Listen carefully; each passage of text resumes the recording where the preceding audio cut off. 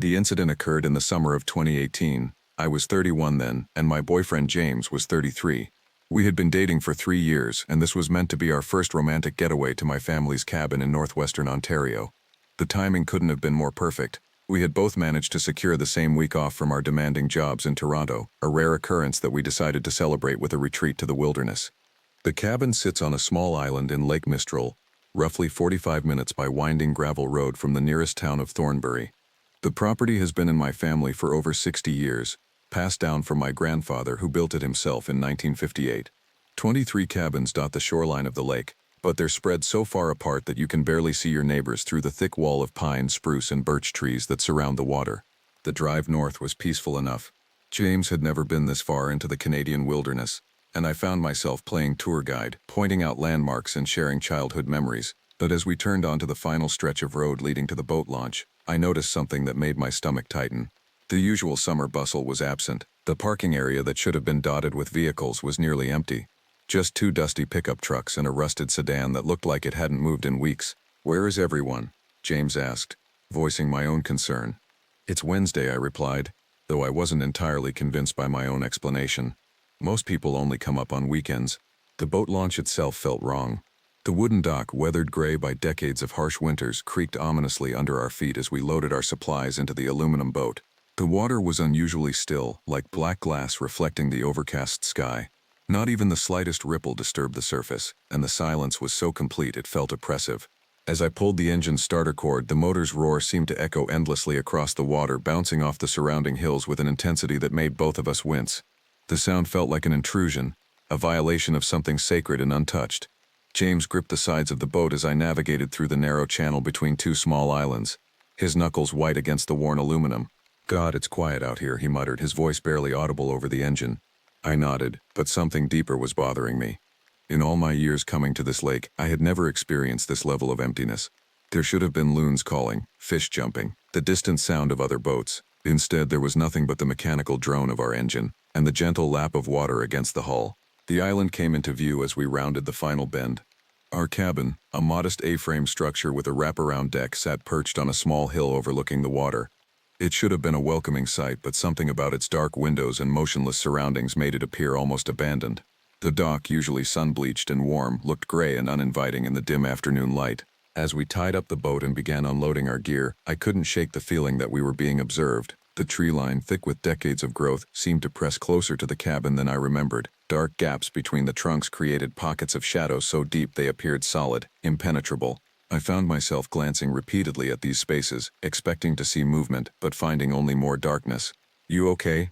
James asked, noticing my distraction. "Just tired from the drive," I lied, shouldering my backpack and heading up the steep path to the cabin.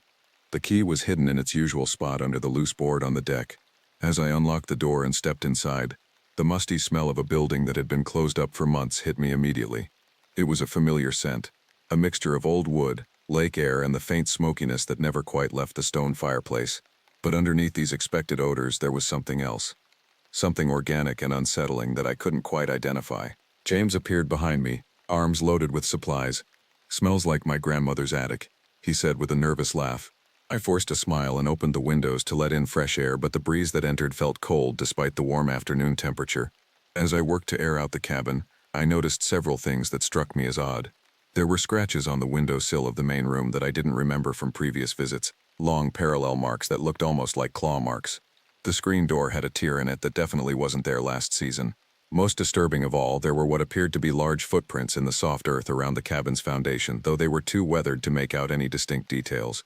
Probably just a bear, I told myself, but the prints seemed too large, too human-like in their stride pattern. We spent the rest of the afternoon settling in, unpacking our clothes and preparing dinner. James seemed to relax as we fell into the routine of cabin life, but I remained on edge. Every creak of the old building, every rustle of leaves outside, every distant sound from the lake made me pause and listen. The isolation that had always been one of my favorite aspects of this place now felt threatening. As evening approached, the temperature dropped significantly. This was unusual for July, but I convinced myself it was just a cold front moving through. We built a fire in the stone fireplace and settled in for our first night, playing cards and sharing stories. James seemed genuinely happy, and I tried to mirror his mood, but I couldn't stop glancing at the dark windows. Around 11 o'clock, as we were preparing for bed, I heard it for the first time, a low guttural sound that seemed to come from somewhere deep in the woods. It lasted only a few seconds, but it was unlike anything I had ever heard before. Not quite an animal sound, but not human either. Something in between. What was that? James asked, his card game forgotten. Probably just a loon, I said quickly, though I knew it wasn't. Loons have a distinctive call that I had grown up hearing. This was something else entirely. We finished our game in relative silence, both of us straining to hear any repetition of the sound. When none came, we convinced ourselves it had been our imagination, or perhaps a distant truck on the mainland road. But as we settled into our beds in the back room, I found myself lying awake, listening to every sound the night offered. The cabin fell silent except for the gentle lapping of water against the dock and the occasional creak of settling wood. James's breathing soon deepened into the steady rhythm of sleep, but rest would not come for me. Something was wrong with this place. Something that went beyond the usual isolation and wilderness sounds I had grown accustomed to over the years. Outside, the darkness seemed absolute. Even with my eyes adjusted to the gloom, I could see nothing beyond the bedroom window. The blackness was so complete it felt solid, as if someone had hung a thick curtain just inches from the glass. I lay there for what felt like hours, my ears straining for any sound that might explain the growing dread that had settled in my chest. It was nearly 2 in the morning when I finally drifted off to sleep, but my dreams were filled with images of shapes moving through the trees, of eyes watching from the darkness, and of that strange, impossible sound echoing endlessly through the forest. Thursday morning arrived, gray and humid, with low clouds hanging over the lake like a wet blanket. I woke feeling unrested, my body aching as if I had been running all night. James was already up, standing at the kitchen window with a cup of coffee, looking out at the water. "Sleep well?" he asked, though something in his voice suggested he already knew the answer. "Not really," I admitted, joining him at the window. "You?" "I kept hearing things," he said quietly. "Probably just the wind, but—" He didn't finish the sentence, but he didn't need to. I had heard them too, soft sounds that might have been footsteps circling the cabin, the creak of the deck boards as if someone was testing each one carefully, the whisper of something moving through the tall grass that surrounded our clearing. The lake appeared different in the morning light. The water, which had been mirror-smooth the evening before, now showed signs of disturbance. Concentric circles rippled outward from various points, as if large objects had recently broken the surface. But there were no fish jumping, no ducks or other waterfowl that might explain the disturbance. "Maybe we should head back to town today," James suggested, his usual enthusiasm for outdoor adventures notably absent. I considered this seriously. Everything about this trip felt wrong, from the empty lake to the strange sounds to the growing sense that we were not alone on the island. But I had been looking forward to this getaway for months, and the rational part of my mind insisted that we were simply letting our imaginations run wild. "Let's give it one more day," I said finally. "If we still feel weird about it tonight, we can leave in the morning." James nodded, but I could see the reluctance in his eyes. We decided to spend the day exploring the island, hoping that daylight and activity would dispel the unease that had settled over us. After breakfast, we packed a small lunch and set out on the network of overgrown trails that crisscrossed the island. The paths, which I had hiked countless times as a child, felt different now, narrower somehow, more enclosed. The trees seemed to lean inward, their branches creating a canopy so thick that little sunlight reached the forest floor. The usual sounds of woodland life, bird songs, the chatter of squirrels, the rustle of small creatures in the underbrush, were absent. It was as if the entire ecosystem had gone into hiding. 20 minutes into our hike, we came across the first sign that we were not alone. Pressed into a patch of soft earth beside the trail was a footprint, unlike anything I had ever seen. It was roughly the size and shape of a human foot, but longer and wider, with what appeared to be claw marks at the tips of the toes. The print was fresh, probably made within the last day or two. "Bear?" James asked, though his voice lacked conviction. I knelt down for a closer look, comparing the print to my own foot. It was at least twice as large and showed a stride pattern that suggested bipedal movement. Bears occasionally walk on their hind legs, but this print was too human-like for that explanation to satisfy me. "I don't think so," I said, my voice barely above a whisper. We found 3 more prints over the next 100 yards, each one clearer than the last. The final print was so detailed that I could make out individual toe marks and what appeared to be a heel impression. Whatever had made these tracks was heavy, probably weighing well over 200 pounds, and it had been moving deliberately along the same path we were now following. The trail led us to the highest point on the island, a rocky outcrop that offered a view of the entire lake and the surrounding forest. From this vantage point, we could see the other cabins scattered around the shoreline, but not a single one showed signs of occupancy. No boats at the docks, no lights in the windows, no smoke from chimneys. The entire lake appeared to be deserted except for us. "This is wrong," James said, voicing what we were both thinking. "Where is everyone?" I had no answer. In all my years coming to this lake, I had never seen it so completely empty. Even during the off-season, there were usually a few year-round residents who maintained their properties. The absence of any human activity felt ominous, as if everyone else knew something we didn't.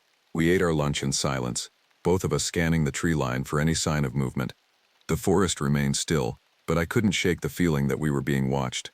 Several times, I caught glimpses of what might have been a large shape moving between the trees, but each time I looked directly at the spot, there was nothing there. "We should go back," I said finally, the words coming out more forcefully than I had intended. James didn't argue. We packed up our remaining food and began the descent back to the cabin. But as we walked, I became increasingly aware that we were not alone on the trail. Behind us, perhaps 50 yards back, something was following.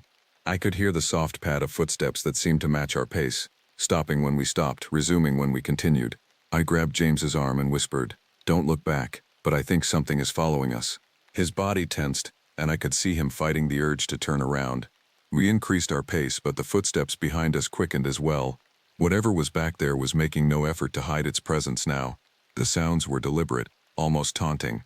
When we reached the cabin, we both ran the last 50 yards, not stopping until we were safely inside with the door locked behind us. Only then did we risk looking back toward the trail. The forest edge was empty, but the grass leading to the tree line was disturbed, as if something large had recently passed through it. "What do you think it was?" James asked, his face pale. I didn't answer because I didn't want to voice the terrifying possibility that was forming in my mind. Whatever had been following us was not a bear or any other animal I was familiar with. It was something else, something that moved with intelligence and purpose, something that understood it was hunting us. We spent the rest of the afternoon inside the cabin, periodically checking the windows for any sign of movement in the tree line. The silence outside was complete, more oppressive than any sound could have been. It felt like the calm before a storm, a held breath before something terrible happened. As evening approached, I began to consider James's earlier suggestion that we leave. Every instinct I possessed was screaming at me to get off this island, to put as much distance as possible between us and whatever was lurking in those woods. But the boat was tied up at the dock, and the idea of walking down that exposed path in the growing darkness felt even more terrifying than staying put. "We'll leave first thing in the morning," I promised James, and myself, "as soon as there's enough light to navigate safely." But as the sun set and darkness began to creep across the lake, I had a sinking feeling that morning might be too late. Despite our growing unease, we decided to venture to the mainland the next day. The boat ride across the lake felt different from our arrival. The water, which had been glass smooth, now showed an odd choppiness despite the absence of wind. James handled the motor while I sat in the bow, constantly scanning the shoreline for any sign of movement. "Look at that," James called out, pointing to a stretch of beach near the boat launch. Long gouges in the sand led from the water's edge into the tree line as if something massive had been dragged from the lake. The marks were too large and too deliberate to be natural, and they appeared fresh. Whatever had made them had done so recently, possibly during the night while we had been trying to sleep. We tied up the boat at the mainland dock with unusual care, making sure it was secure enough to withstand any disturbance. The parking area, which had been nearly empty when we arrived, was now completely deserted. The 2 pickup trucks and rusted sedan were gone, leaving only oil stains and tire tracks in the gravel. "Where did everyone go?" James asked, his voice tight with anxiety. I had no answer. It was as if the entire area had been evacuated while we slept. The absence of other people felt wrong, unnatural. Even the most remote locations usually showed some signs of human presence. Tire tracks, cigarette butts, discarded food wrappers. Here there was nothing. We found the old logging road about half a mile from the boat launch, just as I remembered it from childhood visits. The entrance was partially blocked by a rusted gate that hung open on broken hinges. A weathered sign warned that the road was closed to vehicular traffic, but it said nothing about foot traffic. The road itself was in worse condition than I remembered. What had once been a gravel surface was now largely overgrown with weeds and small saplings. Deep ruts filled with stagnant water created obstacles every few hundred yards. The forest pressed in on both sides, creating a tunnel effect that blocked out most of the sky. "Are you sure this is safe?" James asked as we began our hike. "I used to come here as a kid," I replied, though I wasn't entirely convinced by my own words. "It's just an old logging road. People use it for berry picking." But as we walked deeper into the woods, I began to question my childhood memories. The road seemed to stretch much further than I remembered, and the forest on either side appeared denser, more impenetrable. The usual sounds of wildlife were absent, replaced by an oppressive silence that made our footsteps seem unnaturally loud. After an hour of hiking, we came across the first sign that we were not alone. A massive tree had fallen across the road, its trunk easily 4 feet in diameter. But this wasn't natural deadfall. The tree showed clear signs of having been deliberately pushed over. The root system was intact, and the trunk had been positioned in a way that completely blocked the path. Storm damage? James suggested, though his voice lacked conviction. I examined the tree more closely. There were no other signs of storm activity. No broken branches, no debris, no damage to the surrounding trees. This single tree had been toppled with surgical precision, as if someone or something had wanted to block access to the road. We managed to climb over the fallen trunk and continue our hike, but the incident had shaken both of us. The road beyond the tree was in even worse condition, with deep gouges in the earth that looked like they had been made by something heavy being dragged along the ground. 2 hours into our hike, we found a small clearing where we decided to stop for lunch. The space was roughly circular, surrounded by towering pines that blocked out most of the sky. In the center of the clearing was a ring of blackened stones that had obviously been used as a fire pit, though it looked like it hadn't been active for years. As we ate our sandwiches, I noticed something that made my blood freeze. Around the perimeter of the clearing, scratched into the bark of several trees, were marks that looked almost like symbols. They were too regular and deliberate to be natural, but they weren't quite recognizable as letters or numbers either. They had been carved deep into the wood, requiring considerable force and time. James, I whispered, pointing to the nearest tree. He followed my gaze and went pale. What do you think they mean? I don't know, I admitted, but the symbols filled me with a dread that I couldn't explain. They looked ancient, primitive, like some form of territorial marking or warning. We finished our lunch quickly and decided to turn back. The road ahead disappeared into thick forest, and neither of us felt comfortable venturing further into the unknown. But as we prepared to leave the clearing, I heard something that made my heart race. From somewhere deep in the woods beyond the range of our vision came a sound unlike anything I had ever heard. It started as a low rumble, almost like a growl, but it gradually rose in pitch until it became a howl that seemed to echo from multiple directions at once.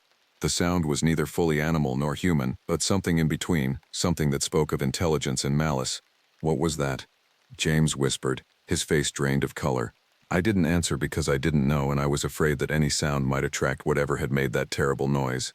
We stood frozen in the clearing, listening as the howl faded into silence. But the quiet that followed was worse than the sound itself. It was the silence of a predator that had located its prey. When we finally found the courage to move, we discovered that we were being followed. Behind us, perhaps 100 yards back, branches were snapping, and leaves were rustling as something large moved through the underbrush. Whatever it was made no effort to hide its presence. If anything, it seemed to be announcing itself, letting us know that it was there. We quickened our pace, but the sounds behind us matched our speed. When we jogged, it jogged. When we slowed down, it slowed down. It was toying with us, demonstrating that it could catch us whenever it chose to do so. Don't look back, I whispered to James, though I was fighting the same urge. Just keep walking. But the temptation was overwhelming. As we reached the fallen tree that blocked the road, I couldn't resist a quick glance over my shoulder. What I saw made my legs go weak. Standing at the edge of the clearing we had just left was a shape that defied easy description. It was tall, at least 7 feet, and covered in dark hair or fur. But it stood upright like a human, and its eyes, its eyes, reflected the dim forest light like mirrors. For a moment those eyes locked with mine, and I saw something there that was far more terrifying than any wild animal. I saw intelligence, calculation, and something that looked disturbingly like amusement. Run, I whispered to James, and we both scrambled over the fallen tree and began sprinting down the road. Behind us, the creature let out another of those terrible howls, but this time it was closer, much closer. We ran harder than I had ever run in my life, our feet pounding against the broken pavement as branches whipped at our faces and arms. The sounds of pursuit grew louder, not just footsteps now, but the crash of something large moving through the forest parallel to the road. We didn't stop running until we reached the boat launch, and even then we only paused long enough to untie the boat and push off from the dock. As James yanked the starter cord, I looked back at the tree line and saw movement in the shadows. Whatever had been following us was still there, watching from the safety of the forest. The boat engine roared to life, and we sped across the lake toward our island sanctuary. But as we reached the middle of the water, I realized with growing horror that we might not be heading toward safety at all. We might be heading toward a trap. The boat ride back to the island felt like an eternity. Every shadow on the water's surface looked like something moving beneath us, and I found myself constantly checking behind us to make sure we weren't being followed. The forest on both sides of the lake seemed to press closer, creating the illusion that the water was narrowing, funneling us toward some predetermined destination. James's hands shook as he steered the boat, and I could see the terror in his eyes. Neither of us spoke about what we had seen on the logging road. The creature, for lack of a better word, had been too impossible, too outside the realm of normal experience to discuss rationally. But it had been real. We had both seen it, and we both knew that it had been following us. As we approached our island, I noticed immediately that something was wrong. The cabin, which we had left with all the windows closed and doors locked, now showed signs of disturbance. The screen door hung partially open, moving gently in the breeze. One of the bedroom windows was open, though I was certain we had secured it before leaving. "Did we leave that window open?" James asked, his voice barely audible over the engine noise. "No," I replied, feeling my stomach drop. "We closed everything. We tied up the boat with unusual care, both of us reluctant to leave the relative safety of the water. The dock, which had felt solid and welcoming when we first arrived, now seemed exposed and vulnerable. The wooden planks creaked ominously under our feet, and I couldn't shake the feeling that we were being watched from the tree line. The path up to the cabin had been disturbed. Large footprints, the same ones we had seen on the logging road, were pressed into the soft earth, leading from the water's edge directly to our front door. But these prints were different from the ones we had found earlier. These were deeper, more deliberate, as if whatever had made them had been carrying something heavy. "It was here," James whispered, staring at the footprints. "While we were gone, it was here." I nodded, unable to speak. The implications were terrifying. Whatever that creature was, it had intelligence enough to know that we had left the island. It had used our absence to explore our temporary home, to learn about us, to perhaps prepare for our return. We approached the cabin with extreme caution, James grabbing a heavy piece of driftwood from the shore to use as a weapon. The front door was still locked, but the frame showed scratches where something had tested the strength of the wood. The screen door's mesh was torn in several places, as if large claws had raked across it. Inside, the cabin looked largely undisturbed, but there were subtle signs that someone or something had been there. A chair had been moved slightly. Cabinet doors that we had left closed were now ajar. Most disturbing of all, there was a smell, the same organic, unsettling odor I had detected when we first arrived, but now it was stronger, more concentrated. "We need to leave," James said, his voice tight with fear. "Right now." I wanted to agree, but the sun was already beginning to set, and the idea of navigating the lake in darkness felt even more dangerous than staying put. The creature had demonstrated that it could move through the forest as easily as we could move through our own home. If it could reach this island, it could certainly reach the mainland. "We'll leave first thing in the morning," I promised, "as soon as there's enough light." But as darkness fell over the lake, I began to question whether we would survive the night. The creature had been in our cabin. It knew where we slept, where we ate, where we felt safest. It had studied us, learned our routines, prepared for whatever it planned to do next. We barricaded the doors with furniture and checked every window to ensure they were locked. The bedroom window, the one that had been mysteriously opened, showed scratches on the sill that looked like they had been made by claws. Something had been trying to get in, or perhaps had already been inside and was trying to get out. "Maybe we should take turns keeping watch," James suggested. I agreed, though I doubted either of us would be able to sleep. The cabin, which had always been my sanctuary, now felt like a trap. The walls that had once provided security now seemed thin and vulnerable. Every creak of the old building, every gust of wind against the windows, every distant sound from the lake made us both freeze and listen. Around 10 o'clock, as we sat in the main room with all the lights on, we heard the first sound from outside. It was a scratching noise, like claws being dragged across wood. The sound moved slowly around the perimeter of the cabin, as if something was testing each wall, each window, each potential entry point. "It's circling the cabin," James whispered, his face pale in the lamplight. I nodded, too terrified to speak. The scratching continued for nearly an hour, sometimes stopping directly outside a window, sometimes moving to the deck where the footsteps were clearly audible on the wooden planks. Whatever was out there was taking its time, studying the building, learning its weaknesses. Then, suddenly, the sound stopped. The silence that followed was worse than any noise could have been. We sat frozen, straining to hear any indication of where the creature had gone. Minutes passed, then hours, but the quiet persisted, so complete that it felt unnatural. "Maybe it's gone," James said hopefully. I wanted to believe him, but something told me that the creature was still there, still watching, still waiting. It had learned patience, had developed a strategy. It was no longer simply following us, it was hunting us. At midnight, we heard the first sounds from the roof. Heavy footsteps moved across the metal surface, each step deliberate and careful. The creature was directly above us, separated only by a few inches of wood and insulation. I could hear it moving from one end of the cabin to the other, as if it was mapping the layout from above. "God help us," James whispered. The footsteps stopped directly over the bedroom where we would normally be sleeping. Something heavy settled onto the roof, and we could hear a scraping sound as if the creature was using its claws to test the strength of the metal. For several minutes it remained motionless, and I had the terrifying thought that it might be listening to us, learning our location by the sound of our breathing. Then, without warning, the footsteps resumed, moving toward the edge of the roof. We heard the creature descend, not down a ladder or along the walls, but in a single leap that shook the entire cabin. It had jumped from the roof to the ground, a distance of at least 12 feet, and landed with the grace of something that had made similar leaps countless times before. The silence that followed was absolute. We waited, barely breathing, for any sound that might indicate where the creature had gone. But there was nothing. It had vanished as quickly as it had appeared, leaving us alone with our terror and the growing certainty that it would return.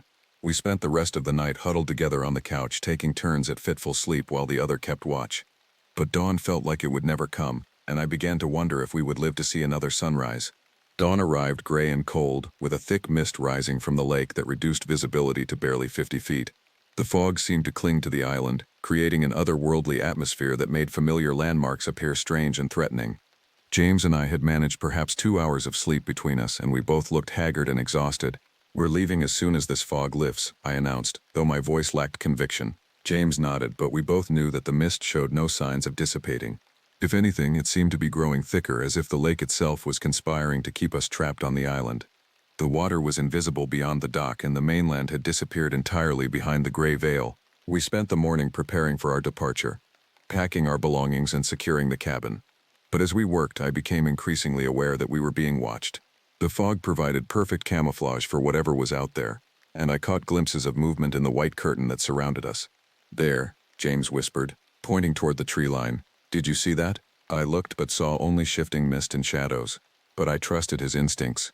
We had both developed a heightened awareness of our surroundings that bordered on the supernatural. Something was out there, moving through the fog, circling our position like a predator sizing up its prey. The boat sat at the dock like a lifeline, but the idea of navigating the lake in zero visibility was terrifying. We could easily become lost, run aground, or worse, encounter whatever was hunting us in the open water where we would have no chance of escape.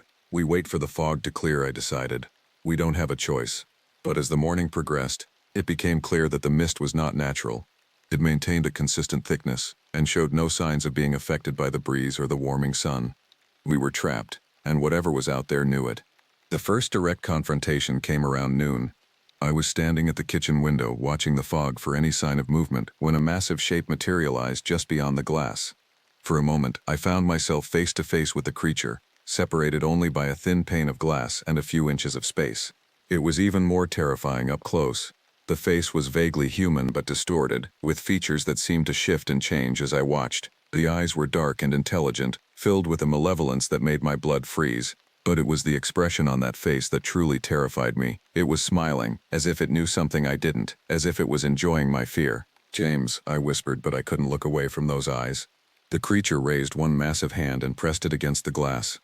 The fingers were long and clawed, easily capable of punching through the window if it chose to do so. But it didn't break the glass. Instead, it simply stood there, watching me, letting me know that it could reach me whenever it decided to. Then, as suddenly as it had appeared, the creature melted back into the fog. But its handprint remained on the glass, a dark smudge that looked disturbingly like blood. "It's playing with us," James said, his voice barely audible. "It could have broken in, but it didn't. It's enjoying this." I nodded, unable to speak. The creature wasn't just hunting us. It was tormenting us, drawing out our terror for its own amusement. We were trapped in a game where we didn't know the rules, and our opponent held all the advantages. The afternoon brought more encounters. Shapes moved through the fog around the cabin, sometimes approaching the windows, sometimes testing the doors. We could hear heavy breathing outside, the sound of claws scraping against wood, the occasional low rumble that might have been laughter. "Why doesn't it just attack?" James asked during one of the longer quiet periods. I had been wondering the same thing. The creature was clearly capable of breaking into the cabin. It had already demonstrated that it could move across the roof and leap from incredible heights, but it seemed to prefer psychological warfare to direct confrontation. "Maybe it's waiting for something," I suggested. "Maybe it has a plan." As if responding to my words, the sounds outside suddenly intensified. Heavy footsteps circled the cabin, but now they were accompanied by what sounded like multiple creatures. The fog seemed to be alive with movement, shapes shifting and darting just beyond the range of our vision. "There's more than one," James whispered, his face pale with terror. I pressed my ear to the wall and listened. He was right. There were at least 3, possibly more, moving through the mist around our shelter. They were coordinating their movements, working together like a pack of predators. We weren't just being hunted by one creature. We were being hunted by a group. The siege continued throughout the afternoon. The creatures took turns approaching the cabin, testing our defenses, probing for weaknesses. They scratched at the walls, rattled the windows, and climbed onto the roof where they moved around with deliberate, calculated steps. But they never tried to break in. They seemed content to wait, to let our fear build, to watch us slowly collapse under the psychological pressure. It was a strategy that was working. Both James and I were near our breaking point, jumping at every sound, seeing threats in every shadow.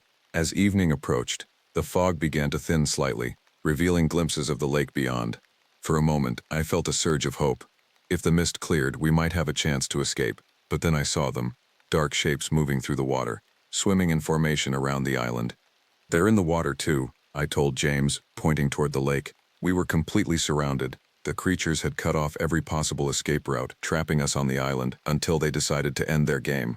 The boat, which had represented our only hope of escape, was now unreachable. Even if we could fight our way to the dock, there was no guarantee that we could outrun the creatures in the water. Night fell with agonizing slowness, and with it came the realization that we might not survive until morning.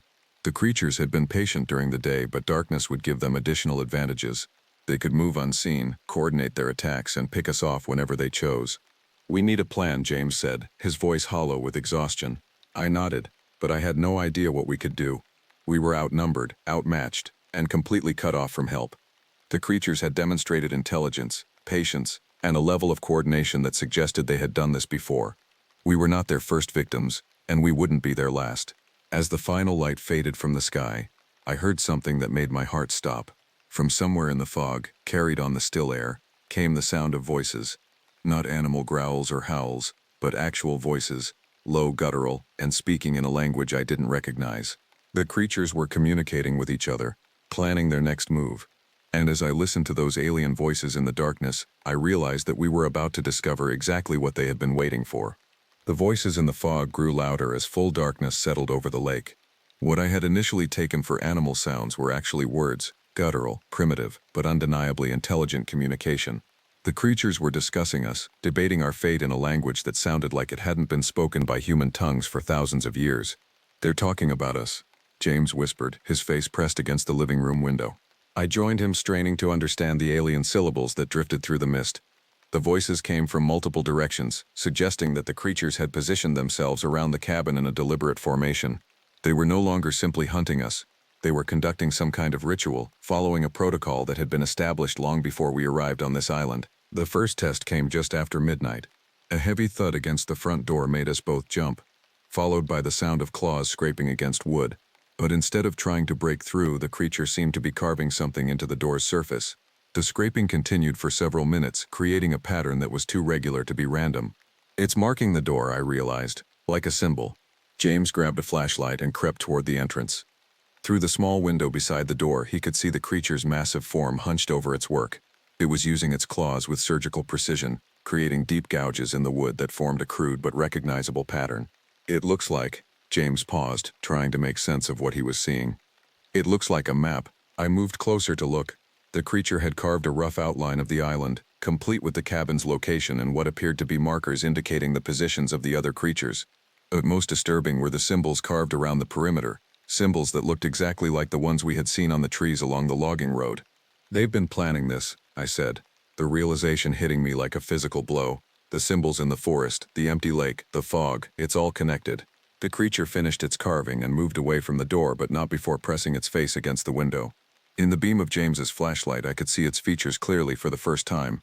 It was humanoid, but wrong, as if evolution had taken a different path. The skull was elongated, the jaw too large, the eyes set too far apart. But it was the expression that terrified me most. It was looking at us with what could only be described as anticipation. Over the next hour, each of the creatures took turns approaching the cabin. They carved symbols into the walls, scratched patterns into the window frames, and left what appeared to be offerings on the deck, bones, stones, and other objects that I didn't want to examine too closely. They were preparing for something, following a ritual that had been performed before. "We're part of their ceremony," I told James. "We're not just prey, we're participants in something bigger." The thought made my skin crawl. These creatures hadn't simply wandered onto the island by accident. They had been waiting for us, or for people like us. The empty lake, the abandoned cabins, the mysterious disappearance of the other visitors, it all made sense now. We weren't their first victims. We were simply the latest in a long line of people who had been drawn to this place to serve some unknown purpose. Around 2 in the morning, the voices outside began to change. The guttural communication was replaced by something that sounded almost like singing, a low rhythmic chanting that seemed to come from all directions at once. The fog began to glow with an eerie phosphorescence, creating ghostly shapes that danced around the cabin. "They're summoning something," James said, his voice barely audible. I nodded, though I didn't want to believe it. The chanting grew louder, more insistent, and with it came a sound that made my blood freeze, the splash of something large entering the water. Not one creature, but many, moving through the lake with purpose and intelligence. Through the bedroom window, I could see shapes moving in the illuminated fog. They were tall, humanoid figures that seemed to glide rather than walk. But these weren't the same creatures that had been stalking us. These were different, older, more alien, with a presence that made the air itself feel thick and oppressive. "We need to get out of here," I whispered, though I knew it was impossible. The chanting reached a crescendo, and suddenly the entire cabin was surrounded by the new arrivals. They moved with a fluid grace that was hypnotic and terrifying, their forms shifting and changing as they circled our shelter.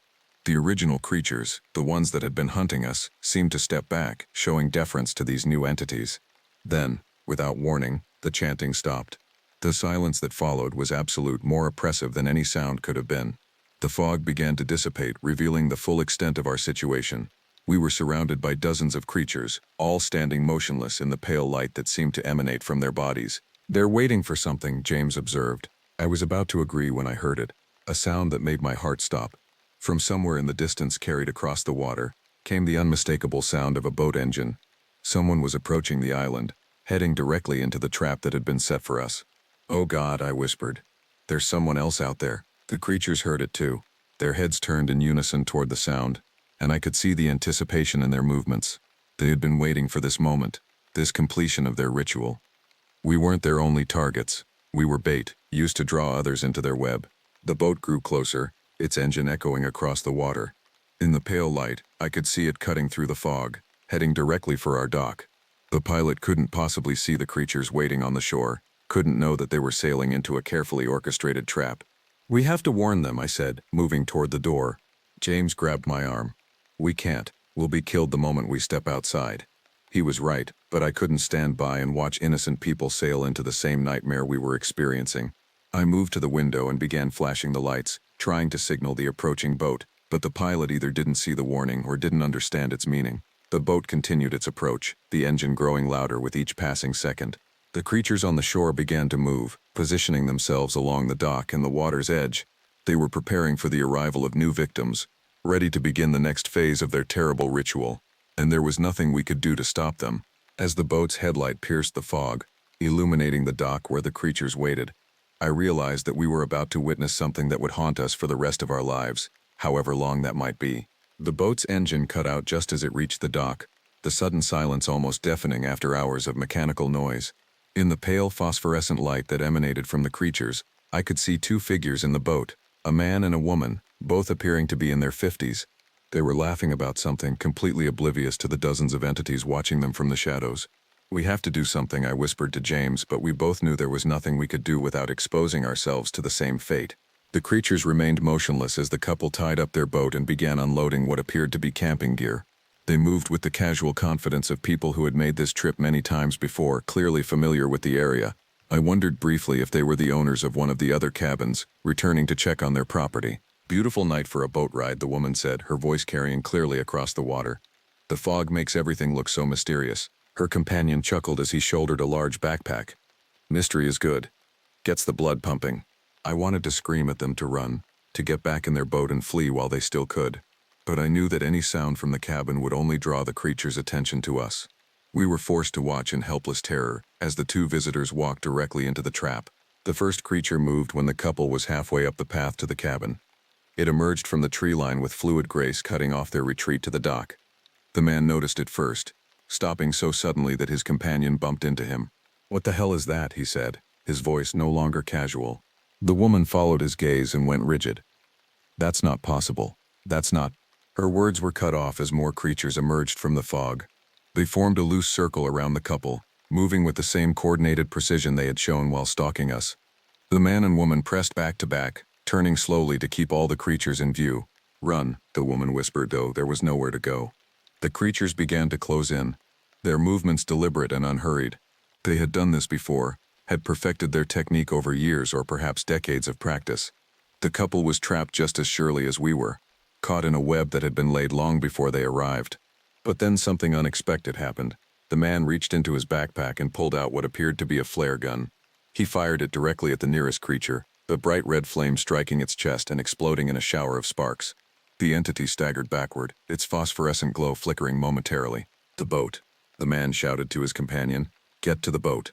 They ran, pushing through the circle of creatures with desperate strength. The entities seemed stunned by the unexpected resistance, their careful choreography disrupted by the couple's refusal to submit quietly.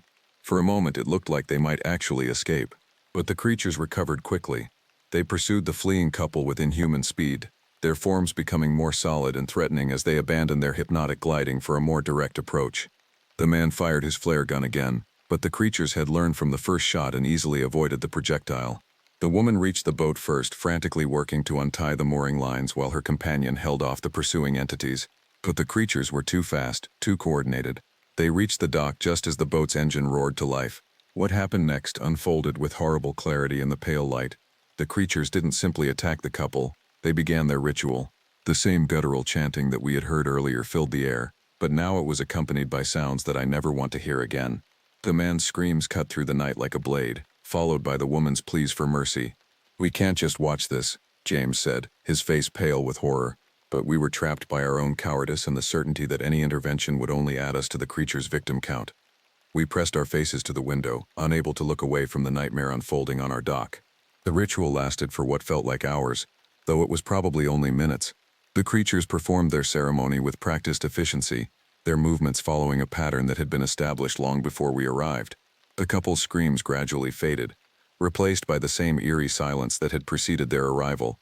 When it was over, the creatures dispersed as quickly as they had gathered. They melted back into the fog, leaving behind only the evidence of what had occurred.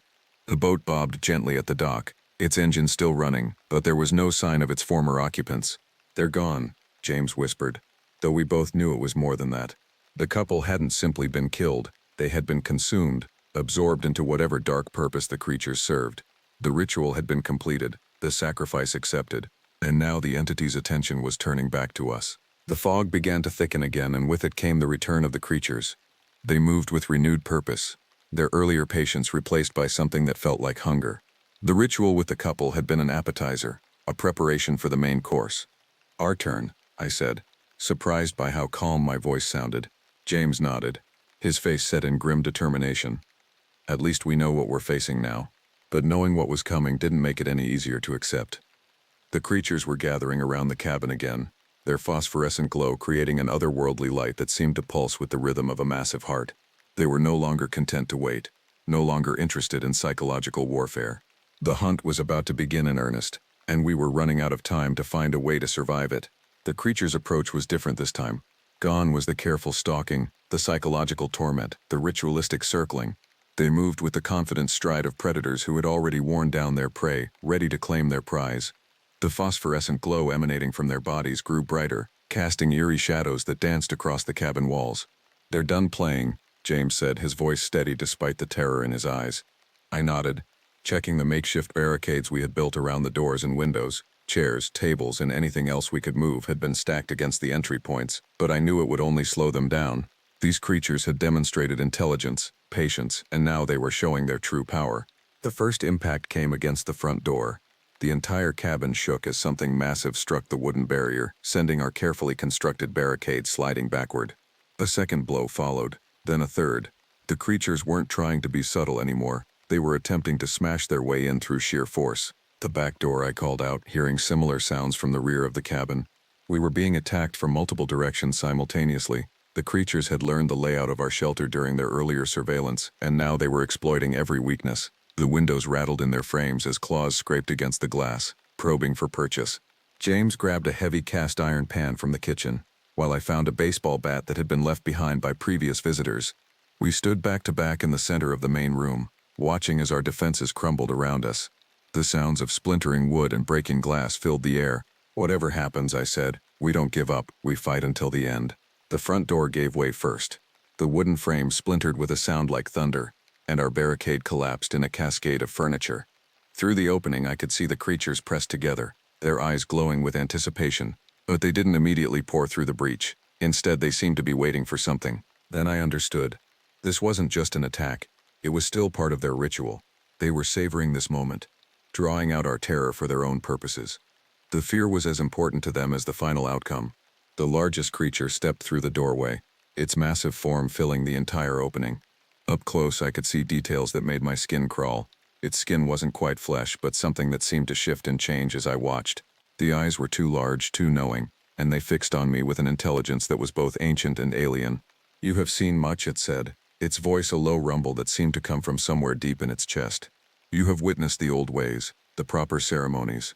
You understand now what this place truly is." I was too shocked to respond.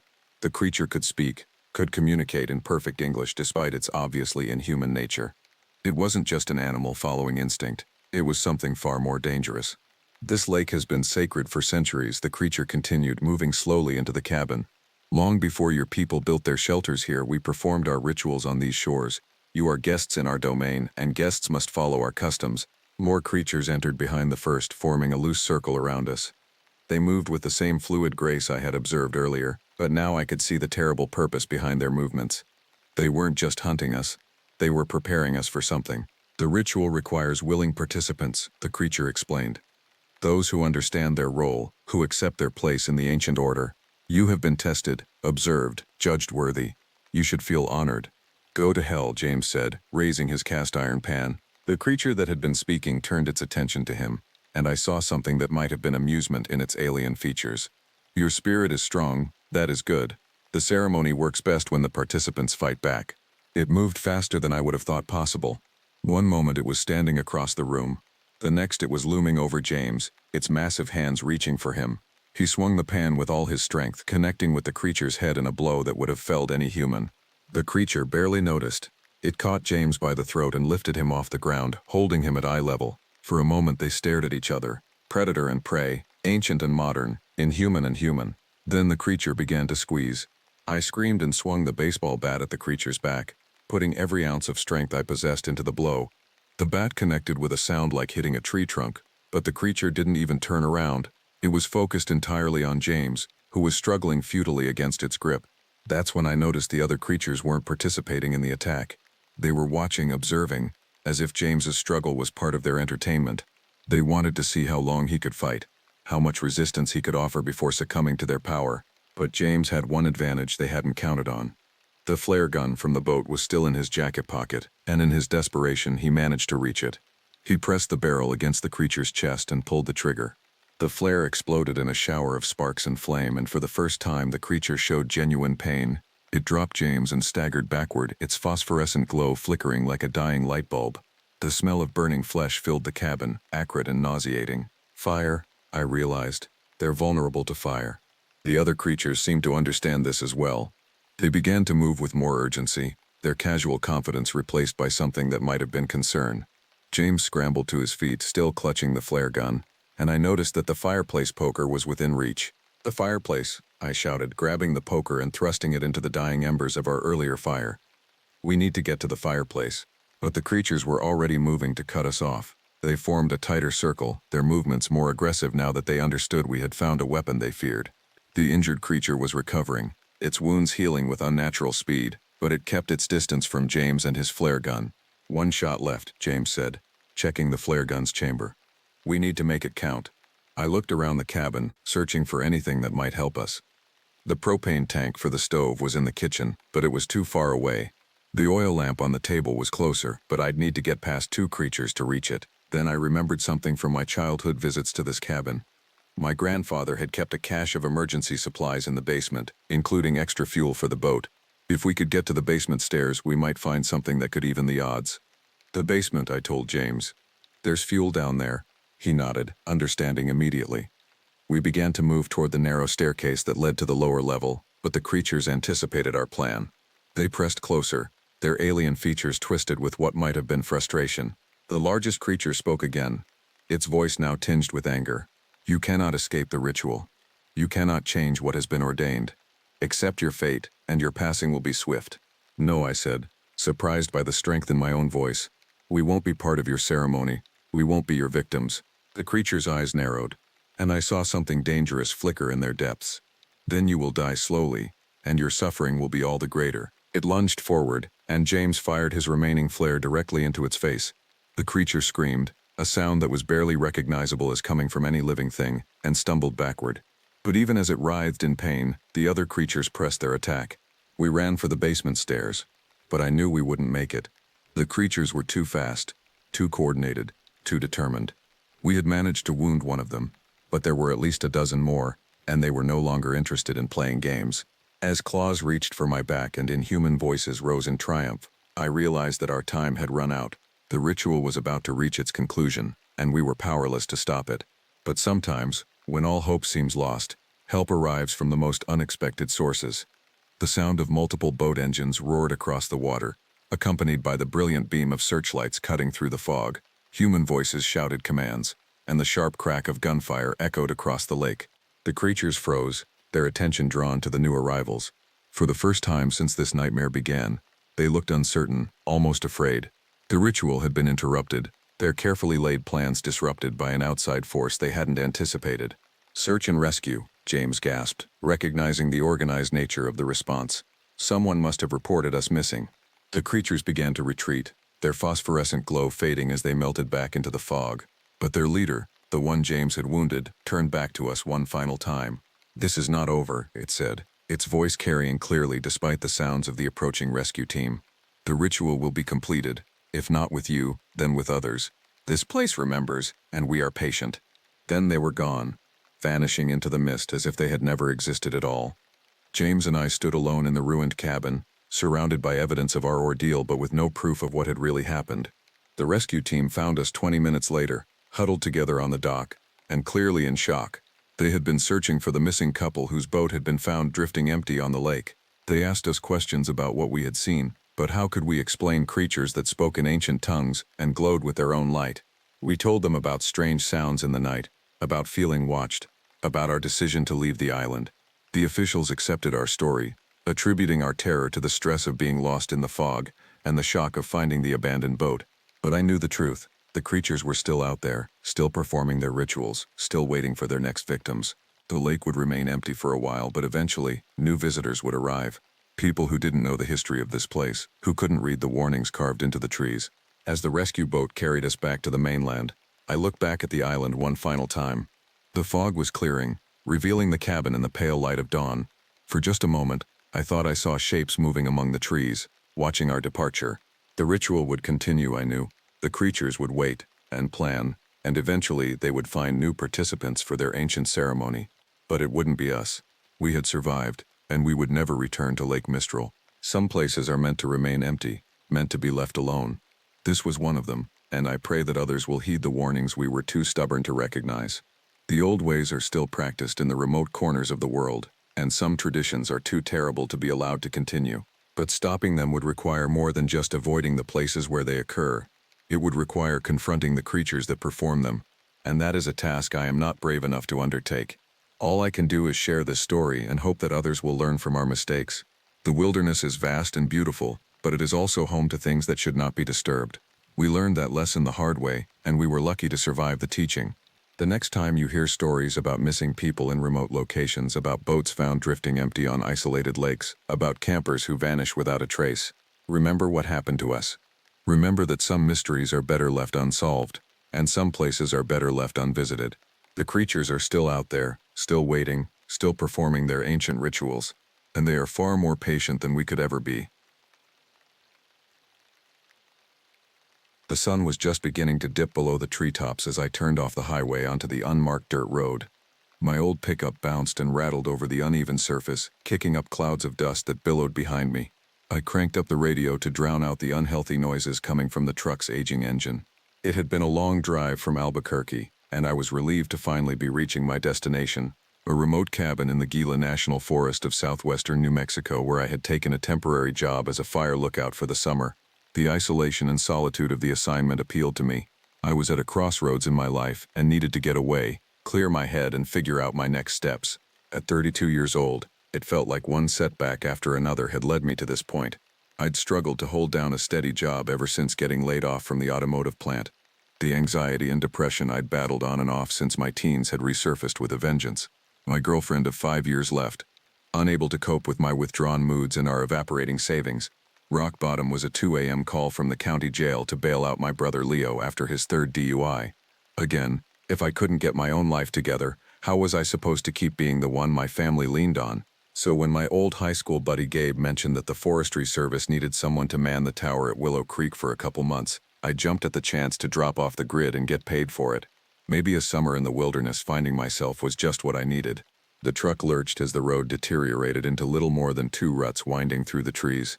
Ponderosa pines towered on either side, a dense thicket that blocked out the fading light and any signs of civilization. I consulted the rough map the Forest Service had mailed me. If I was reading it right, the cabin should be just ahead. I rounded a bend and there it was, a small log structure with a short tower on one end, barely visible in the shadows of the forest. I pulled to a stop, gravel crunching under the tires, and killed the engine. The sudden silence pressed down, a heavy stillness broken only by the ticking of the cooling motor. I grabbed my backpack and sleeping bag from the passenger seat and stepped out of the truck. The cabin looked old but solidly built, its weathered timbers blending into the woods around it. Willow Creek burbled nearby, the faint sound of running water drifting through the trees. I circled around to the front and climbed the 3 creaky steps to the porch. The door was unlocked, just as the service had said it would be. I shouldered it open and peered into the dimness inside, waiting for my eyes to adjust. A main room held a cot, a desk and chair, a wood stove, and some shelves with a few pieces of mismatched dishware. A ladder led up to the lookout nest. Home sweet home for the next 2 months. I dropped my things on the cot, sending up a puff of dust, and headed back out to unload the rest of my gear from the truck. In multiple trips I lugged in boxes of canned food, extra clothes, my hiking boots, some books, and my grandfather's old hunting rifle. By the time I was done, full dark had fallen, the stuffy cabin illuminated only by the meager glow of my flashlight. I was exhausted from the long drive, but too jittery to sleep. I needed to walk off some energy, get my bearings, and breathe the cool night air. I pulled on a light jacket, slung the rifle over my shoulder out of habit more than any real concern, and headed out into the night. The darkness was absolute once I stepped away from the small circle of light cast by the open cabin door. No streetlights, passing headlights, or lit windows. Just a thick inky blackness that seemed to swallow sound as well as sight. I picked my way carefully through the trees, not wanting to venture too far until I learned the lay of the land in daylight. The narrow beam of my flashlight swept over the underbrush, briefly catching a pair of green eyes that vanished between the trees. Some small nocturnal creature, startled by my passage. I walked until I reached the burbling creek, then followed it upstream a short way, enjoying the way the rushing water broke the heavy silence.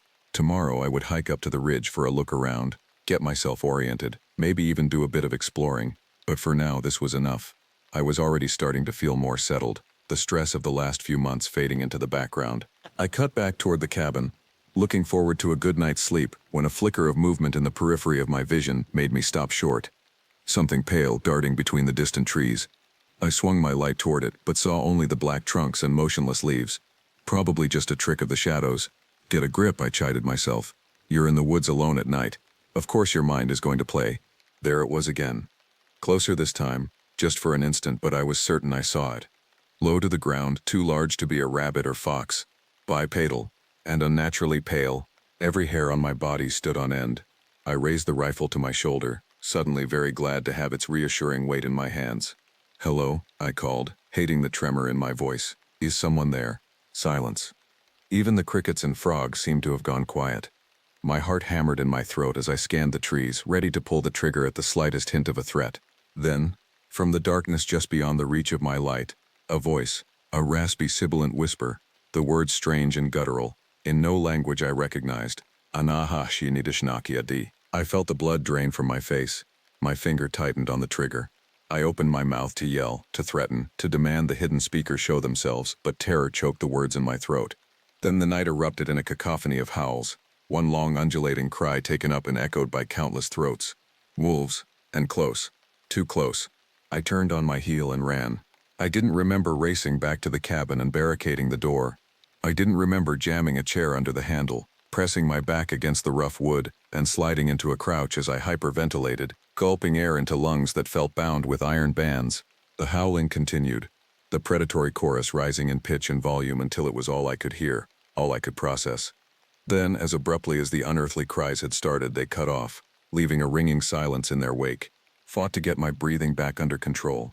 Fought the urge to be sick on the unswept floorboards. What the hell was that? Not just the howls, but the figure in the woods. The one that whispered that gibberish right outside the range of my flashlight beam.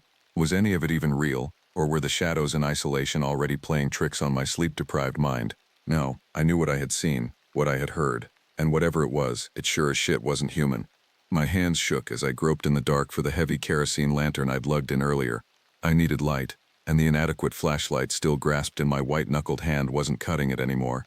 I finally got the lantern lit, filling the small cabin with flickering yellow light and long jumping shadows. I stumbled to the cot and collapsed on the sagging mattress, the rifle still clutched to my chest.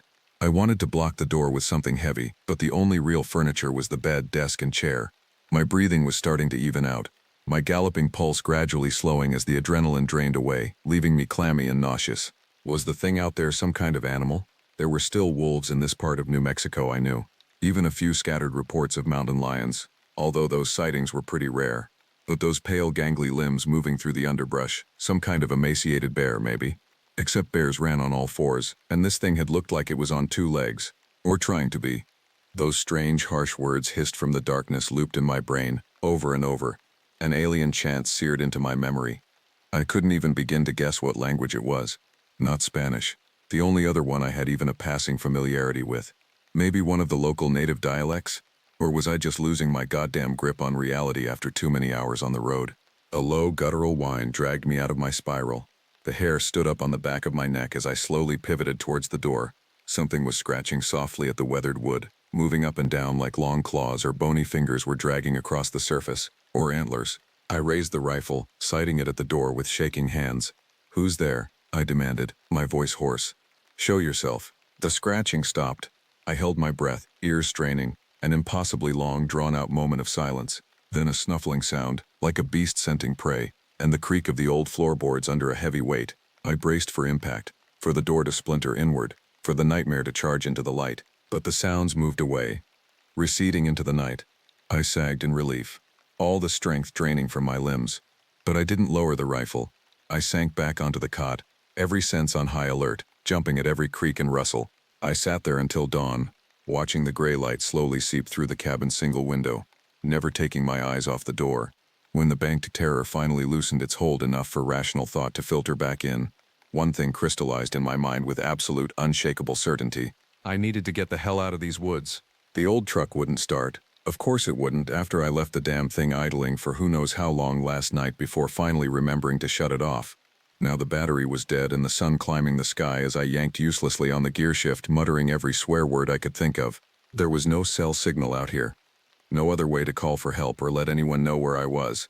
And walking out wasn't an option, not after what I'd seen, what I'd heard. I slammed my palms against the steering wheel in frustration, then froze. From outside the truck, carried on the morning breeze, came the echo of a distant scream. Or not a scream. Exactly. The high, terrified bleating of an animal in distress. And it was coming from the direction of the cabin.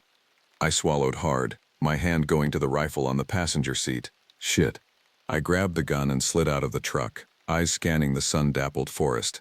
Everything looked so deceptively normal in the light of day. Cheerful, even, but every instinct was screaming at me to run, to put as much distance as possible between myself and whatever the hell was out there. The not scream sounded again, followed by a splintering crash from inside the cabin. I spat out a curse and took off at a run, unslinging the rifle as I pounded up the steps and shouldered through the half-open door, and skidded to a shocked halt, the breath freezing in my lungs. The cot and desk were overturned, the shelves ripped out of the walls and spilling their contents across the floor. Claw marks gouged the wood, some of them stained with blood, and in the middle of the wreckage lay the mangled carcass of a deer. Its throat was torn out, its belly a gaping ruin of blood and viscera. The sightless eyes stared at me from its almost decapitated head. Thick ropes of saliva dripped from wolfish jaws. Not attached to any wolf I'd ever seen, the thing crouched over its grisly meal was canid in only the loosest sense, a twisted, elongated skeleton sheathed in pallid skin and patches of matted fur. Almost humanoid, but grotesquely deformed.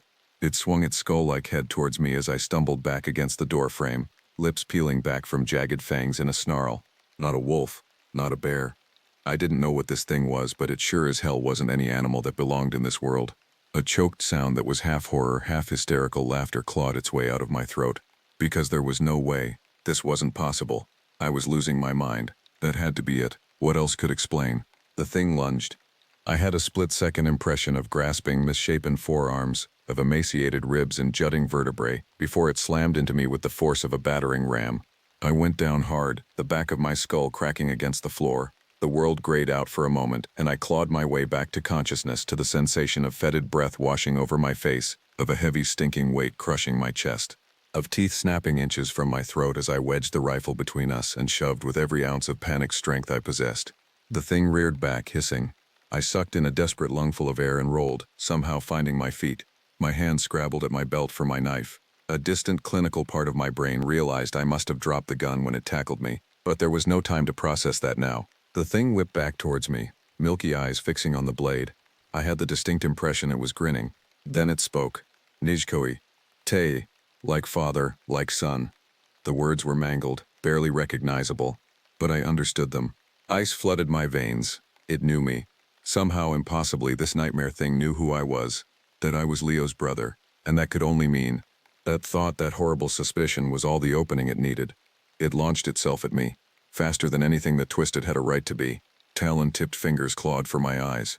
I ducked, slashed wildly with the knife, felt it connect, felt skin split, and something hot and black spatter my face. The creature screeched and sprang back, one flailing elbow catching me across the jaw and sending me reeling. And in that instant, in the frozen moment between one heartbeat and the next, the thing seemed to ripple, to blur around the edges.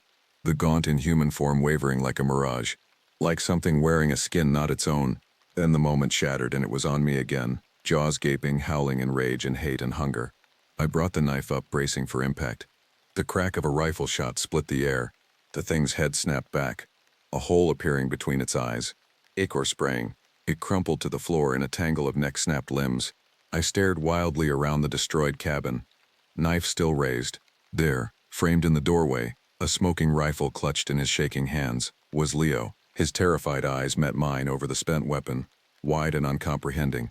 He opened his mouth, closed it, opened it again. Ashki, he managed in a strangled whisper. What the fuck? Leo lowered the rifle slowly, like he expected the twisted body at our feet to spring back to life any second. That made two of us.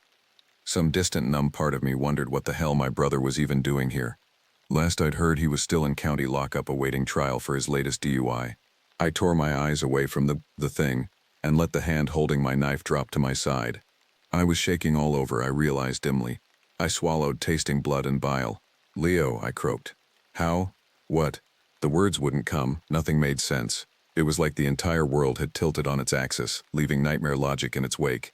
He picked his way through the splinters and gore littering the floor, skirting the dead thing in a wide arc until he reached my side. His face was white under the usual scruff, eyes hunted. I'd seen my brother scared plenty of times over the years, scared of our old man in one of his drunken rages, scared of the looming specter of jail time, but I'd never seen Leo scared like this. This was something deeper, something primal. The rifle barrel sagged as if he'd forgotten he was holding it. His free hand landed on my shoulder and gripped, hard, some ghostly echo of all the times he'd tried to shove me behind him when we were kids. And the threat of violence was in the air. You okay? His voice was hoarse, choked. I nodded mechanically. Okay was so far from what I was, it was almost laughable. But I was alive, at least there was that. What is that thing, Leo? The words came out small. Lost. What's happening? He looked at the corpse, swallowed, looked away. Not here. We need to go now. He scooped up my fallen rifle and shoved it into my numb hands. Started pulling me towards the door. I stumbled after him, my body operating on autopilot. The cool morning air hit my face as we stepped out into the too bright sun, and it was like being doused in icy water. I flinched, half expecting some fresh horror to come leaping out of the trees. But the woods were still, quiet. Leo hauled me over to a Jeep I didn't recognize parked haphazardly next to my dead truck. He ripped open the passenger side door and all but shoved me in, then ran around and vaulted behind the wheel. The engine roared to life, and then we were bouncing down the rutted access road, fleeing the cabin and its horrors behind us. I twisted around to stare out the back window, watching the nightmarish scene recede. Leo, seriously, what the fuck? Not now, he snapped. hands white-knuckled on the wheel. Just, let me get us somewhere safe first, then I'll explain everything. Safe. The word almost made me laugh again, teetering on the edge of hysteria. Was anywhere safe from that thing? From what it represented? We jounced around a switchback, the cabin vanishing behind a screen of trees. I faced forward again, tried to keep my eyes fixed on the winding dirt road ahead instead of my brother's ashen profile. Tried not to see the blood, my blood, splashed across the side of his face. I don't know how long we drove. The old mining roads that snake through this part of the Gila twisted back on themselves, wending aimlessly to nowhere. By the time Leo finally slowed and pulled off into a small clearing, the sun had climbed to its apex, bathing everything in blinding, merciless light. He killed the engine, and we sat for a long moment, the ticking of the cooling metal. The only sound. The events of the last 12 hours felt surreal, impossible, but the acrid tang of fear sweat sticking my shirt to my back was real. The throb of the bruises and scrapes I'd collected was real. The blood drying on my hands was very, very real.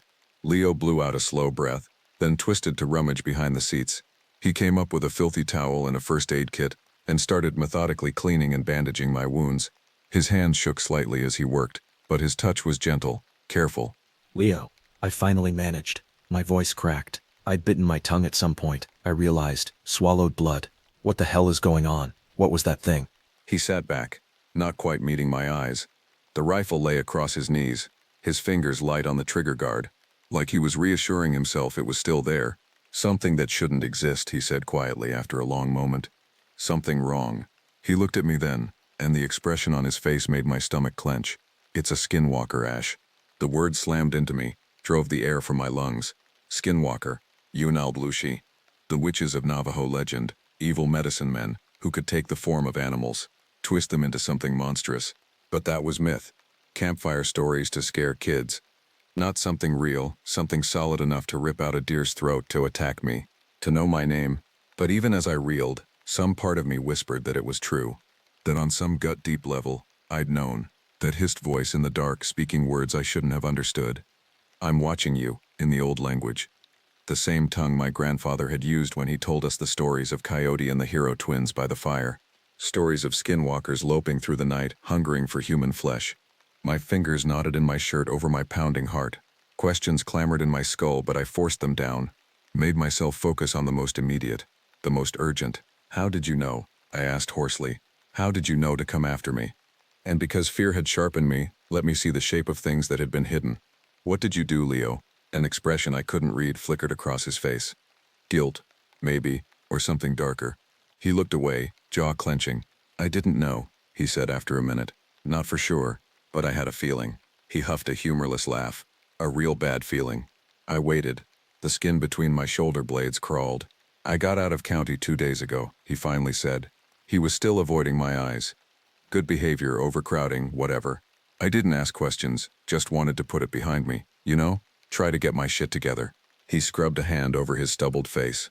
I went to see grandfather. Thought he might have some words of wisdom, one fuck up to another. Our grandfather Henry Blackwater was a good man. A medicine man, a healer. He'd tried his best with Leo and me growing up, even though we were only a quarter Navajo on our mom's side and not born to the people. Tried to keep us connected to our roots, our heritage. We sat up late talking. Leo went on. He told me, Ash, he told me the skinwalkers were back. I stared at my brother. The crawling sensation intensified. Icy fingers walking up my spine. What do you mean back? I mean back. Awake. When the uranium mines closed down all those years ago, a lot of the traditional barriers and warning signs were destroyed.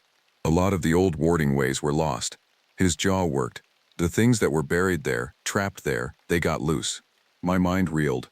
The old uranium mines that had operated all through the Grants mineral belt back in the 50s, poisoning the land and water, leaving behind radioactive tailings and gaping wounds in the earth, scars that would never heal, scars that ran deep through the Navajo Nation, scars that hid worse things than toxic waste, apparently. Grandfather fought them when he was young, Leo said. Learned the rituals, the prayers, the sacrifices to bind them again. But there was one he could never fully chain. One who knew how to hide from the cleansing, burrowing deeper and deeper into the dark. His eyes met mine, haunted. One who hungered more than the others. I thought of that pale gangrel thing crouching over the deer in the cabin. The ruin of its face, the milky void of its eyes. The skeletal grin as it watched me scrabble for my knife. It took one of his brothers, Leo whispered. Took his shape for a while. until grandfather drove it out, sent it fleeing into the night. But not before it swore vengeance. Not before it vowed to devour our bloodline to the last. His hands twisted together, white-knuckled. I watched him, numb. This was insane. Impossible.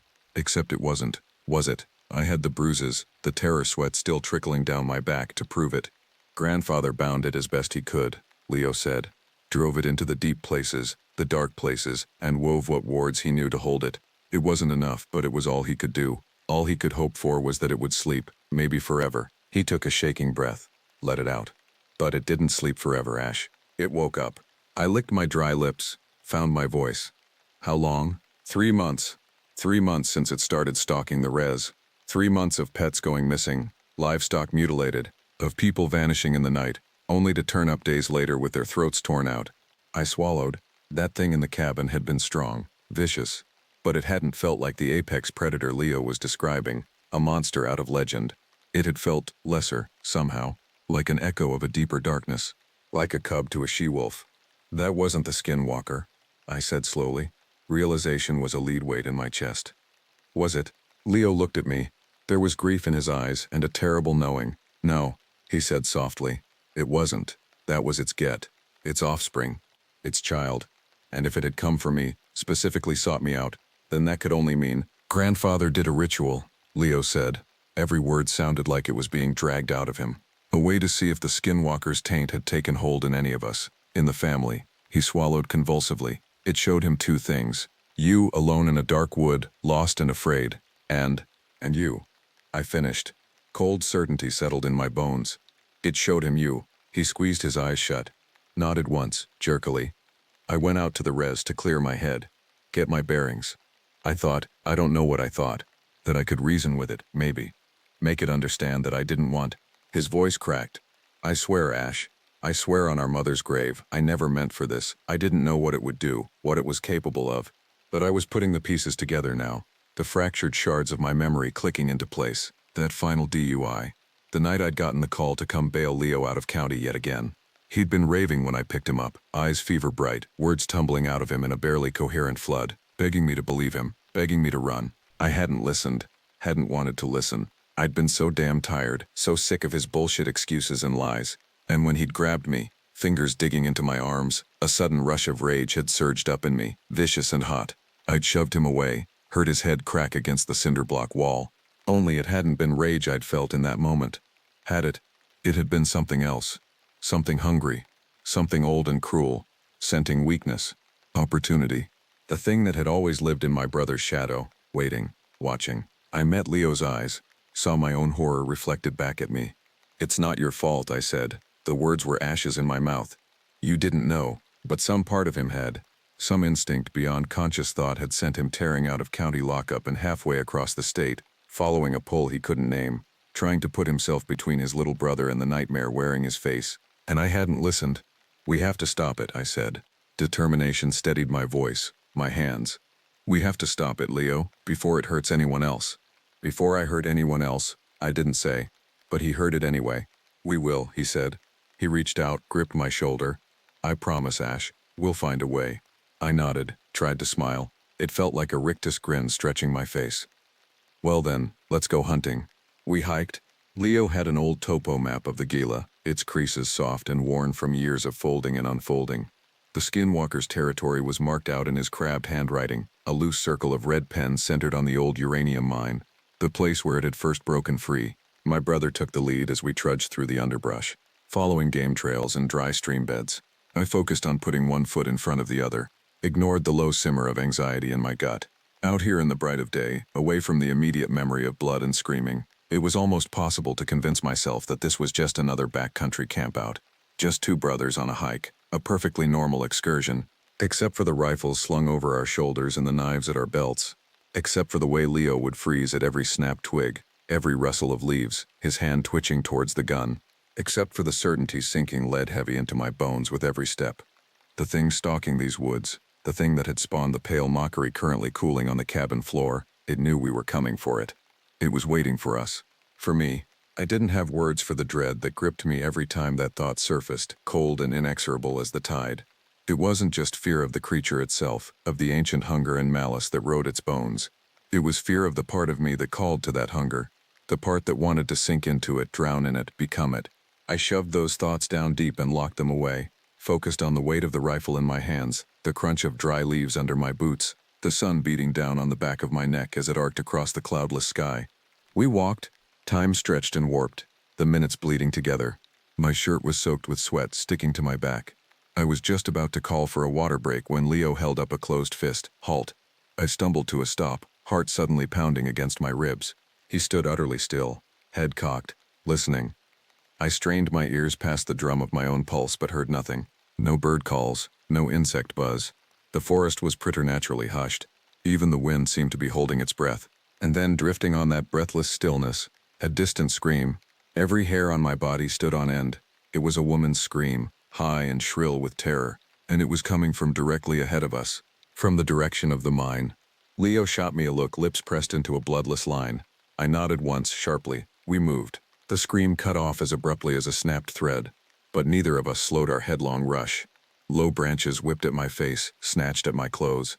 I batted them away, barely feeling the sting of the cuts they left behind. My blood roared in my ears, narrowing my vision to a tunnel. We burst into a small clearing, and then jerked to a halt, panting. I could see the black mouth of the mine up ahead, a wound in the earth ringed by scrub grass and tumbled rocks. And there, at the edge of that abyss, a crumpled figure, face down, limbs askew, not moving. Leo raised his rifle to his shoulder, sighting down the barrel. I slid my knife from its sheath, gripping it in a sweat-slick hand. Help me. The words drifted to us on the dead air, soft and wavering. Lost, please. The figure stirred, pushed itself up on trembling arms. A curtain of dark hair fell away from a pale, blood-streaked face. A girl, no more than 20, wearing clothes that had been clawed to ribbons. She stared at us with huge, haunted eyes, her breath coming in shallow pants. Please, she whispered again. Fresh blood dripped from the torn skin of her throat. I took a half-step forward. Leo grabbed my arm, hard. Wait, he breathed. Something's not right. I shot him an incredulous look. Of course something wasn't right. There was an injured girl bleeding out in front of us. We had to help her. I froze. Ice trickled down my spine as realization crashed over me. Not a girl. Bait. The thing burst from the mine entrance in a blur of motion. A lupine shape of knotted muscle and matted fur. No, not lupine. Something more, something worse. Its body twisted and reshaped by the unnatural energy thrumming through it. Jaws that split back too far, exposing rows of jagged teeth. Limbs too long, too fluid, tipped with serrated claws that gouged furrows in the rocky soil. It threw back its head and screamed, an ululating cry that shattered the air like glass. And as the sound reached me, something deep in my brain lit up in response. A match set to a pool of gasoline. Hunger roared through me, vicious and bottomless, and for a vertigo instant I saw the world through its eyes. Prey. Threat. Food. Hate. Kill. I staggered back, my vision shifting and blurring at the edges. The skinwalker's scream echoed in my skull, brutal and deafening. I felt my lips peel back from my teeth in a feral snarl, my fingers twisting into claws. Ash. Leo's shout cut through the fog, snapped me back to myself. I blinked, saw his stricken face swim into focus. The girl, the thing that looked like a girl, was grinning. Its smile stretched too wide, the skin splitting at the corners to show the black gums underneath. Welcome home, little brother, it said in a voice like old leaves skittering over stone. We've been waiting for you. Bile rose in my throat. I wanted to scream, to weep, to claw the tainted blood from my veins, but there was no time, no space for any of that, because the skinwalker was lunging, its bulk hurtling across the clearing faster than anything that size had a right to move. Leo fired. The report was deafening in the hushed woods, the muzzle flash briefly painting the creature's snarling face in hellish light. It didn't slow, didn't falter. If anything, the bullet seemed to enrage it. It bunched its haunches and sprang, a nightmare-given fang and sinew and claw. I had a panicked instant to register how huge it was, how utterly outmatched we were before it slammed into my brother with the force of a freight train. They went down in a thrashing tangle, the rifle spinning away into the underbrush.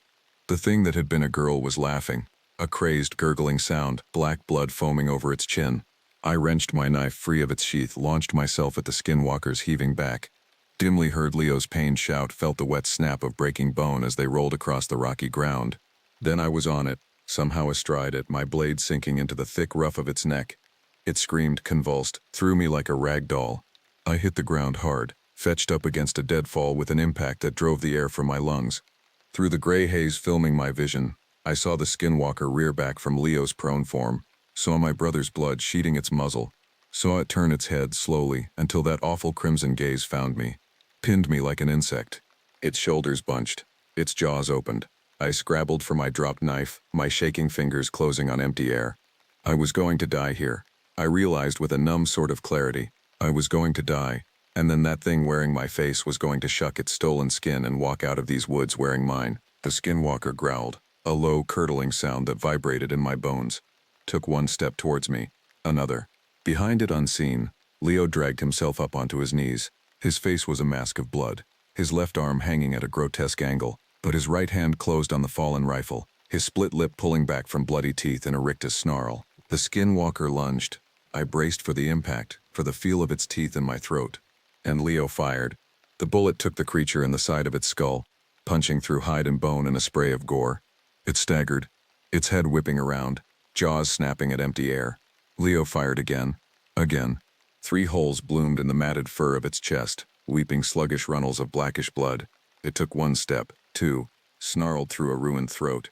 Then slowly, so slowly it toppled, fell like a felled tree and lay still.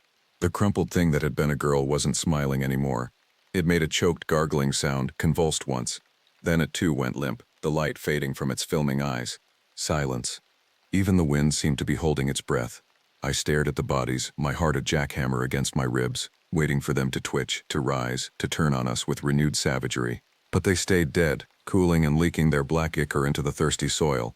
It was over, we'd won. And all I could think was, what now? What did winning even mean?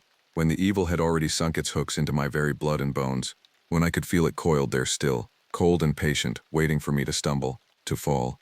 I didn't realize I was weeping until Leo's good arm came around my shoulders, until he grunted in pain as he pulled me close against his side. I buried my face in his jacket, breathed in the familiar scent of sweat and leather and the copper tang of blood.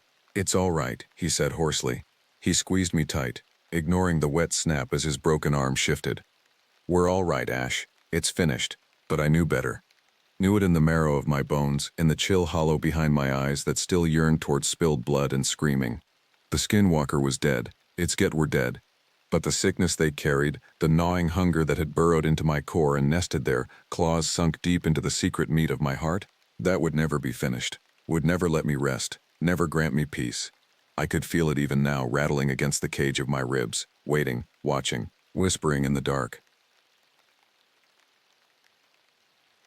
My name is Etu, which means sun watching in the language of my Abenaki ancestors.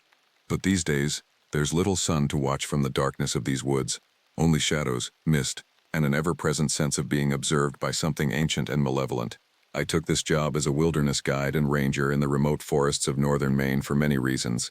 To escape my troubled past in the city, where gambling debts and a ruined marriage had left me, nearly destitute, to return to the land of my roots where generations of my people once roamed free, and above all to help others experience the majesty of the untamed woods as my father and grandfather had. But nothing could have prepared me for the evil I encountered here. An evil whispered about in tribal legends but which I had always dismissed as myths and campfire tales. Until now. It began when a group of campers failed to return from a trek to an old logging cabin deep in the misted valleys. I set out to find them, tracking their boot prints in the soft loam. But when I reached the cabin, I found only the splintered ruins of the door, claw marks gouged into the rough-hewn timber, and a single hiking boot lying in the dirt, stained with blood. They were gone, taken. And that's when I first felt it. The sensation of being watched by unseen eyes, a creeping dread that crawled up my spine and nested in my skull. I knew then that I was no longer alone in those silent woods. Something else stalked those shadowed trails, something that was not animal, not human, something older than the forest itself, and infinitely more vicious. The Watcher in the Woods. I barely slept that night, sitting hunched before a guttering campfire with my father's old hunting rifle across my knees, listening to the night sounds of the forest, the hoot of an owl, the skitter of some small creature in the underbrush, the mournful cry of a loon on the ink-black lake. And threading through it all, a hushed malevolence, a sense of an intelligence, as cold and patient as the stars overhead, observing me, studying me, savoring my fear. Twice I thought I glimpsed it, sliding like liquid shadow between the black boles of the trees, but when I blinked it vanished, leaving me to wonder if it had only been branches stirring in the night wind, or something far worse. I recalled the stories I had heard from the tribal elders gathered around the crackling fires of my youth. Tales of the skinwalker, a malign spirit that could assume the form of any living creature, the better to hunt its human prey. A being of pure hunger and hate, born from the darkest myths of my people. Was that what I had seen? A nightmare given flesh, haunting these mist-wreathed woods? Sleep was impossible, and dawn, when it finally came, brought no relief, only a leaden exhaustion. I knew I should abandon this place, report the missing campers to the authorities and escape with my life. But the thought of others falling victim to that nameless thing kindled a slow burn of anger in my gut. This was my land, the land of my ancestors. Whatever dwelled in the dark hollows would find me no easy meat. After a quick breakfast of bacon and beans, I broke camp, shouldered my pack, and set out along the winding path that led deeper into the wilderness, following the faded boot prints of the lost ones. As a ranger, I had sworn an oath to protect those under my watch, and I aimed to keep it, even if it cost me everything, even if it cost me my life. The day passed in a blur of damp gray light filtering through crowns of fir and spruce, my breath steaming in the chill air. The forest seemed to watch me balefully as I trekked along paths obscured by drifts of fallen leaves, my senses straining for any sign of the missing campers, or the thing that had taken them. By midday, I reached a narrow defile where sheer granite cliffs reared up on either side, their dizzying heights vanishing into svelte banks of cloud. The way was treacherous here, with only a slim track winding between great boulders and fallen trees, and a steep drop beyond where mist pooled in the valley like a moat of ghosts. It was there, on that lonely trail, that I found the first real signs of the creature's passing. A scattering of coarse black hairs, snagged on a splintered branch. The remains of some small animal, a marmot or hare, torn to gory shreds. Cloven hoofprints, stamped in the soft earth, far larger than those of any deer or elk. My blood ran cold at the sight. It was real then. That primal lurking horror, and it knew I pursued it through its shadowed domain. I unslung my rifle and checked the load, my hands shaking slightly. The weapon seemed a pitiful defense against the inexplicable nightmare I faced, but it was all I had. Steeling myself, I pressed on, descending down the far side of the defile into a mist-shrouded hollow choked with moss-draped pines. Crude glyphs had been gouged into the trees, depicting figures with the heads of snarling beasts, their teeth bared in wordless rictus. I didn't need to be fluent in the old language of my people to understand their meaning. Here there be monsters. As if in answer to that grim thought, a terrible cry erupted from the fog ahead, ululating and inhuman. A sound of despair and fury, and bottomless hunger. The desolate wail of the skinwalker. Slinging my rifle to my shoulder, I broke into a stumbling run, following that awful howl. I no longer cared about stealth or caution, only the overwhelming need to confront the watcher in the woods, and if I could not defeat it, then to die fighting, as my ancestors had. Leading out a war whoop of my own, I plunged into the mist, and the horror that dwelled within. Time lost all meaning in that mist-drowned hollow. As I crashed through drifts of leaves, hurdled fallen logs, and clawed my way up, I saw only flitting shadows in the fog, heard only echoing cries that seemed to come from everywhere and nowhere, glimpses of something there and gone. A flash of matted fur, the gleam of yellow eyes, a fleeting after-image of a monstrous silhouette there and gone between one blink and the next. Malodorous stench filled my nostrils, rotten meat and damp fur and an underlying musk of something unearthly. It was the reek of the grave, of ancient barrows and boneyards, the fettor of long-buried things that should never have been unearthed. Then, all at once, I stumbled out from a screen of pine boughs into a silent glade, and the mist parted like a veil to reveal the old logging cabin. It crouched there amid a waste of briar and sumac, looking just as I remembered from my youth when my father would bring me here on hunting trips. The same weathered timbers, the same sod roof sagging under the weight of years. But now the windows gaped like lidless eyes, and the door hung drunkenly from one rusted hinge. Before that dark portal lay a litter of gnawed bones, broken antlers, shredded rags that might once have been clothing. And there, at the center of it all, sprawled the ravaged bodies of the missing campers, their sightless eyes staring up at the gray sky, their viscera steaming in the cold air. A wave of horror and revulsion crashed over me, followed by a terrible sinking despair. I had failed them, just as I had failed so many others in my life. My father, my wife, my unborn child, all lost to me because of my own weakness and folly. I sank to my knees in the blood-soaked earth, my rifle falling from numbed fingers. Hot tears coursed down my face, and a ragged sob tore from my throat. I no longer cared if the skinwalker took me. Part of me longed for the release of death, the chance to atone for my sins.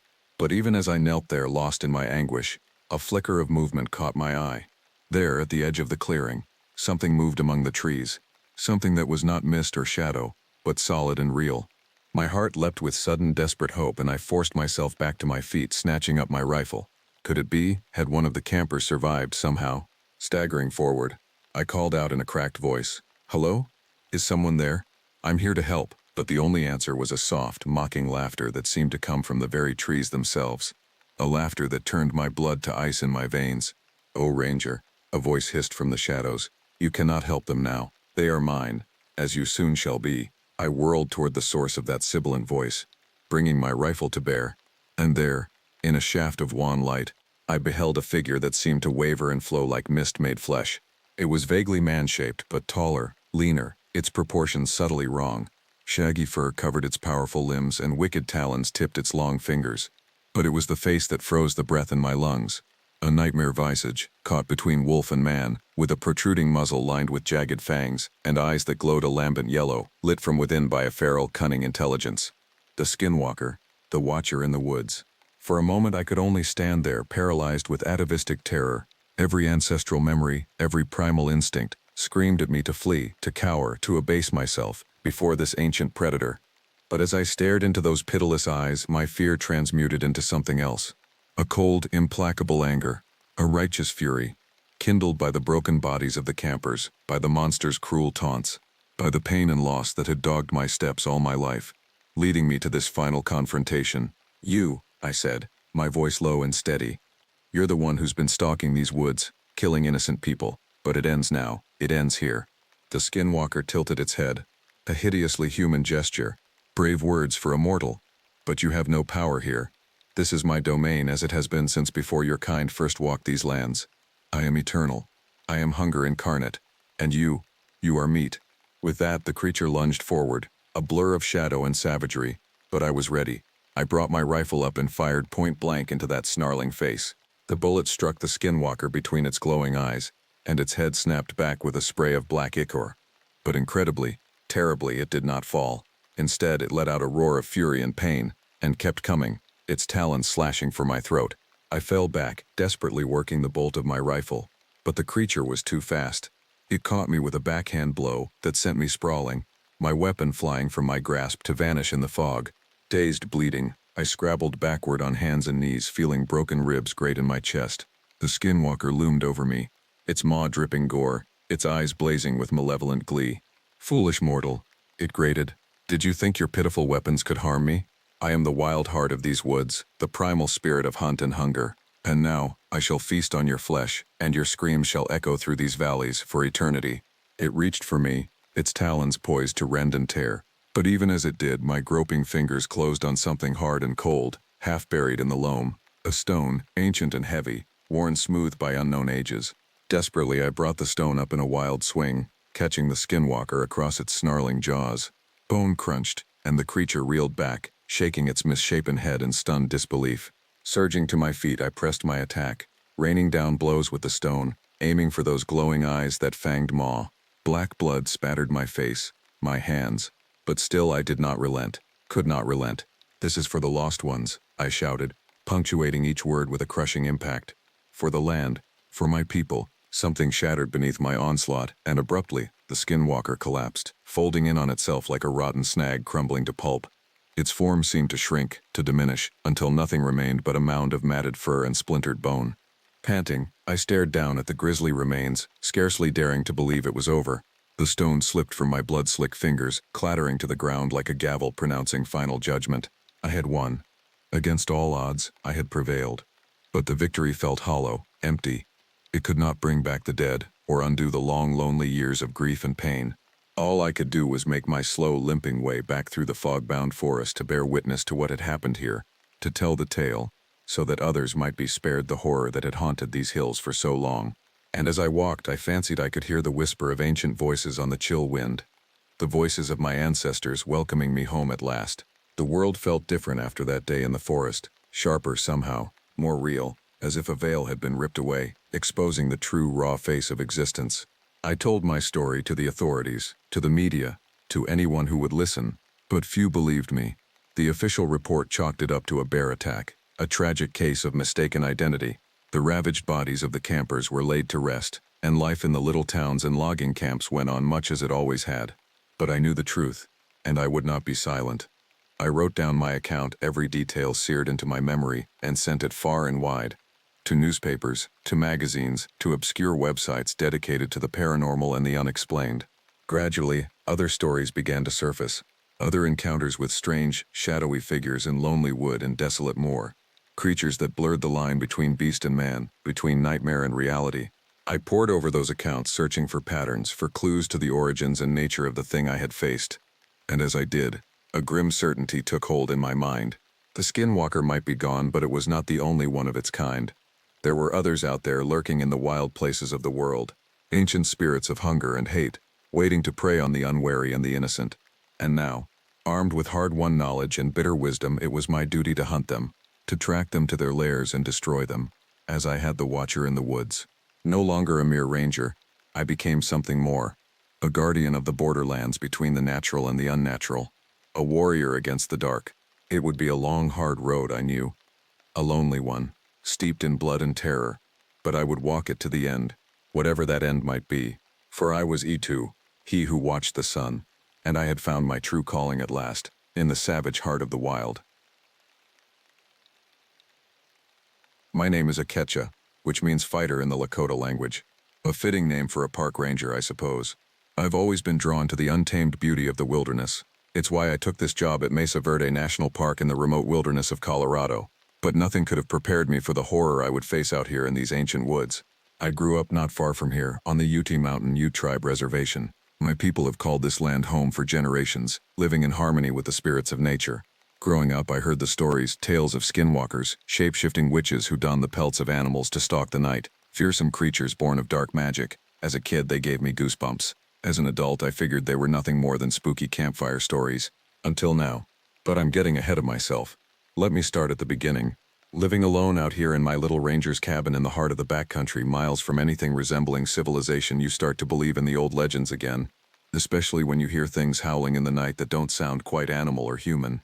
Inhuman shrieks and cries that make your blood run cold. I took the job at Mesa Verde for a few reasons. 1.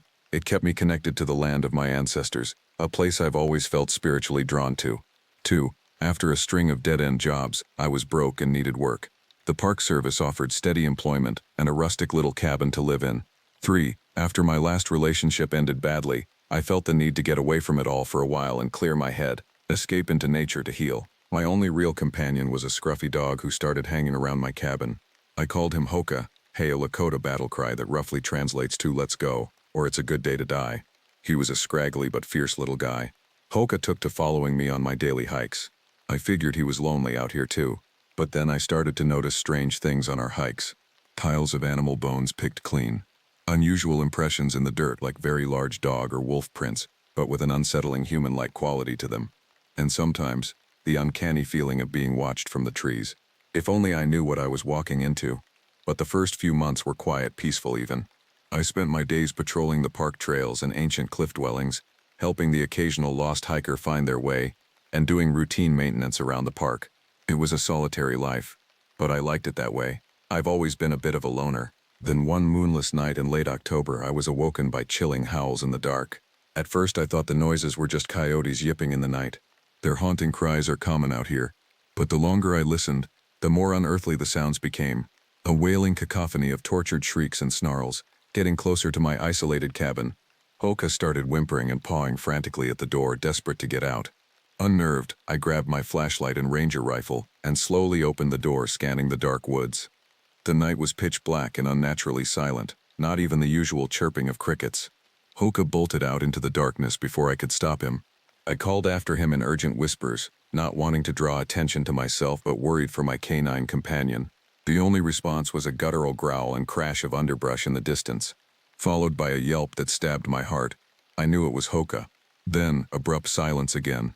I was torn between fear and loyalty to my dog. I could feel in my bones something deeply wrong out there in the night. My hand clutching the rifle was trembling as I cautiously stepped off the cabin porch. The darkness enveloped me as I crept into the trees. After about 50 yards, my flashlight beam landed on something that turned my blood to ice water in my veins. Hoka, sprawled on the ground, his body savaged and mutilated, and crouched over him, a creature that made no sense, a grotesquely deformed human-like figure, naked and caked with dirt and blood, with the unmistakable head of a coyote, the skinwalker. It turned slowly to face me, those glowing feral eyes burning into mine and unhinging its jaws to let out a scream that shattered the night. I turned and ran in sheer horror, that brain-scarring scream ringing in my ears. Adrenaline overrode rational thought. Some primal instinctual terror propelled me through the pitch-dark woods at breakneck speed, hurtling fallen logs whipped by branches, my lungs and legs burning. I half expected to feel the creature's hot breath and teeth on me at any second. But as I fled blindly in panic, that hellish wail grew more distant until all I could hear was my heart hammering and ragged breath. After running for what felt like miles, I finally stopped, gasping for air. I realized I had dropped my flashlight and rifle somewhere in my mad dash. I looked around desperately, trying to get my bearings. Frantically, I tried to listen for any sounds of that unnatural creature, but an eerie silence cloaked the woods. My heart still racing, I looked around for shelter and spotted the dark maw of a small cave and a nearby rocky outcrop. Glancing behind me with a shudder, I crept inside, praying the skinwalker would not pick up my scent. Slivers of moonlight peeked through the dense forest canopy. I was in a part of the park I had never explored before. Towering ponderosa pines creaked ominously in the chill wind. An oppressive sense of dread hung heavy in the air, like the whole forest was alive with ancient malice. Still too shocked and adrenaline-fueled to fully process what I had seen, I huddled in that cold cave and whispered every protection prayer I could remember, calling upon the spirits of my ancestors to keep me safe until daybreak. Part of me hoped it had all been a terrible nightmare, but Hoka's mutilated body was still vivid in my mind. That grotesque half-human, half-coyote face with its burning eyes and bloody muzzle. How could it be real? I must have passed out from exhaustion and stress, because the next thing I knew, pale light was lancing into the cave entrance. I startled awake, scrambling backwards in fear before I remembered where I was and what I had seen. I crept to the mouth of the cave, half expecting the skinwalker to be lying in wait. But the woods looked almost serene in the gray pre-dawn light, the horrors of the night fading like a dream. In a daze, I wandered until I found a trail I recognized and made my way back to my cabin. I realized I had a terrible choice to make. Part of me wanted to get in my truck and flee, leave this job and never look back.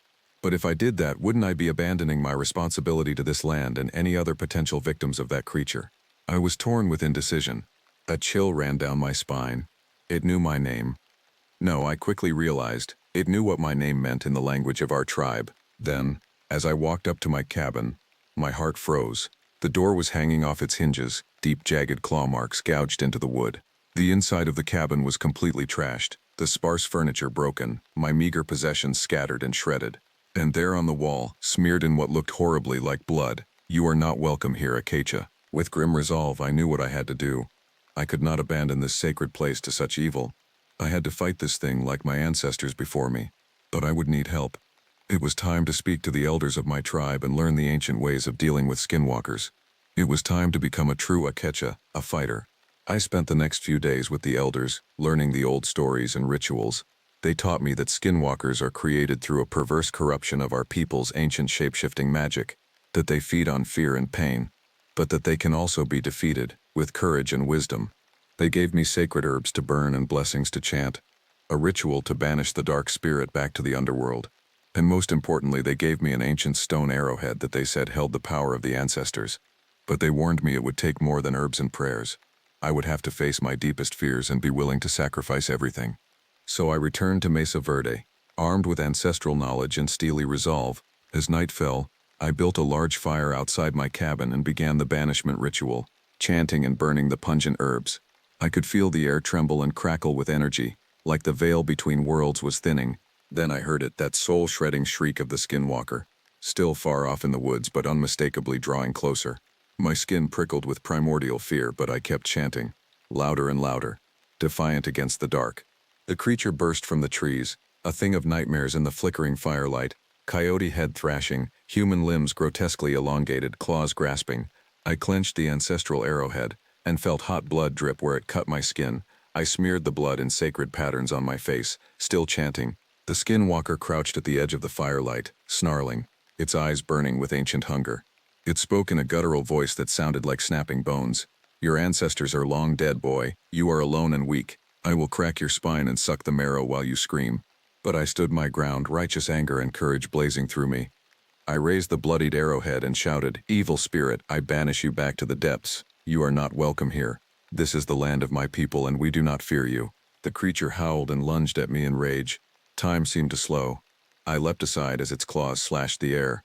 I rolled toward the fire and grabbed a flaming branch. As the skinwalker whirled on me again, I thrust the flames into its feral face. It let out a shrill cry of pain and fell back, its fur smoldering, but the flames seemed only to enrage it more. It crouched to pounce again, muscles coiled. I knew this was the moment. With a defiant yell, I leapt forward and plunged the arrowhead deep into the monster's chest. The skinwalker screamed, an agonized, furious sound that seemed to shatter the night. It writhed and scratched at the arrowhead, embedded in its chest. I held on desperately, chanting prayers I didn't even realize I remembered. The monster's form began to flicker and dissolve, cycling through animals and human shapes too fast to see. Then with a concussive blast of heat and wind, it exploded into shreds of shadow and ash that slowly faded away on the breeze. The arrowhead fell to the scorched earth, clean and cool. The night was suddenly alive again with the normal sounds of the wilderness, as if a great weight had been lifted. But I knew it wasn't over. There would always be more evil to stand against in this world, and I would be there, a guardian at the edge of the firelight to meet it. A park ranger and a warrior, a Quechua. I collapsed to my knees, shaking with exhaustion and relief, tears streaming down my face. I had done it. I had faced my deepest fears and darkest myths. For the land, for my ancestors, for myself. The courage of a true Quechua. My name is Ahanu, which means he fights in the language of my Cherokee ancestors. But I've spent most of my life trying to avoid confrontation. That's part of why I took this job as a park ranger, patrolling the vast expanses of wilderness in Wenatchee National Forest. I wanted to get away from the noise and chaos of the city, from the constant reminders of my failed marriage and mounting debts. Out here among the towering evergreens and craggy peaks, I finally found a measure of peace. At least, that's what I thought. But there are older, darker things that dwell in these ancient woods. Forces that have existed long before man ever set foot here. And now, I fear I've awoken one of them.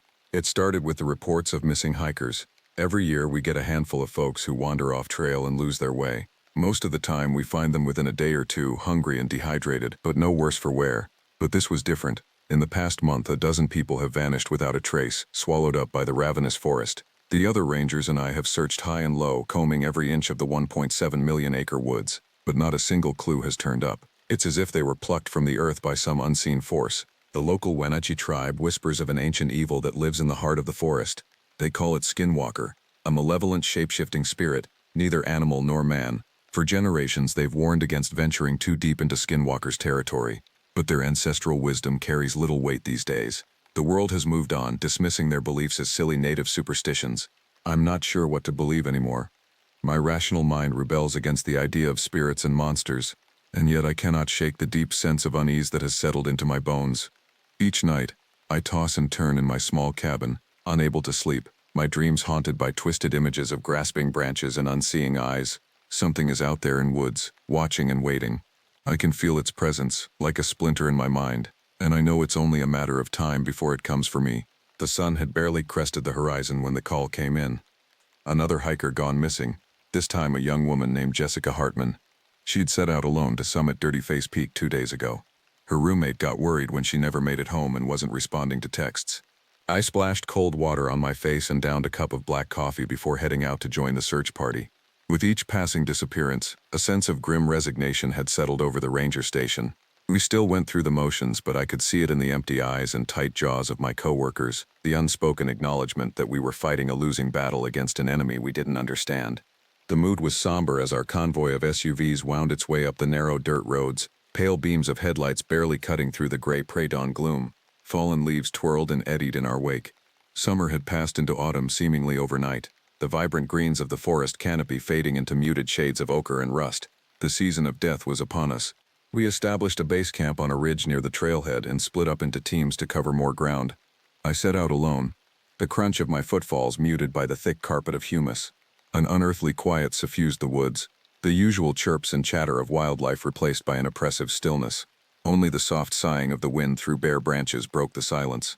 I followed the trail as it switchbacked up a steep slope, stopping periodically to scan the understory for any sign of disturbance. It was grueling work, and sweat plastered my uniform to my back despite the chill in the air. With each fruitless hour that ticked by, a seething frustration built in my gut. I knew it was irrational, but I couldn't quell the feeling that Jessica was still out here somewhere, waiting for me to find her. That I was her only hope. Around midday, I crested a rise and found myself at the edge of a small clearing. Sunlight lanced down through a gap in the branches above, casting the glade in an eerie, vaguely unsettling glow. That's when I saw it. There, nearly concealed in the deep shadows at the base of a massive gnarled oak tree, was the tattered remains of a light blue backpack. A trail of my own. With a rising sense of trepidation, I approached the tree. Up close, I could see that the backpack had been shredded, torn apart by what appeared to be jagged claws. Viscous dark liquid stained the nylon, and a few strands of long blonde hair clung to the zipper. No doubt it was Jessica's pack. I took a shaky breath, trying to quell the panic rising up in my throat. I knew I should radio this in, call for backup. But some reckless impulse compelled me forward. I had to know what happened to her. I spotted a disturbance in the undergrowth leading away from the clearing. Snapped branches and trampled vegetation cut a swath through the forest as if something large had crashed through in a frenzy. Heart pounding, I followed the makeshift path deeper into the woods, blood roaring in my ears. The rational part of my brain screamed for me to turn back, but it was drowned out by a mounting sense of dread. I felt like I was being pulled along on a string, an inguessable force drawing me onward to some dark revelation. The trail ended abruptly at the mouth of a small cave, a black void cut into the hillside. Musty, stale air wafted out from the depths, carrying with it an unidentifiable stench that made my gorge rise. Every instinct urged me to flee, to get as far away from this place as possible, but I knew I couldn't turn back now, not without answers. With trembling fingers, I unclipped the flashlight from my belt and flicked it on. The weak beam did little to penetrate the gloom. Steeling myself, I ducked into the low entrance of the cave, the dank chill lifting goosebumps on my arms. The smell grew stronger as I pushed deeper into the bowels of the earth. It was a noxious melange of decay and ammonia, like a slaughterhouse floor. The tunnel twisted and turned, the uneven floor threatening to turn an ankle with each step. Oily water dripped from the ceiling, pattering onto my head and shoulders. Suddenly, the walls fell away, and I found myself standing in a small chamber. As my light swept the room, the beam froze on a huddled shape in the corner. Veal burned the back of my throat. It was Jessica, or rather what was left of her. Her body had been mangled nearly beyond recognition, limbs bent at unnatural angles, her abdomen a gaping ruin of tattered flesh. Clouded, lifeless eyes stared out from a face frozen in a rictus of terror, and all around her, covering the earthen walls and floor, was a latticework of deep, ragged gouges, claw marks. I expelled the breath I hadn't realized I'd been holding in an explosive gasp. And in that moment of stunned horror, I glimpsed a movement in my peripheral vision. Something huge and dark, detaching itself from shadow. Something with gleaming yellow eyes and far, far too many teeth. A scream locked behind my ribs as I spun to face the creature. But it was too late. An enormous furred shape lunged from the darkness in a blur of rippling muscle and flashing claws. The last thing I saw was a cascading tangle of matted fur and the glint of canine teeth as long as my forearm. Then a crushing weight slammed into my chest and the world went black. Consciousness returned slowly, a gradual surfacing from the depths of oblivion. The first thing I became aware of was pain, a deep pervasive ache that radiated through my entire body. It felt like I'd been run over by a truck. I tried to move and instantly regretted it as a lance of agony tore through my skull. The coppery taste of blood coated my tongue. Gingerly, I reached up to probe the tender spot on the back of my head. My fingers came away sticky and red. It took a few moments for the memories to come flooding back. The cave, Jessica's mutilated corpse, the attack. I bolted upright, adrenaline overriding the throbbing in my temples. I had to get out of here, had to warn the others about what I'd seen. But as I staggered to my feet, I realized I was no longer in the cave. I found myself standing in the center of a small grove, the trees pressing close on all sides like a living wall. The air was preternaturally still, without even the faintest whisper of a breeze. An unnatural, sourceless light suffused the clearing, casting no shadows. It was deeply, profoundly wrong. That's when I noticed the symbols. They were carved into the trunks of the surrounding trees, intricate spirals and jagged runes that seemed to writhe and dance in the eerie glow. Some small detached part of my brain recognized them as similar to the claw marks from the cave. As I turned in a slow circle, ice settled into the pit of my stomach. I was in the heart of Skinwalker's lair. A guttural growl sounded from the trees behind me. I whirled around to see the creature emerging from the brush. It moved with a sinuous lupine grace, muscles rippling beneath a pelt of shaggy sable fur.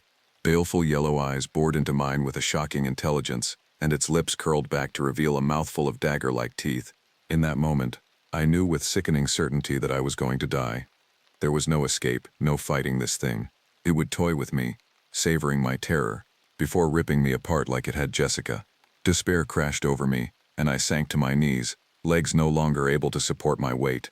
As if sensing my surrender, Skinwalker stalked closer, a low rumble building in its cavernous chest. It began to pace around me in a tightening spiral. There was an almost ritualistic feel to its movements. like a predator performing some primal, pre-kill rite. The growl deepened, black lips peeling back to expose pink gums. With dreamlike calm, I watched as the creature tensed, coiling to spring, the inevitability of my own death washing over me. A distant part of me hoped it would be quick. Then Skinwalker launched itself at me in a flash of obsidian fur and ivory fangs. Knowing it was futile, I reflexively threw my arms up in front of my face. And the world exploded in a blaze of searing, agonizing pain. When I opened my eyes again, Skinwalker was gone. Only the shredded, bloody remains of my uniform bore mute testimony to the attack. Somehow, impossibly, I was still alive. I stared at the ravaged flesh of my forearms, the skin flayed to ribbons. Already the wounds were scabbing over, an angry red lattice of scar tissue knitting together before my disbelieving eyes. I felt different. A howling maelstrom of savage, primal emotion boiled in my veins, rage and hunger and bloodlust tangled into a snarling Gordian knot. It was as if a switch had been flipped deep in my lizard brain, some long-dormant aspect of my psyche dragged howling into the light. With rising panic, I realized what had happened, what Skinwalker had done to me. The old stories spoke of how the creature could infect others with its curse, either through a bite or a slash from its venomous claws. How it would transform them, twist them into its own image. I stumbled to my feet, staring down at my hands like they belonged to a stranger. My fingers had elongated into sharp black-nailed claws. Coarse fur sprouted from my skin in patches. I could feel my bones shifting, warping beneath my flesh, muscles wrenching into new configurations. A scream tore itself from my throat, then deepened, roughened, into an animalistic roar. Frantic, I cast about desperately for something, anything that could stop the change overtaking me. My gaze fell upon a gleam of silver in the dirt, my ranger badge, torn free during the attack. I snatched it up, the metal searing my skin like a brand. An idea born of blind panic and the last vestiges of my fading humanity seized me. I pressed the silver badge to my chest, gritting my teeth against the agonizing burn. Smoke curled up from my flesh, the stink of charred meat filling my nostrils, but I held it there, digging it in deeper, using the pain to tether me to my sense of self. I focused on my life before all of this, on who I was. A man, a ranger, a Hanu. I clung to my identity like a drowning man clinging to a lifeline, and miraculously, it seemed to help. I could feel the beast within me receding, the tide of feral savagery slowly ebbing away. My heartbeat slowed, the world coming back into focus. I took a deep, shuddering breath, then another, each one a battle. The change had stopped, held at bay for the moment. But for how long? With the immediacy of the crisis past, my mind began to race. I couldn't go back, not like this, not with this thing inside me. My life, my humanity, had been ripped away, replaced by a monster wearing my skin. What was I now? How long until this reprieve failed? Until I lost control? How many more would die at my hands? No, there was only one choice. I had to end this, had to destroy the curse at its source. I knew where I needed to go, what I had to do, even as some part of me quailed at the thought. I turned to face the direction of the cave, of Skinwalker. Silver badge, still clutched to my chest. I ran. I don't know how long or how far I ran. Time lost all meaning. The individual moments bleeding together until all that existed was the rhythmic pounding of my feet against the forest floor, the ragged sawing of my breath in my lungs. The curse imbued me with inhuman strength and speed, the trees blurring past in a smear of indistinct shapes. But even as my body hurtled forward, my mind raced along other tracks. Images strobed behind my eyelids. Jessica's sightless, staring eyes, the malevolent hunger in Skinwalker's gaze as it paced around me, the way my hands had warped into talons. Was this how it would end for me? As a feral, slavering beast, my humanity scoured away until nothing remained but an insatiable appetite for violence. The thought sent a spike of despair lancing through me. At some point, without my conscious direction, my headlong flight had turned towards the cave where this had all begun, where Jessica had met her grisly demise. Some primal instinct, some dark intuition, told me that Skinwalker would be there, that it would be waiting for me. The curse called to its creator like a beacon, and I could no more resist its pull than I could command the tides. As I drew closer, a grim resolve settled over me, cold and implacable as a glacier. I would put an end to this, one way or another. Either I would destroy the creature that had taken everything from me, or I would die in the attempt. There could be no other outcome. I welcomed the icy certainty. It was clean and pure in its simplicity, cutting through the chaos of fear and pain and guilt roiling inside me. The yawning black mouth of the cave loomed ahead, and I slowed to a halt at its entrance. Every instinct screamed at me to run, to flee this place of horror and death, but I quashed the fear ruthlessly. I had come too far to turn back now. The stench of carrion billowed out to greet me as I stepped into the darkness, the reek of rotting flesh so thick I could almost taste it on the back of my tongue. In the absolute blackness, my other senses sharpened to preternatural acuity. I could hear the scrabbling of tiny claws on stone, the drip of water, the thundering cadence of my own heartbeat, and beneath it all, a low guttural growl that echoed from the depths of the cave. Skinwalker. I reached out with senses I didn't fully understand, felt the creature's presence uncoiling in the dark like an oily shadow. It had been waiting for me, just as I'd known it would be. I could feel the weight of its gaze, the cruel amusement and anticipation that seethed behind those glowing yellow eyes. "I'm here," I called out, my voice steady despite the fear that thrummed through me like a live wire. "Show yourself, you bastard." A rumbling growl was my only answer, the sound coming from everywhere and nowhere at once, rebounding off the close confines of the cave until I was bathed in it. Then, a patch of shadow detached from the wall and prowled forward, resolving into a nightmarish silhouette of hulking muscle and matted fur and far, far too many teeth. I raised my silver badge before me like a talisman, the metal cool and solid in my grip. I poured every ounce of determination, of defiance into that gesture, brandishing it like a weapon. The badge had halted the curse's progression before. I could only pray it would prove an effective defense now. Here at the heart of Skinwalker's domain, the creature stalked ever closer, its eyes lambent in the gloom, its strides unhurried and confident. I braced myself, preparing to dodge, to strike, to do anything to keep those scythe-like claws from finding my flesh again. But the attack never came. Instead, Skinwalker paused just outside the radius of my outstretched badge, lip curling to bare its fangs in a lupine approximation of a smirk. Then, to my horror, it began to change, its form rippling and flowing like mercury. Fur and snout and claws melted away, replaced by smooth copper skin and long dark hair. In the space of a heartbeat, the monster was gone. In its place stood a man, lean and naked, corded muscle moving beneath his skin like a snake coiling beneath the surface of still water. His features were sharp and angular, with high prominent cheekbones and a blade of a nose. He looked like the missing link between man and wolf, feral and wild. Glittering black eyes stared out from that chiseled face, ancient and inhuman. My badge slipped from suddenly nerveless fingers, clattering to the floor. It felt like all the air had been sucked out of the room. This was so far beyond anything I had expected, anything I thought I understood. What was this thing? This creature that could wear the skin of man or beast? Was it a spirit? A demon? Something older and hungrier and more terrible than I could possibly imagine? What are you? I managed to choke out, my voice strangled. The man, the Skinwalker, smiled, a slash of white in the dark. When he spoke, his words were rust and gravel. "I am the hunter," he said, his eyes glinting with a cruel rapture. "The apex predator. I am the teeth in the dark, the claws in the night. I am the terror that stalks on silent paws. I am hunger, and fear, and death." He stepped closer, his movements liquid and hypnotic. I tried to back away, but my legs wouldn't obey. I was rooted to the spot, transfixed by that merciless gaze. "I am as old as these woods," the Skinwalker continued, his voice dropping to a purr. "I have hunted here since before your kind first crawled out of the mud, and I will be here long after the last human voice has faded from the earth."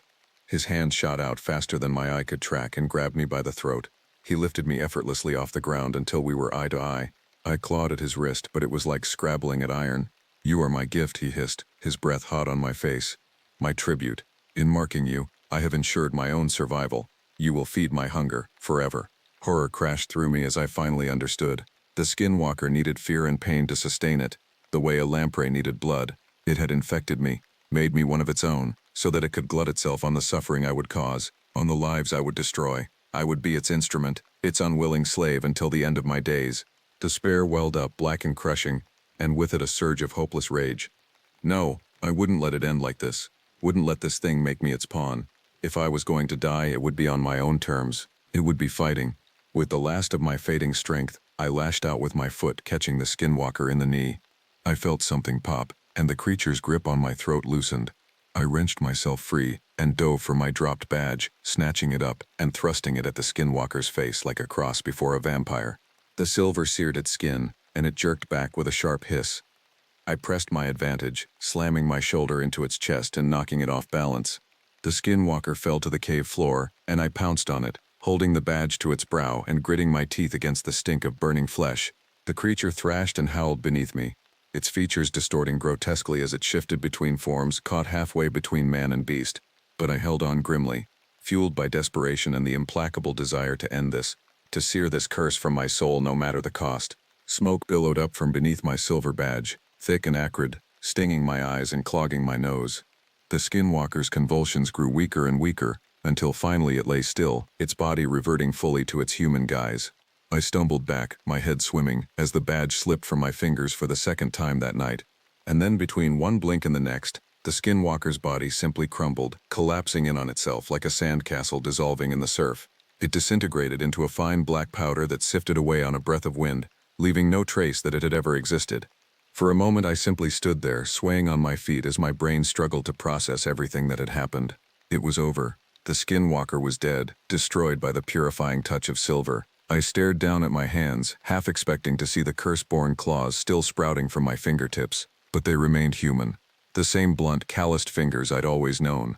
I felt lighter, somehow, as if an immense weight had been lifted from my shoulders. The miasma of fear and rage that had clouded my thoughts had evaporated like morning dew.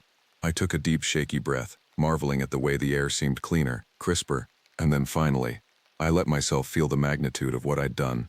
I'd beaten the skinwalker. I'd beaten the monster. I don't remember much about the hike out of the woods. I have vague impressions of towering trees and dappled sunlight, of the cheerful gurgle of a stream and the distant cries of birds.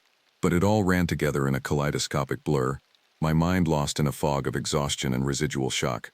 My next clear memory is of stumbling out of the tray line and spotting my cabin downslope rising out of a sea of waving grass like a beacon. At the sight of that weathered timber and tin roof of home, I felt my throat grow suddenly tight, my vision blurring with hot tears. I made my way down to the cabin in a daze, my feet carrying me of their own accord. But when I reached the porch I hesitated, my hand hovering over the doorknob. I felt like a stranger in my own life, divorced from the man I'd been before this nightmare began. How could I possibly go back to my old routines, my old existence, after everything I'd seen and done? The Ahanu who had left this place had been a different person, innocent of the shadows that lurked at the edges of the world. I didn't know if I could ever be him again. But what was the alternative? To let this experience break me? To let it define me? No, I refused to give the skinwalker that victory, even in death. Slowly, deliberately, I turned the knob. The cabin was dark and cool, the air slightly musty from disuse. Dust motes swirled in the thin bars of light that slanted through the windows. It looked exactly the same as I'd left it, as if the events of the last few days had been nothing but a fever dream. For a moment I simply stood there, breathing in the familiar smells of wood smoke and old books, letting the silence settle over me like a blanket. Then I stepped inside and shut the door firmly behind me. There were still questions to be answered, reports to file, people to notify about Jessica. There would be a reckoning, of that I had no doubt. But for now, I let the comfort of my little refuge enfold me, a shelter against the dark. I was safe, I was home, and no matter what else happened, I swore to myself that I would never forget the lessons I'd learned in the heart of the forest. The world was wider and wilder and more wondrous than I had ever dared imagine. Cruelty and horror, yes, but also strength and resilience beyond reckoning. I had walked through the valley of the shadow and emerged on the other side, not unscathed, but perhaps a bit wiser, a bit stronger. And as I built a fire in the hearth and set a pot of coffee to brew, I felt a small, tentative smile tug at the corners of my mouth.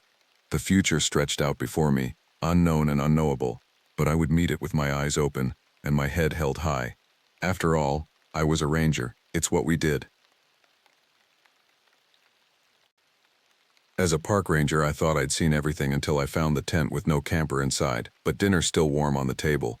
The steam still rose from the can of beans, the camping stove's flame flickering in the breeze. A half-eaten protein bar lay next to an open journal, the pen resting diagonally across the page as if dropped mid-sentence. My name is Cooper Jensen. For 8 years, I've patrolled the eastern slopes of Mount Hood in Oregon, and in that time I've handled everything from lost hikers to aggressive wildlife to illegal campsites. But this was different. "Hello?" I called, my voice carrying through the dense Douglas firs surrounding the small clearing. No response except the gentle rustling of leaves and the distant call of a bird. "Forest Service. Anyone here?" The tent was a high-end north face, properly staked with gear meticulously organized inside, sleeping bag unrolled, headlamp hanging from the ceiling hook, hiking boots placed neatly at the entrance. Nothing about this scene suggested a hasty departure. I keyed my radio. "Base, this is Ranger Jensen at Checkpoint 17. I've got an abandoned campsite in the Black Ridge area, approximately 2 miles east of Watum Lake. No sign of the camper." "Copy that, Cooper," responded Angel, our dispatch coordinator. Any signs of wildlife disturbance? I surveyed the ground, looking for tracks or signs of a struggle. Negative. Everything's intact. Food's still warm. It's like they just vanished minutes ago. All right, hold position. I'll send Waylon to your coordinates for backup. Could be they just went to answer nature's call. Maybe, I replied, though something in my gut told me otherwise. I'll check the perimeter.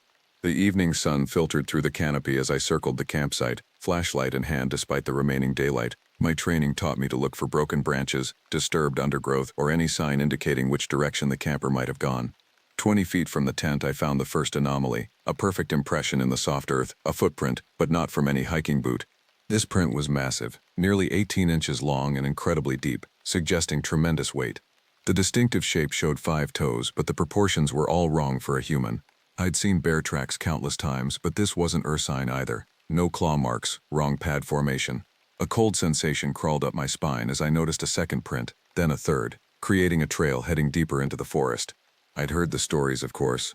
Every ranger in the Pacific Northwest has tales of the Sasquatch, Bigfoot, the creature of Native American legend and campfire stories. Most rangers considered them just that. Stories. Something to explain strange noises in the night or glimpses of wildlife in poor visibility. I'd always been skeptical myself. But these tracks, they weren't like anything documented in our wildlife guides. As I contemplated this, a sound broke through the forest ambience. A long, low moan that seemed to reverberate through the trees themselves. Not a bear, not an elk. Something with vocal cords capable of a sound that struck a primal chord of fear within me.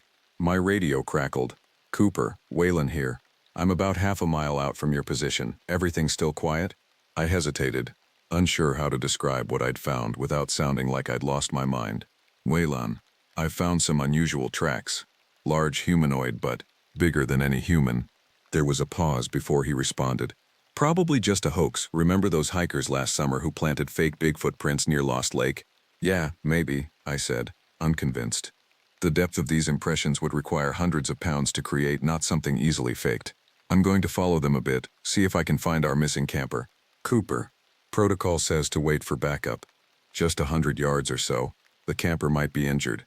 I made the decision knowing it wasn't by the book, but the cooling food suggested whatever happened was recent.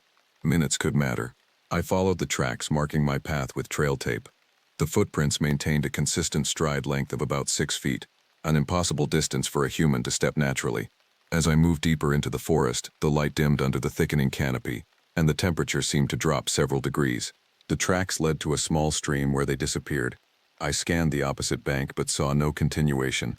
Puzzled, I was about to turn back when I noticed something snagged on a branch hanging low over the water, a scrap of fabric, blue flannel, torn as if ripped from a shirt. Just as I reached for it, I heard a sound from behind me. A heavy exhalation, like the breath of something large. Very large. I turned slowly, my hand instinctively moving to the bear spray on my belt. At first I saw nothing but shadows among the trees. Then the shadows moved. Standing perhaps 40 yards away, partially obscured by a massive pine, was a figure.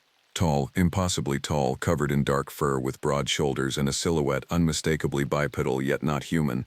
For a breathless moment we stared at each other, this creature and I, neither moving. Its eyes reflected the dying sunlight, 2 amber orbs watching me with unmistakable intelligence. Then, as if making a decision, it turned and moved away with shocking speed for something so large, disappearing into the deepening shadows of the forest. I stood frozen, my training and experience utterly inadequate for what I'd just witnessed. My radio crackled, making me jump.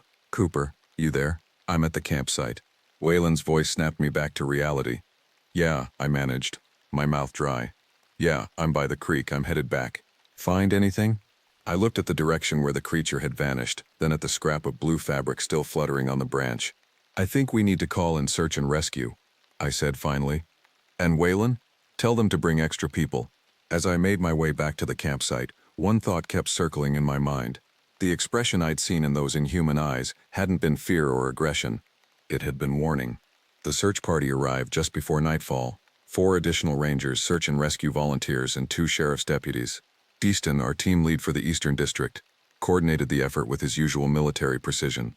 Despite my protests, the official report listed the incident as a possible wildlife encounter with a missing hiker. When I mentioned the tracks and what I'd seen, Easton pulled me aside.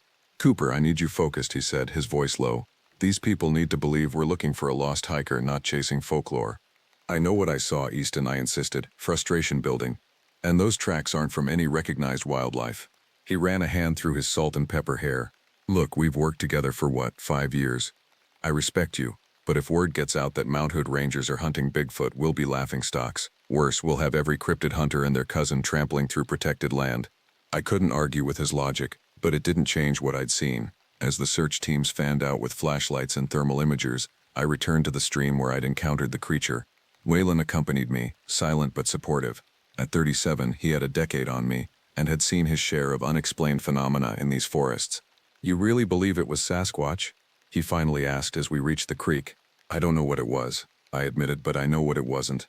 Any animal documented in our training." Waylon nodded thoughtfully, sweeping his flashlight across the forest floor. "You know, my grandfather was Warm Springs tribe. He used to tell me stories about the Skookum, their name for the wild man of the mountains. This piqued my interest." "What kind of stories?"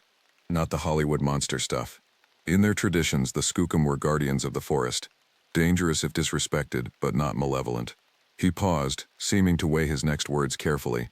"Grandfather claimed to have encountered one when he was young, up near the Blue Mountains. Said it saved him from a landslide." I was about to press for more details when our radios crackled simultaneously. "All units, we've found something." It was Kai, one of the newer rangers, half-mile north of the campsite, near the old fire lookout. We double-timed it to the location. The old fire lookout was a relic from the 1940s, a wooden structure long abandoned but still standing on a rocky outcropping. As we approached, I saw the clustered flashlights of the search team illuminating something on the ground. Easton was kneeling beside what appeared to be a backpack, its contents scattered. A wallet lay open, revealing a driver's license. Christian Matheson, 32, from Portland, our missing camper. "Any sign of Matheson?" I asked, scanning the darkness beyond the lights. "Nothing yet," Easton replied grimly. "But look at this." He pointed his flashlight at the backpack. It had been torn open, not by a knife or along the seams, but ripped apart by something with immense strength. More disturbing were the dark stains that spattered the fabric and surrounding pine needles. "Is that blood?" Waylon asked, voicing what we were all thinking. "Landon," one of the deputies nodded. "Lab will confirm, but yeah, and there's more." He directed his light toward the base of a massive Douglas fir. "Drag marks, something heavy was pulled that way." A chill that had nothing to do with the night air settled over me. We followed the disturbed ground to a small ravine about 30 yards away. The ravine descended steeply for perhaps 50 feet before leveling out in a natural hollow surrounded by ancient trees. And there, in that hollow, was a structure. Not a human structure, nothing so planned or geometric. This was a crude shelter formed from fallen logs, broken branches, and what appeared to be moss and bark layered in a way that would repel rain. It resembled nothing so much as a massive, sophisticated bird's nest scaled up to accommodate something of significant size. "What the hell is that?" Kai whispered. No one answered. We were all processing the implications. This was no temporary animal den. This showed planning, construction, purpose. "We need to go down there," I said finally. Easton shook his head. "Too dangerous in the dark. We'll come back at first light with proper equipment and more personnel." As if in response to his words, a sound emerged from the forest beyond the ravine, that same moaning call I'd heard earlier, but now with a rhythmic quality almost like speech. It was answered by another call from the opposite direction, then another, more distant. "There's more than one," Waylon breathed. The search party fell silent, every face painted with the same realization: we were not alone in these woods, and whatever shared them with us was communicating.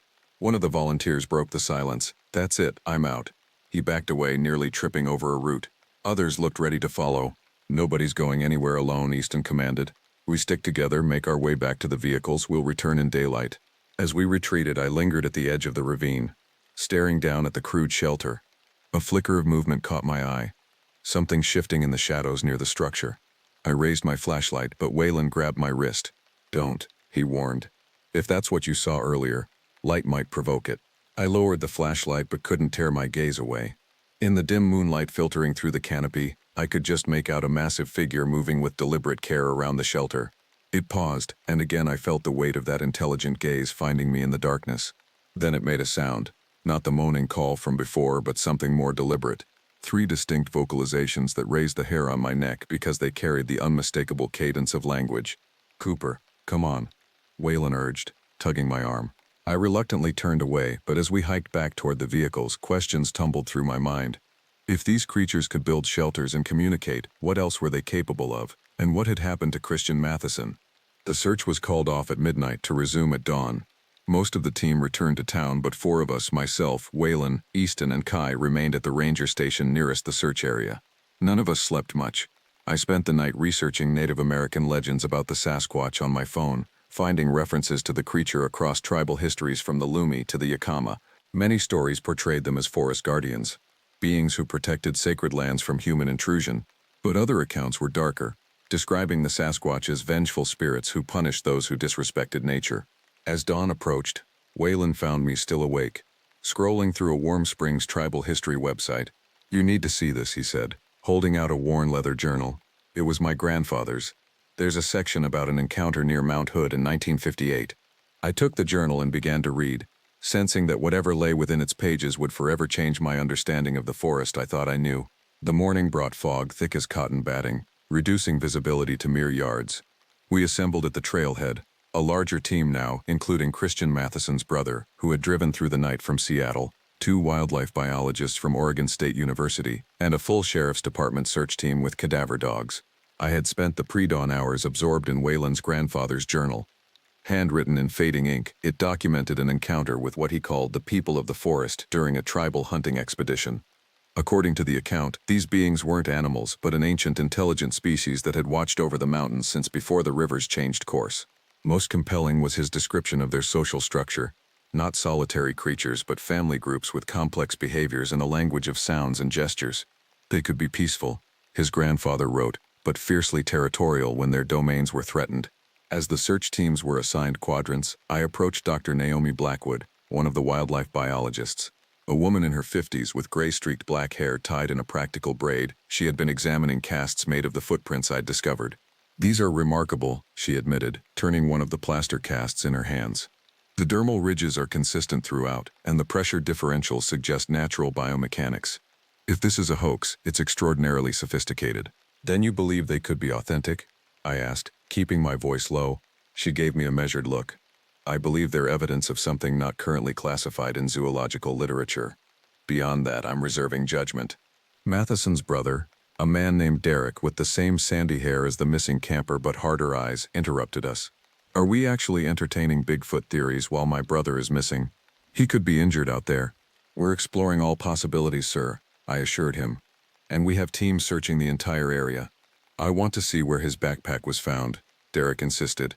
"And that structure you reported." Easton assigned me to guide Derek, Dr. Blackwood, and 2 deputies to the ravine.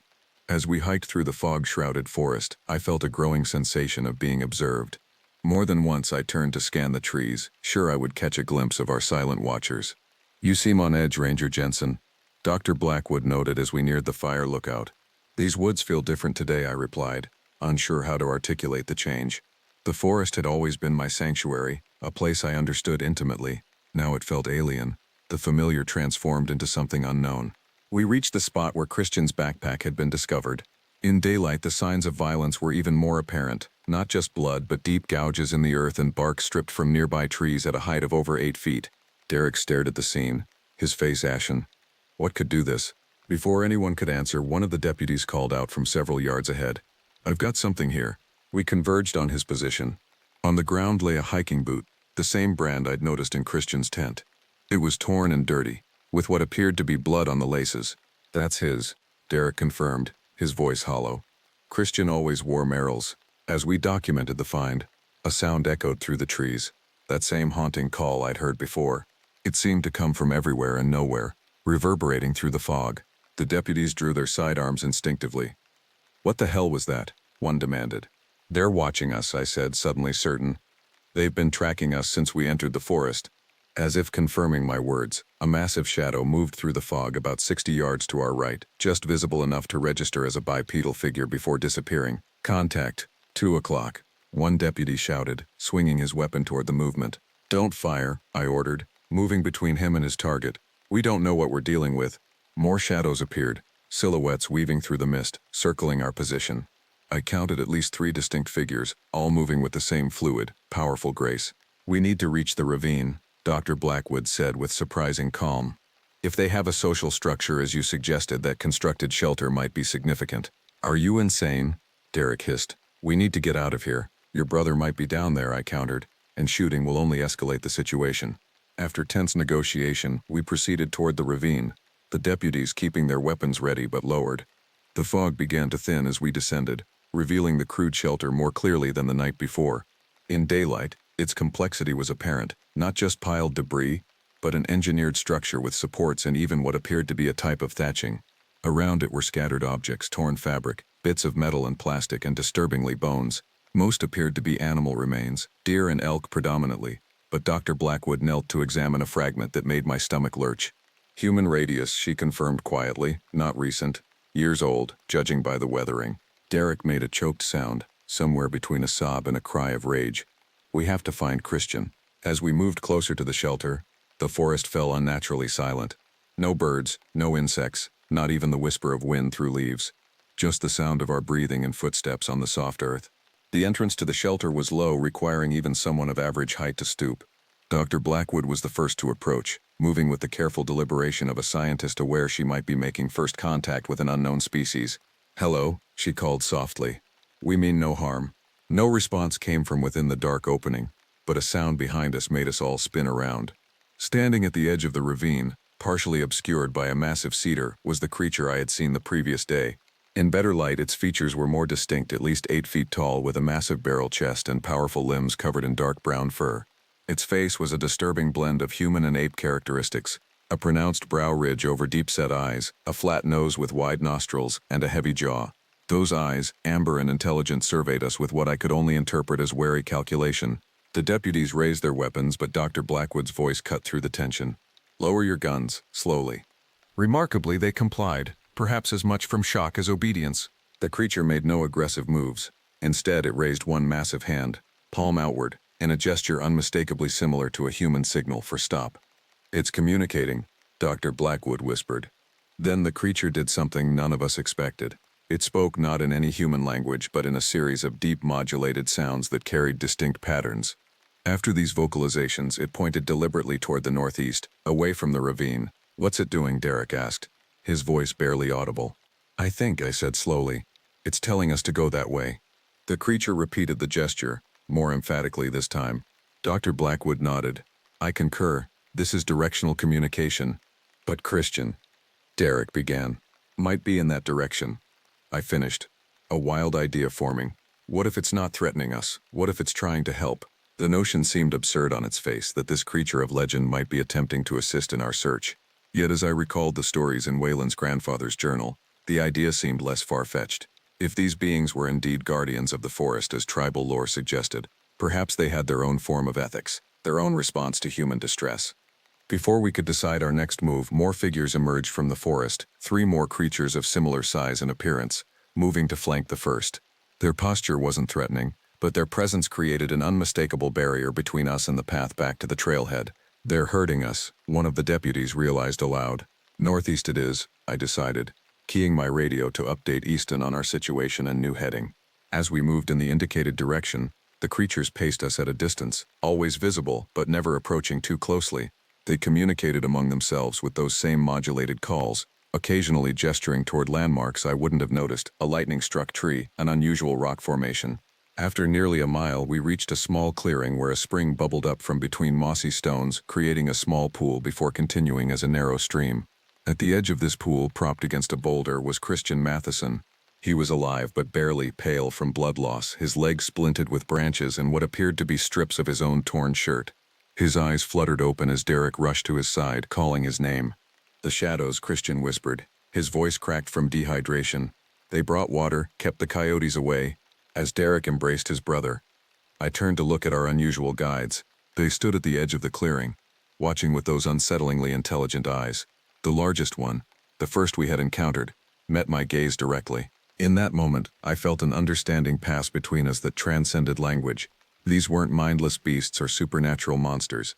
They were something science had failed to classify, something that existed in the space between human knowledge and natural mystery. Then, as silently as they had appeared, they melted back into the forest, leaving us to tend to Christian and call in the medical evacuation team. As we waited for the helicopter, Dr. Blackwood approached me, her expression a mixture of scientific excitement and awe. "What we've witnessed today changes everything," she said quietly. "The question is, what do we tell the world?" I looked toward the trees where our guides had vanished and considered the implications. Public knowledge of intelligent humanoid creatures would bring hordes of curiosity seekers, hunters, and exploiters to these forests. The very existence of these beings would be threatened by their discovery. Maybe, I suggested, some mysteries should remain mysteries. Christian Matheson was airlifted to Portland with severe injuries, a compound fracture of his right tibia, dehydration, and exposure. While his condition was listed as serious but stable, the true nature of his experience remained unclear. The official report drafted by Easton with input from the sheriff's department cited a fall resulting in injury, followed by wildlife interaction of undetermined nature. No mention of 8-foot bipedal creatures with intelligence and rudimentary language. 3 days after the rescue, I returned to my patrol duties but found myself drawn repeatedly to the area surrounding the ravine where we'd found the shelter. Each time I approached, however, I found no trace of the structure or its inhabitants. It was as if the entire episode had been carefully erased from the landscape. On the 4th day, I received a call from Dr. Blackwood requesting a meeting. We arranged to convene at a small diner in Government Camp, a tiny community at the base of Mount Hood. I arrived to find her sharing a booth with an elderly Native American man whom she introduced as Joseph Riverwind, a tribal historian from the Warm Springs Reservation. "Ranger Jensen," Joseph greeted me, his weathered face crinkling with a smile that didn't quite reach his eyes. "Dr. Blackwood tells me you've met the forest people." I glanced around the diner, lowering my voice. "That's not the terminology used in the official report." "No, I expect not," he replied with a knowing nod. "Government reports rarely acknowledge the skookum, but they have been here long before there were reports or governments." Dr. Blackwood slid a folder across the table. "I've been consulting with Mr. Riverwind about the vocalizations we heard. I made recordings on my phone." She tapped the folder. "I've isolated patterns that suggest not just communication but actual language structures, phonemes, consistent syntax." I opened the folder to find spectrograms and linguistic analyses. "You're saying they have a language complex enough for grammar?" "More than that," Joseph interjected. "The sounds you heard match descriptions in our oral histories going back hundreds of years. We believe they speak the oldest language in these mountains, one that predates human settlement." I struggled to process this information. If that's true, why hasn't there been more concrete evidence? In all these years of scientific exploration, because they don't wish to be found, Joseph stated simply.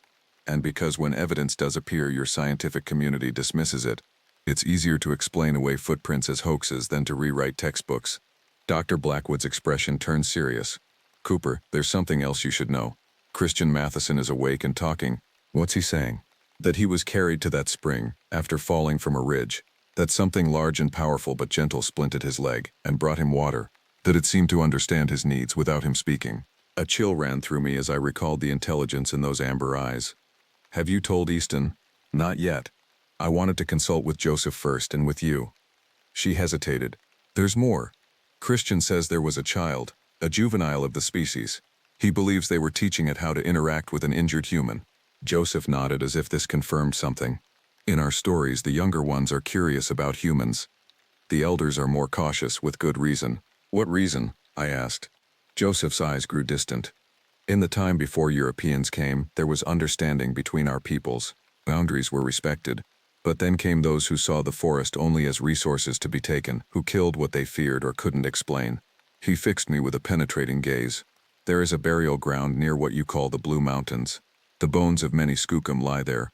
From a massacre in the 1850s, miners who thought they were devils." The implications settled heavily on me. If these creatures had witnessed human cruelty, had preserved that knowledge across generations, their wariness made perfect sense. "Why are you telling me this?" I finally asked. "Because you've been chosen," Joseph said simply. "They revealed themselves to you. That doesn't happen by accident." Dr. Blackwood leaned forward. "Cooper, we want to establish peaceful contact, documented scientific contact, but we need someone they seem to trust or at least tolerate. You're talking about going back out there, seeking them out deliberately?" She nodded. "With proper preparation and respect for their boundaries. Joseph has offered to help us approach them according to traditional protocols." The proposition was professionally risky, potentially dangerous, and completely against Forest Service regulations. Yet I couldn't deny the pull I felt toward understanding these beings better. "Before you decide," Joseph said, reaching into a worn leather satchel, "there's something you should see." He withdrew a package wrapped in deerskin, unfolding it carefully on the table. Inside was a stone tablet about the size of my hand, etched with symbols I didn't recognize, and a crude but unmistakable image of a tall, fur-covered figure standing beside a much smaller human form. This was found in a cave near the Oregon Caves National Monument in 1937, Joseph explained. Carbon dating places it at approximately 3,000 years old. The symbols are similar to those found in other Sasquatch territories across the Northwest. You're saying they have written language too? I asked, incredulous. Not exactly. These are territorial markers, warnings, and history records. Stories carved in stone. He traced one of the symbols with a gnarled finger. This one means boundary. This one means respect. And this, he pointed to a spiral pattern, means watching. Dr. Blackwood's scientific detachment seemed to waver as she examined the artifact. If authenticated, this would be revolutionary. It has been authenticated, Joseph replied firmly, just not by institutions that would recognize its significance. As I studied the stone, my mind flashed back to the creature's deliberate hand gesture, the way it had directed us toward Christian. The intelligence behind those actions couldn't be dismissed as animal instinct. There's one more thing you should know, Joseph said, his voice dropping even lower. Christian Matheson wasn't the first to encounter them in that area. Last year, a geology student disappeared near the same region. The official report listed it as a hiking accident, presumed dead, but a backpack was found containing this. He slid a smartphone across the table. The screen protector was cracked, but when Dr. Blackwood pressed the power button, it lit up. The battery should have died months ago, I noted. It did, she confirmed. Someone recharged it, recently. With growing unease, I watched as she opened the photo gallery. The last images showed a series of blurry shots taken in near darkness, indistinct shapes that might have been nothing or might have been massive figures moving among trees. The final photo, however, was clear enough. A close-up of what appeared to be a hand reaching toward the camera, not a human hand, but one covered in dark fur with fingers nearly twice the length of a man's. The timestamp on this photo, Dr. Blackwood said quietly, is 3 months after the student disappeared. Joseph gathered his artifacts, rewrapping them with ceremonial care. The forest people have watched us for centuries, Ranger Jensen. They've witnessed our wars, our growth, our destruction of their lands. They've chosen, for the most part, to remain hidden. But something is changing. What do you mean? Development is pushing deeper into their territories. Climate change is altering their food sources, and somewhere along the way it seems they've made a decision. His dark eyes held mine, to reveal themselves, selectively, to those they believe might understand. As our meeting concluded, I felt the weight of an impossible choice. My rational mind still struggled with the implications of an undiscovered intelligent species living in forests I patrolled daily. Yet I couldn't deny the evidence of my own experience. That night I called Waylon and told him everything. As the only other ranger who had witnessed the creatures firsthand, I trusted his judgment. My grandfather would say you've been given a responsibility, he said after listening. In the old stories, those who encountered the skookum and were allowed to leave became messengers between worlds. Messengers of what? I asked. Balance, he replied simply. Respect for boundaries. Recognition that humans aren't the only thinking beings who have claim to this land. I stared out my cabin window at the dark outline of Mount Hood against the night sky. Somewhere in those forests, the creatures were watching, waiting to see what I would do with the knowledge they had allowed me to gain. I'll do it, I told Dr. Blackwood when I called her later.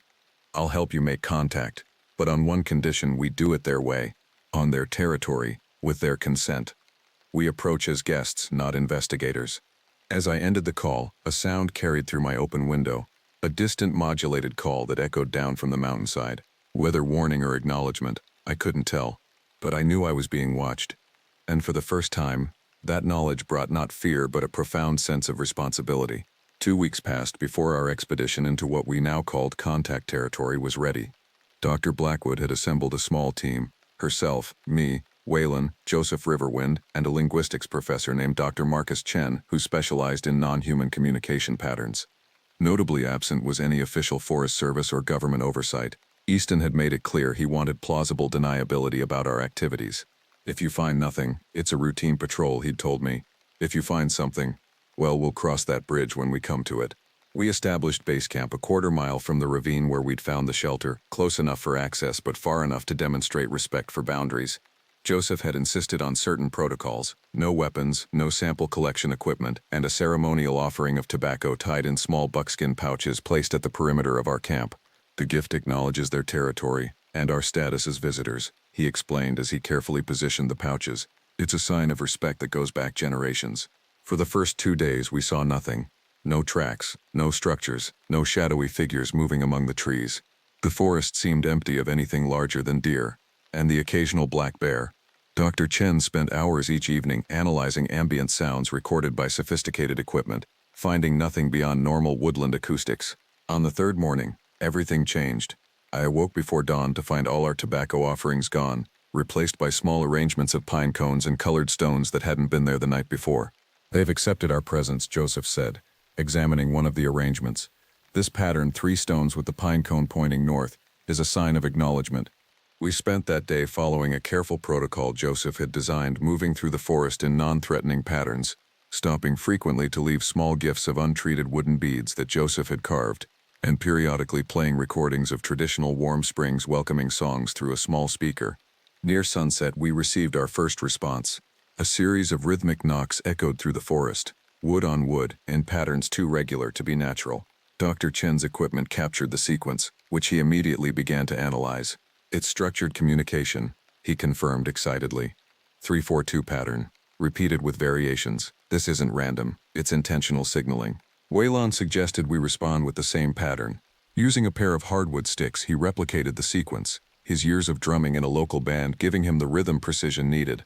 For several breathless minutes, silence followed. Then came an answer. The same pattern but with an additional sequence added, like a question requiring response. "They're testing our ability to communicate," Dr. Chen whispered. We continued this exchange until darkness fell, the complexity of the patterns increasing with each iteration. By the time we returned to camp, Dr. Chen was beside himself with excitement. "This is confirmation of symbolic thought," he insisted, reviewing the recordings. "They're not just mimicking, they're building on established patterns, creating new linguistic structures on the fly." That night, we maintained a watch schedule, with 2 people awake at all times. During my shift with Dr. Blackwood, a sense of anticipation hung in the air, like the charged atmosphere before a thunderstorm. "Do you think they'll show themselves?" she asked, her scientific detachment temporarily replaced by wonder. "I think they're deciding if we're worthy of that trust," I replied. Just before dawn, during Waylon and Joseph's watch, the first direct contact occurred. A large stone landed with deliberate gentleness at the edge of our camp, not thrown aggressively but placed with precision. Attached to it was a strip of cedar bark wrapped around a small object. When I emerged from my tent, Joseph was carefully unwinding the bark to reveal a crude wooden carving of a human figure, recognizable as such despite its simplicity. More remarkable was what the figure held. A miniature version of my Forest Service badge, reproduced with surprising accuracy in wood and colored clay. "It's you," Waylon said unnecessarily. "They've been watching closely enough to replicate your badge." The implications were staggering. Not just intelligence and communication, but artistic representation, symbolic thinking, and detailed observation, all hallmarks of advanced cognition. Joseph placed the carving carefully on a small cloth. "This is an invitation," he said with certainty. "They want to meet the one they've marked." "Marked?" I asked. "In their understanding, your badge is your identifier, your mark of authority. By replicating it, they're acknowledging your role and requesting formal contact." The decision was ultimately mine. Despite all our preparation, the reality of face-to-face contact with these beings, creatures of legend now proven real, was daunting. What if I misinterpreted their intentions? What if our presence triggered aggression? Yet something deeper than scientific curiosity pulled me forward. Since my first encounter, I had felt a connection to these forest dwellers, a sense that our meeting was somehow meant to be. At Joseph's suggestion, I prepared by removing my utility belt, radio, and anything that might be perceived as a tool or weapon. I would go alone to the ravine, unarmed and open. "Remember," Joseph counseled as I prepared to leave, "maintain eye contact but don't stare. Keep your hands visible, and above all, show no fear. They can sense it like animals but understand it like humans." The walk to the ravine seemed both eternal and instantaneous. The forest around me was alive with morning sounds, birds calling, insects humming, leaves rustling, yet beneath it all was a watchful silence, an awareness that I was not moving unobserved. At the edge of the ravine, I stopped and followed Joseph's instructions. 3 slow, deep breaths. Then a simple spoken greeting in the Sahaptin language he had taught me, words that roughly translated to, "I come in peace as a visitor to your home." For long minutes, nothing happened. I stood motionless, fighting the urge to fidget or retreat. Then, almost imperceptibly at first, a figure emerged from the shadows of the trees across the ravine. The same massive creature I had encountered before, its amber eyes fixed on mine. It approached with deliberate slowness, movements fluid despite its enormous size.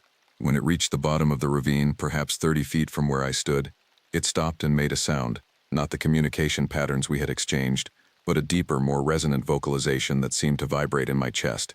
Following instinct, I repeated the sound as best I could. The creature's expression changed subtly, a slight widening of the eyes, a tilt of the massive head. Then it did something unexpected.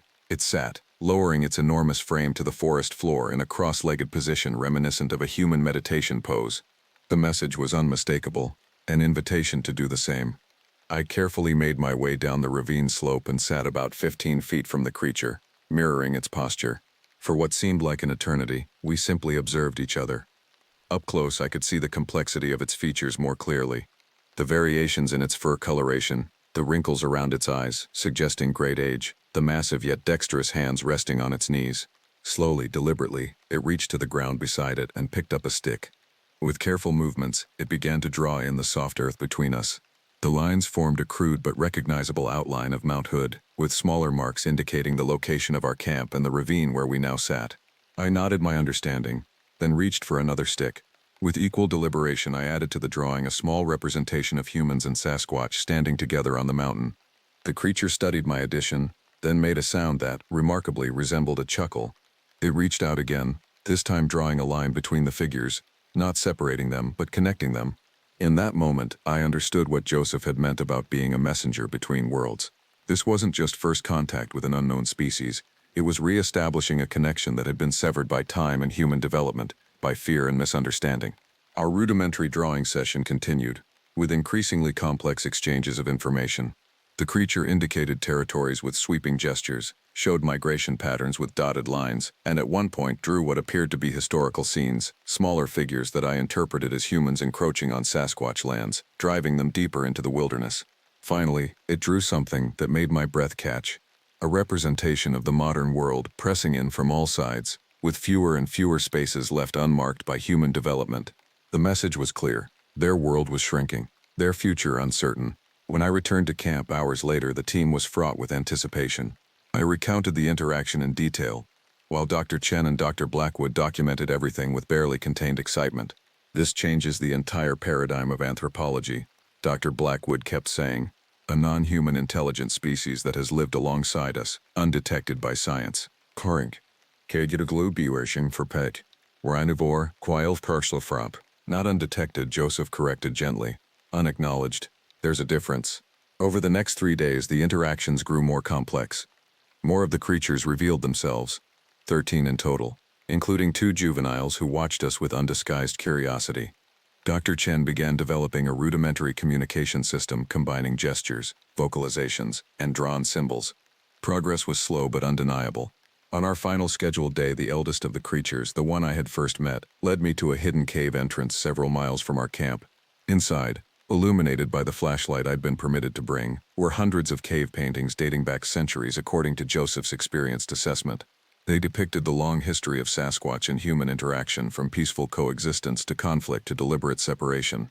The most recent paintings, remarkably, included images that could only be modern humans, figures with equipment resembling cameras and scientific instruments.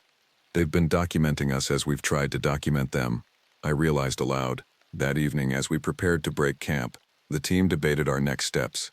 Dr. Blackwood and Dr. Chen advocated for publishing our findings, arguing that scientific recognition would lead to protection for both the species and their habitat. Joseph and Waylon were more cautious, suggesting that exposure could lead to exploitation or worse. "The world isn't ready," Waylon argued. "Look what happens to every rare species we discover: poaching, habitat destruction, commercialization." As the debate continued, I slipped away from camp, drawn back to the ravine one last time. I found the eldest creature waiting, as if anticipating my return. In the fading light, we sat across from each other as we had that first day. With sticks and earth and gestures, we attempted to communicate the complex situation. I tried to convey the concept of conservation, of protection, of keeping their existence secret for their own safety. It responded with what seemed like understanding, but also determination, drawing images that suggested they would no longer hide completely, but would choose carefully whom to reveal themselves to. As darkness fell, it presented me with a final gift, a small carved pendant made from a material I couldn't identify. The design matched one of the symbols from the cave, the overlapping circles that Joseph had translated as connection between worlds. I accepted it with the reverence it deserved, understanding the responsibility it represented. When I returned to camp, my decision was made. "We document everything," I told the team, "but we secure it. No immediate publication, no press releases. We establish a protected corridor in these forests under the guise of conservation for known endangered species, and we continue contact, carefully, respectfully, at their pace." Dr. Blackwood looked disappointed but nodded her understanding. And Christian Matheson? The evidence from his rescue? His story becomes a tale of survival and hallucination from trauma and exposure, I said firmly. For now, at least. As we hiked out the next morning, I felt the weight of the pendant against my chest and the weight of secrecy on my shoulders. The forest that had once been simply my workplace had transformed into something far more complex. A shared space between worlds, between species whose fates were more intertwined than either had fully recognized. Behind us, unseen but undeniably present, our silent watchers let us leave their territory, trusting that the connection we had established would serve as a beginning rather than an end. 3 months later, I stood at the edge of the newly established Mount Hood Wildlife Corridor, 18,000 acres of protected forest created through a coalition of conservation groups, Native American tribes, and government agencies. The official purpose: preservation of old-growth habitat for endangered species. The true purpose was known only to a select few. As the autumn sun filtered through the canopy, I heard a now familiar sound. Wood on wood in the pattern that had become our simple greeting. I responded with my own set of taps, then waited. From the shadows between ancient trees, amber eyes watched me with intelligence and what I had come to recognize as cautious hope. Not monsters, not myths, but complex beings with whom we shared this land, the true guardians of the forest who had finally decided we might be worthy of their trust. I raised my hand in greeting, palm outward as they had taught me. The shadow in the trees raised its hand in return, and in that simple gesture lay the possibility of a new understanding. A bridge between worlds that had existed side by side for millennia, separated only by fear and ignorance. A bridge that I now walked as messenger, protector, and witness to a truth both ancient and revolutionary. We had never been alone in these forests. I've been working as a park ranger for 15 years, but I've never seen footprints that disappear mid-stride. The Olympic National Forest had been my home longer than anywhere else. 15 years patrolling these misty trails, documenting wildlife patterns, guiding lost hikers back to civilization, and occasionally rescuing the unprepared from nature's indifference. I thought I knew every inch of this place, every sound the forest could make, every track an animal could leave. But nothing in my training prepared me for what I found that morning in early October. The rain had been steady for 3 days before finally letting up, leaving the forest floor soft and receptive. Perfect tracking conditions. I was checking the remote northeastern section of my territory, an area locals called Shadow Valley, a name I'd always found melodramatic until that day. My radio crackled with static. "James, you copy, over." It was Elijah, one of the newer rangers stationed at the visitor center. "I copy. What's up?" I responded, grateful for the human connection in the otherwise silent woods. "Just checking in. You've been out there a while. Everything okay?" I paused, looking at the strange indentation in the mud before me. "Yeah, just found something interesting. I'll report back when I'm at the station." "Copy that. Be careful out there. Be careful." Standard ranger sign-off, but it sent an unexpected chill down my spine. The footprint I was examining was massive, easily 18 inches long with 5 distinct toes. The depth suggested something weighing at least 700 pounds. But what disturbed me most was that it wasn't alone. There was a clear trail of these prints, evenly spaced about 6 feet apart, suggesting an enormous bipedal creature with a purposeful stride. I followed the tracks, taking photos with my department-issued camera. The forest seemed to grow quieter with each step, the usual background chorus of birds and insects fading to nothing. The silence was oppressive, pressing against my eardrums like I descended too quickly in elevation. Then the tracks simply stopped. Not gradually, like something moving from soft earth to rocky ground. Not veering off into the underbrush. The trail of massive footprints ended mid-stride, as if whatever made them had simply vanished into thin air or been plucked up from above. I crouched down, studying the last print. The impression was perfect, undisturbed. There was no sign of a pivot, no indication the creature had jumped or changed direction. It had taken a step and then, nothing. "What the hell?" I muttered, the sound of my voice unnaturally loud in the silence. Something rustled in the underbrush about 50 yards to my right. I straightened quickly, hand moving instinctively to the bear spray on my belt, but the forest had gone still again. My 15 years of experience told me to document everything and leave, but something else, curiosity, stubbornness, or perhaps something more primal, pulled me toward the source of the sound. The undergrowth was thick here, sword ferns and salal bushes creating a natural barrier. I pushed through carefully, trying to minimize the noise. The vegetation suddenly gave way to a small clearing, and I stopped cold. In the center of the clearing stood a crude structure, a pyramid of broken tree limbs and branches that had to be at least 9 feet tall. The branches weren't broken by storm damage, they had been snapped with tremendous force and deliberately arranged.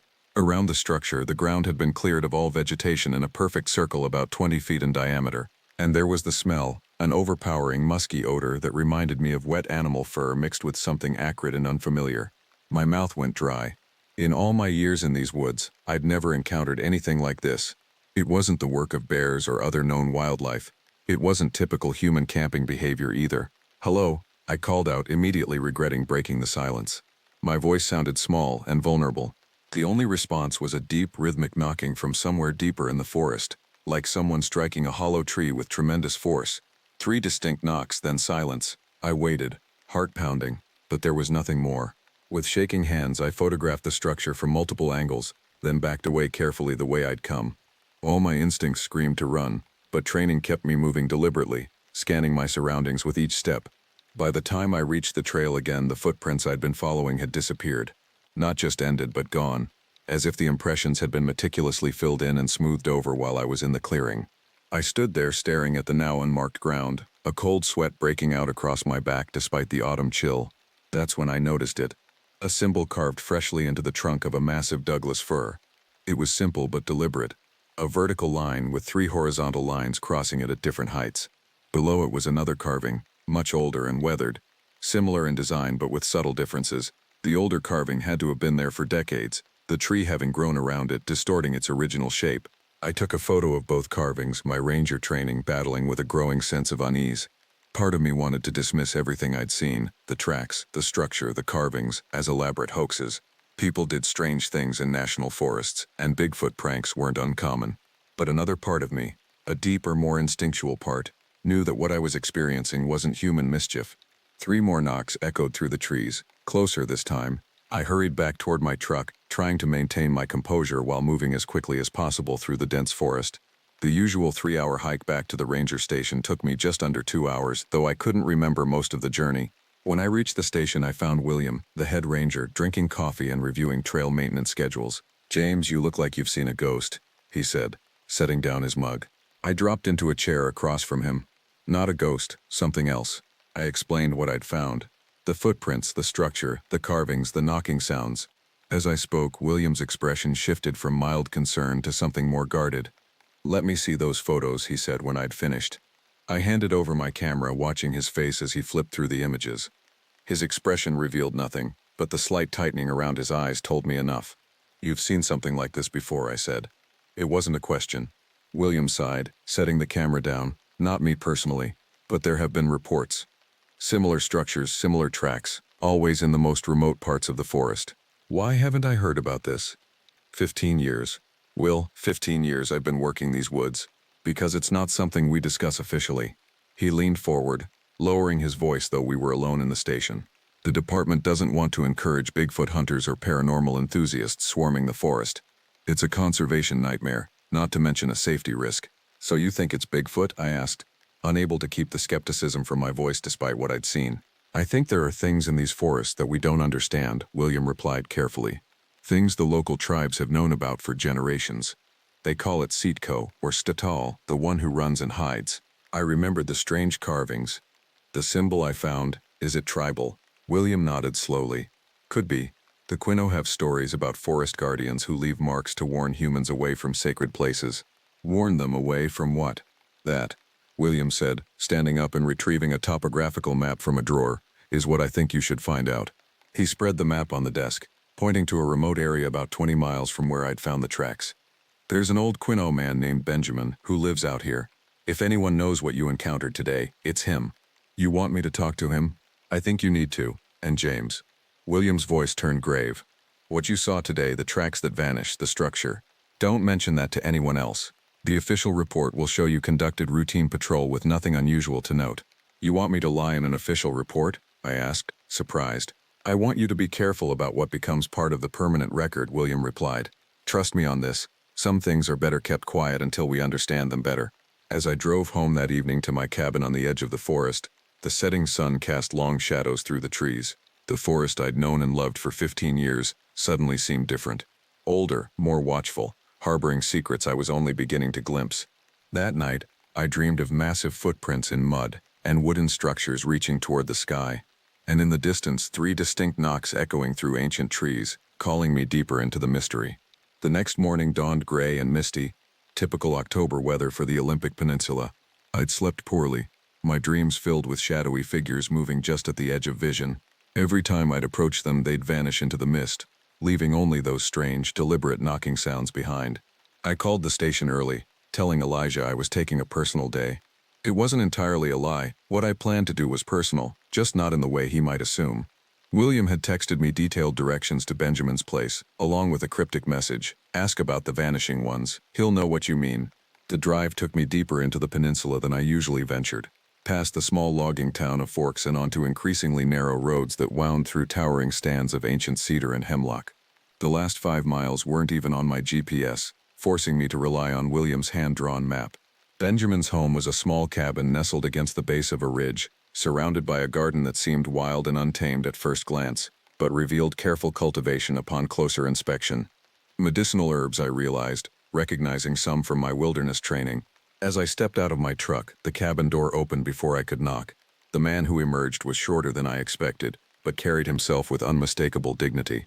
His weathered face suggested he was in his 70s, though his movements were those of a much younger man. Long silver hair was pulled back in a traditional braid, and his dark eyes studied me with unsettling intensity. "You're the ranger," he said. Not a question. "Yes, sir. James Carter. William sent me." "William," Benjamin nodded. "He has respect for the old ways. Come inside, Ranger. The forest has ears."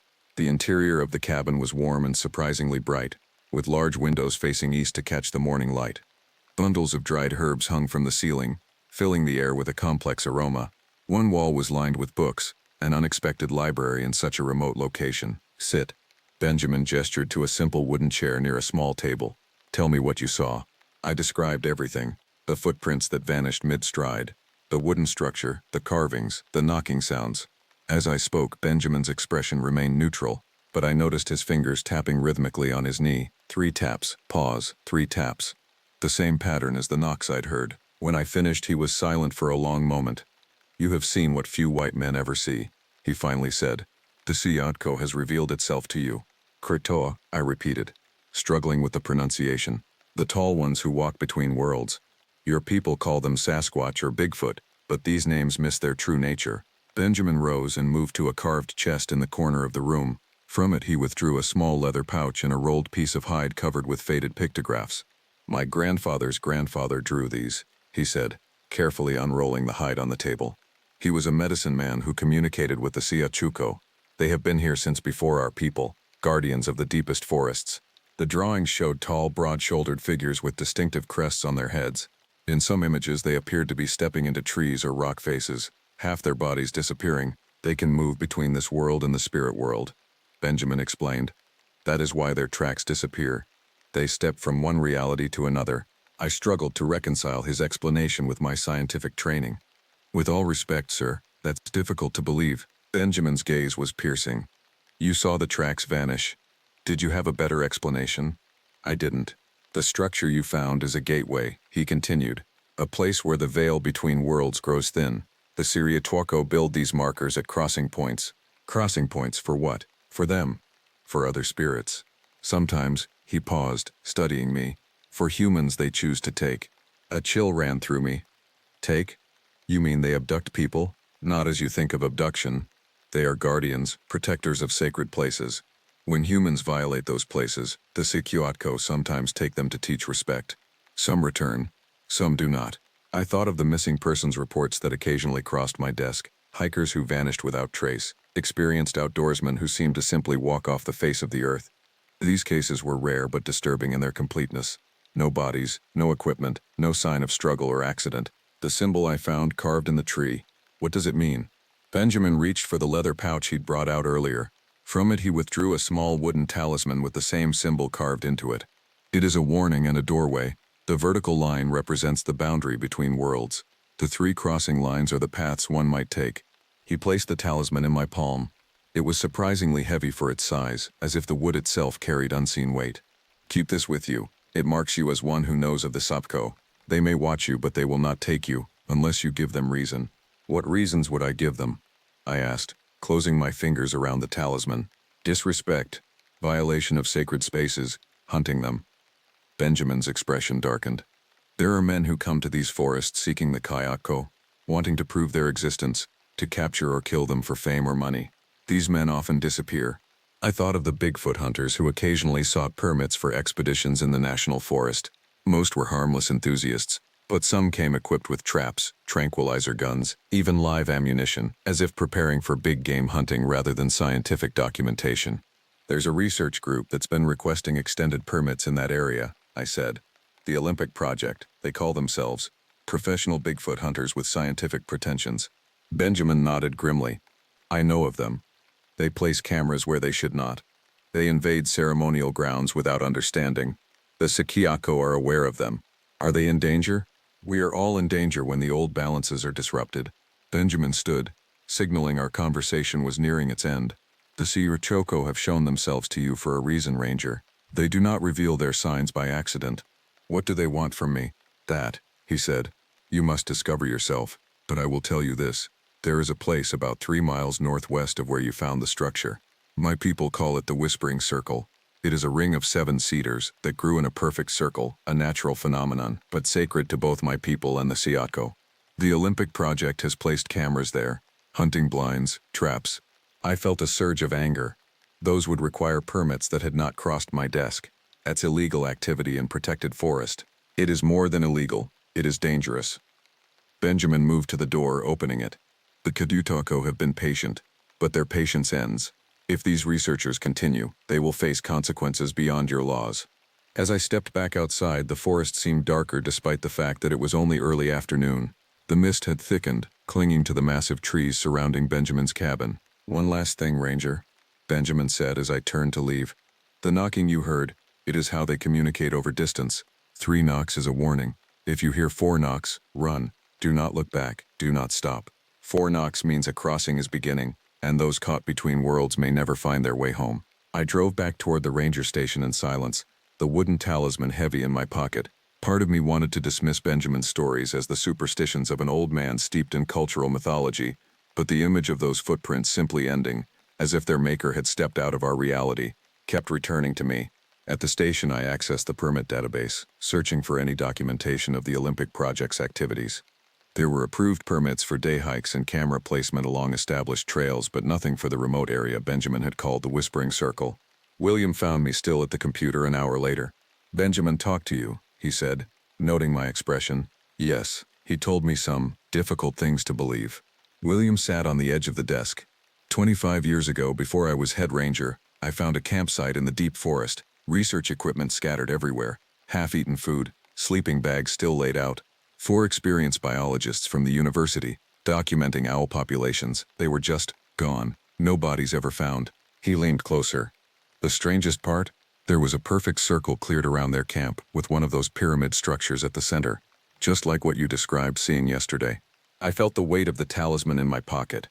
William, the Olympic Project is operating outside their permitted areas. Benjamin says they've set up cameras and traps in a place called the Whispering Circle. William's face hardened. That's restricted land, sacred to the Quinaw. I need to go out there, document the violations, remove any unauthorized equipment. Not alone, you don't. William's tone left no room for argument.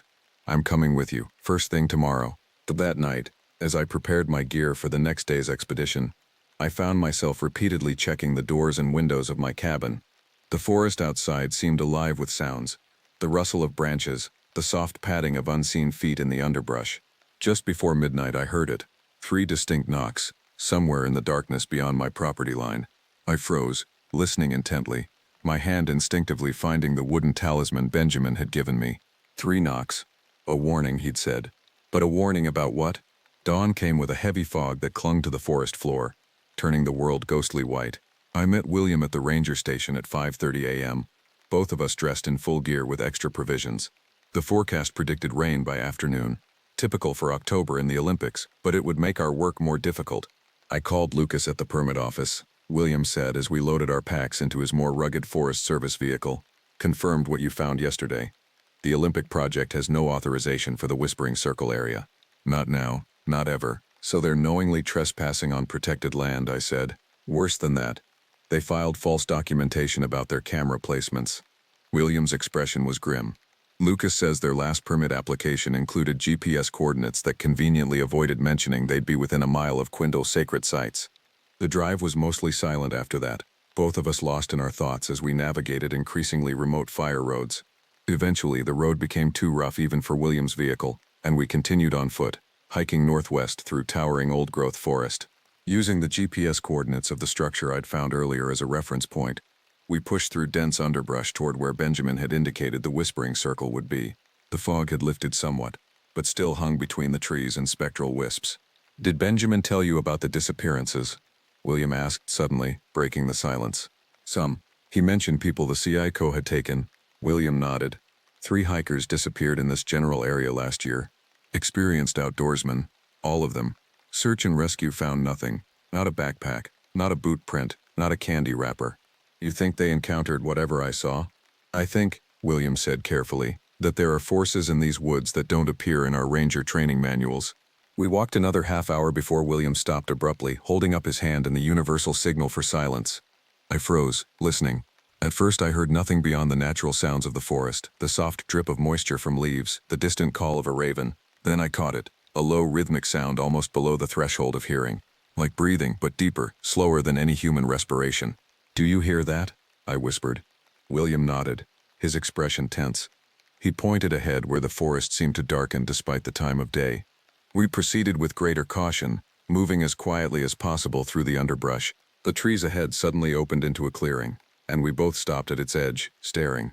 7 enormous cedar trees stood in a perfect circle approximately 50 feet in diameter. Each tree had to be at least 12 feet in circumference, their massive trunks covered in moss and lichen that gave them an ancient, almost sentient appearance. The breathing sound was louder here, seeming to emanate from the very center of the circle. But what immediately caught our attention were the man-made additions to this natural wonder. High-definition trail cameras had been mounted to 3 of the sacred trees with large metal screws driven directly into the living wood. Motion sensors were positioned at the perimeter of the circle. Most disturbing of all, a large metal cage-like trap had been placed at the center, partially camouflaged with branches and leaves. "Jesus," William muttered, his voice a mixture of anger and disbelief. "They're actually trying to trap one." I approached one of the cameras, examining how it had been mounted. These screws are at least 4 inches long, driven right into the heartwood. This could kill these ancient trees. "We're taking everything down," William said firmly. "Document it all first for the violation report, then we remove every piece of this equipment." We worked methodically, photographing each piece of unauthorized equipment before carefully removing it. The trap at the center was more sophisticated than I'd initially realized. A reinforced cage with a pressure plate trigger mechanism, and what appeared to be a tranquilizer delivery system. "This isn't amateur equipment," I noted as we dismantled it. "This is professional-grade wildlife capture tech, expensive, and completely illegal without proper permits," William added. "Which they definitely don't have for tranquilizers." As we worked, I became increasingly aware of the breathing sound that permeated the clearing. It didn't seem to come from any specific direction, but rather from everywhere at once, as if the air itself were alive. More unsettling was the feeling of being watched, a prickling sensation at the back of my neck that wouldn't subside no matter how often I scanned our surroundings.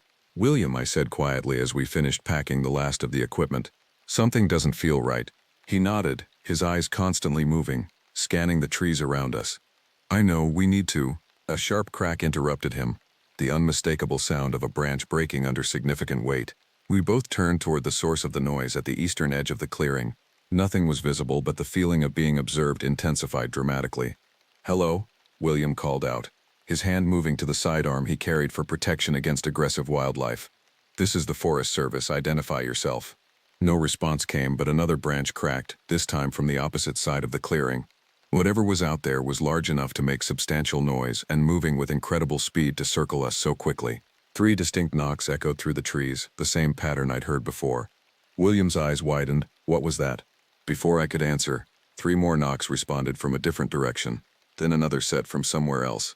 The sounds were coming from all around us now, creating a disorienting cacophony. "We need to leave," I said, hefting my pack and the bag of confiscated equipment. "Now." We moved quickly toward the path we'd taken into the clearing, but stopped short at the tree line. Through the fog that had begun to thicken again, a massive silhouette was barely visible, at least 8 feet tall, broad-shouldered, standing perfectly still about 30 yards ahead. "Oh my God," William breathed. The figure didn't move, but the knocking sounds intensified, coming faster now, no longer in sets of 3 but in rapid, urgent patterns. "This way," I said, pulling William toward what seemed like a gap in the perimeter of watchers. We pushed through the underbrush, moving as fast as we could while carrying our heavy packs and equipment. The terrain sloped downward, becoming increasingly steep and difficult to navigate. The fog had grown so dense that visibility was reduced to mere feet, forcing us to stay close to avoid separation. The knocking followed us, always just out of sight, sometimes seeming to come from directly above. Occasionally through gaps in the fog I caught glimpses of dark shapes moving through the trees with astonishing speed and grace for their size. "They're hurting us," William gasped as we stumbled down the increasingly steep slope. He was right. Every time we tried to veer back toward the direction of our vehicle, the knocking would intensify from that direction, forcing us to change course. We were being deliberately driven deeper into the forest, away from familiar territory. The slope suddenly gave way beneath our feet, sending us sliding down a muddy embankment. We tumbled through ferns and underbrush before coming to a stop at the bottom of a small ravine. The confiscated equipment scattered around us, some pieces breaking open on impact. As I struggled to my feet, a new sound cut through the forest, a high-pitched, keening wail that raised the hair on my arms and sent a primal surge of fear through my body. It wasn't human, wasn't any animal I recognized, and seemed to come from multiple sources simultaneously. "What is that?" William's voice shook slightly as he retrieved his fallen pack. "I don't know," I admitted, helping him gather the scattered equipment.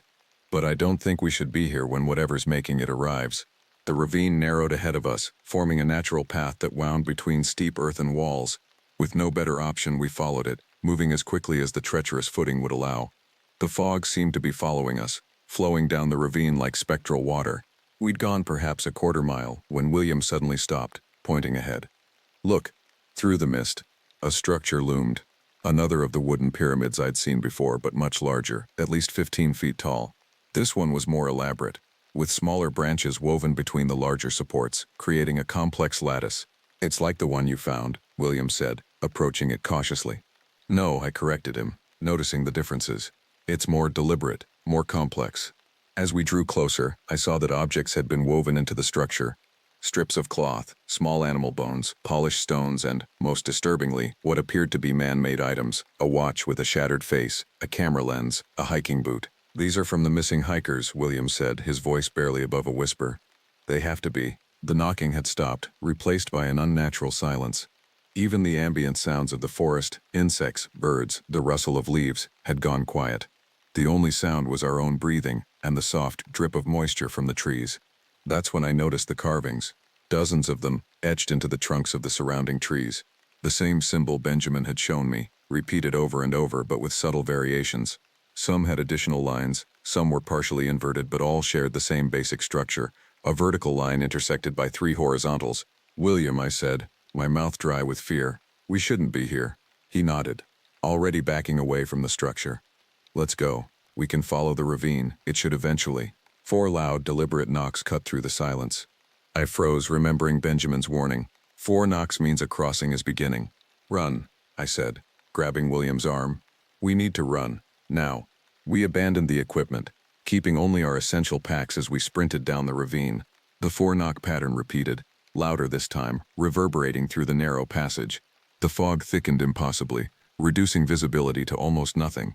William was a few steps ahead of me when he suddenly disappeared from view with a startled cry. I skidded to a stop at the edge of what appeared to be a sinkhole that had opened in the ravine floor. It was perhaps 12 feet across, its edges crumbling and unstable. "William," I called, dropping to my knees at the edge.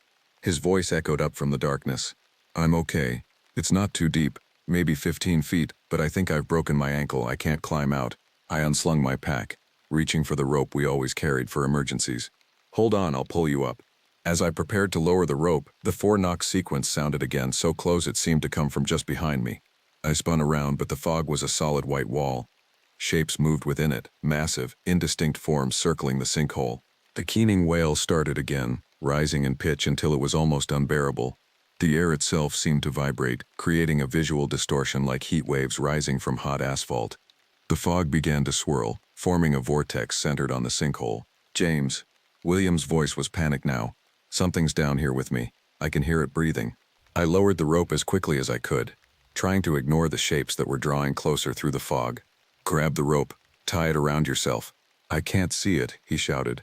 "The fog's too thick down here." The swirling intensified, the air pressure dropping suddenly, making my ears pop painfully. Through the fog I could now make out distinct figures, at least 7 massive, hair-covered forms forming a circle around the sinkhole. Their features were obscured, but their size and shape were unmistakably similar to what native legends described as Sasquatch or Bigfoot. But there was something wrong about them. Something in the way they moved, in the strange proportions of their limbs, that suggested they weren't quite solid. As I watched in horror, one seemed to flicker like a bad television signal, momentarily revealing a skeletal structure unlike anything I'd ever seen. "William," I screamed, still trying to lower the rope into the increasingly fog-filled hole. "Can you see the rope?" His answer came as a terrified scream that cut off abruptly. Then silence. "William," I called again, my voice breaking. No response came from the hole, but the knocking started once more. 4 beats repeated in a rhythm that now sounded almost like language. The figures were moving closer, their forms becoming more distinct through the swirling fog. I had seconds to make a decision. Try to reach William or save myself. Training and friendship demanded I stay, but some deeper instinct, something primal and connected to survival, screamed at me to run. In the end, it was Benjamin's talisman that decided for me. As the figures closed in, I felt it grow hot in my pocket. Painfully so, like a coal burning through the fabric. I pulled it out, nearly dropping it from the heat. The carved symbol was glowing with a faint blue light, pulsing in time with the 4-knock rhythm that filled the air. Acting on pure instinct, I held it up toward the approaching figures. The effect was immediate. The figures stopped their advance, the keening wail faltering. The one directly across the sinkhole from me, larger than the others, with a distinctive crest of hair on its head, made a gesture with its massive hand, pointing first at the talisman, then at me, then toward the ravine behind me. The message was unmistakable. I was being offered a chance to leave. "I can't leave, William," I called out, my voice sounding small against the otherworldly wailing. The largest figure made that same gesture again, more emphatically this time. The ground beneath my feet began to tremble. Small stones and dirt sliding into the sinkhole. The edges were crumbling, expanding the hole. "William," I shouted one last time, desperately lowering the rope further, but there was no response. The talisman in my hand pulsed brighter, almost painfully hot now. The lead figure across from me suddenly let out a sound that was neither human nor animal, a deep resonant bellow that seemed to vibrate through my very bones. The others joined in, creating a harmonized sound that made my vision blur. With the hole rapidly expanding toward where I knelt, I made the hardest decision of my life.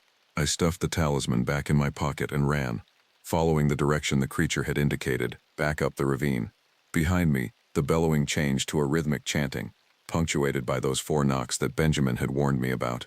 I ran until my lungs burned, stumbling over roots and rocks, pushing through dense underbrush when the ravine ended. I had no idea where I was or which direction might lead back to civilization. My only goal was distance, putting as much space as possible between myself and whatever ceremony was occurring back at the sinkhole. Night was falling by the time I couldn't run anymore. I collapsed against the trunk of a massive cedar, gasping for breath, my muscles trembling from exhaustion. Only then did I realize I was still clutching my satellite phone, standard ranger equipment I'd completely forgotten in the chaos. With shaking hands, I dialed the emergency channel for the ranger station. After several tense moments, Elijah's voice came through, broken by static. "James, is that you? Where are you guys? You missed 2 check-ins." "Elijah," I gasped. "William, he's gone. I need search and rescue, emergency extraction." "Gone? What do you mean gone? What happened?" Alarm filled his voice. "Accident, sinkhole." I couldn't bring myself to mention the other things I'd seen. "I'm lost. Can you track this signal?" "Signal's weak, but we've got you. Stay where you are. Helicopters being dispatched. ETA 90 minutes if weather holds." I closed my eyes, relief washing over me. "Hurry." As darkness enveloped the forest, I huddled against the cedar, jumping at every sound. The helicopter couldn't come soon enough. But it never arrived. The weather turned, as it often does in the Olympics, with frightening speed. What had been light fog thickened into a dense soup that no aircraft could safely navigate. The wind rose, bringing heavy rain that drummed against the forest canopy and dripped through to soak me to the skin. Elijah's increasingly worried voice informed me that the rescue had been delayed until morning. I was on my own for the night. The rain continued unabated, soaking through my ranger jacket despite its waterproof claims. I'd managed to find partial shelter beneath the broad branches of the cedar, but water still found its way down my neck and into my boots. The temperature was dropping, and I knew hypothermia was a real risk. Using the small emergency kit from my pack, I created a makeshift shelter with the emergency blanket and some fallen branches. It wasn't much, but it would have to do. The satellite phone's battery was running low, so I turned it off to conserve power, promising Elijah I'd check in at dawn. Alone in the gathering darkness, every sound of the forest took on new menace. The rational part of my mind, the trained ranger who knew these woods, tried to catalog each noise, attributing it to known wildlife or natural phenomena. But another part, the part that had witnessed William's disappearance and the impossible beings that surrounded the sinkhole, remained on high alert. The wooden talisman Benjamin had given me still rested in my pocket, no longer hot but maintaining a subtle warmth against my leg. I took it out, studying it in the dim light. The carving seemed different somehow, the lines deeper, more pronounced than I remembered. "What are you?" I whispered, running my thumb over the symbol. As if in response, 3 distinct knocks sounded in the distance. The warning pattern Benjamin had described. I clutched the talisman tighter, my heart racing. Something was out there, moving through the storm-lashed forest. I doused my small light, relying on my other senses. The rain masked many sounds, but I could still detect movement, something large circling my position, keeping just outside the range of clear visibility. Another series of knocks, closer this time, followed by a low, rumbling vocalization that was definitely not from any animal native to these woods. I pressed myself against the cedar trunk, trying to make myself as small as possible. "I mean no harm," I called out, unsure if what stalked me could understand human speech. "I just want to leave your territory." The movement stopped. For several long minutes there was nothing but the sound of rain. Then, unexpectedly, a response, 3 soft knocks, almost gentle, from directly behind the cedar I was leaning against. I scrambled away, nearly losing my emergency shelter in the process. Turning to face the tree, I saw nothing at first. Then a massive shape detached itself from the darkness, stepping forward with surprising grace for its size. In the dim light, I could make out only its silhouette, at least 8 feet tall, with broad shoulders and a distinctive crest of hair on its head. Its face remained in shadow, but I could feel its gaze upon me, studying me with what felt like intelligence. It was one of them, one of the beings from the sinkhole. But it was alone, and its posture seemed different, less threatening, more curious. Slowly, deliberately, I reached into my pocket and withdrew the talisman, holding it up between us. The figure made a sound, something between a hum and a purr, and extended one massive hand, palm up. The gesture was unmistakable. "You want this back?" I asked, my voice barely above a whisper. The creature didn't move, its hand remaining extended. After a moment's hesitation, I placed the talisman in its palm, half expecting those massive fingers to close around my hand, but the touch never came. Instead, the creature withdrew its hand, examining the wooden carving. Then, to my astonishment, it produced something from what appeared to be a crude pouch made of woven cedar bark at its waist. It held this new object out to me. Cautiously, I reached for it. It was another carving, similar to the first but with significant differences. The vertical line remained, but now there were 5 horizontal lines instead of 3, and small circular marks at various intersections. The creature made another sound, this one almost musical, rising and falling in a pattern that tantalizingly suggested language. It pointed to the new talisman, then to me, then to the northwest. "You want me to go that way?" I asked, pointing in the direction it had indicated. The massive head dipped once in what could only be interpreted as a nod. "William," I said, miming the action of falling into a hole. "My friend, is he?" The creature went still, its breathing the only sound beyond the rain. Then it raised one hand, making a complex gesture I couldn't interpret. When it finished, it pointed to the new talisman in my hand, then northwest again, more urgently this time. I understood then. It was trying to help me leave. Whether out of compassion or simply to remove me from its territory, I couldn't tell. "Thank you," I said, tucking the new talisman into my pocket. The creature retreated a step, then another, beginning to fade into the darkness. Before it disappeared completely, it made one final sound, 4 sharp knocks that sent a chill through me despite our seemingly peaceful interaction. A warning? A farewell? I couldn't be sure.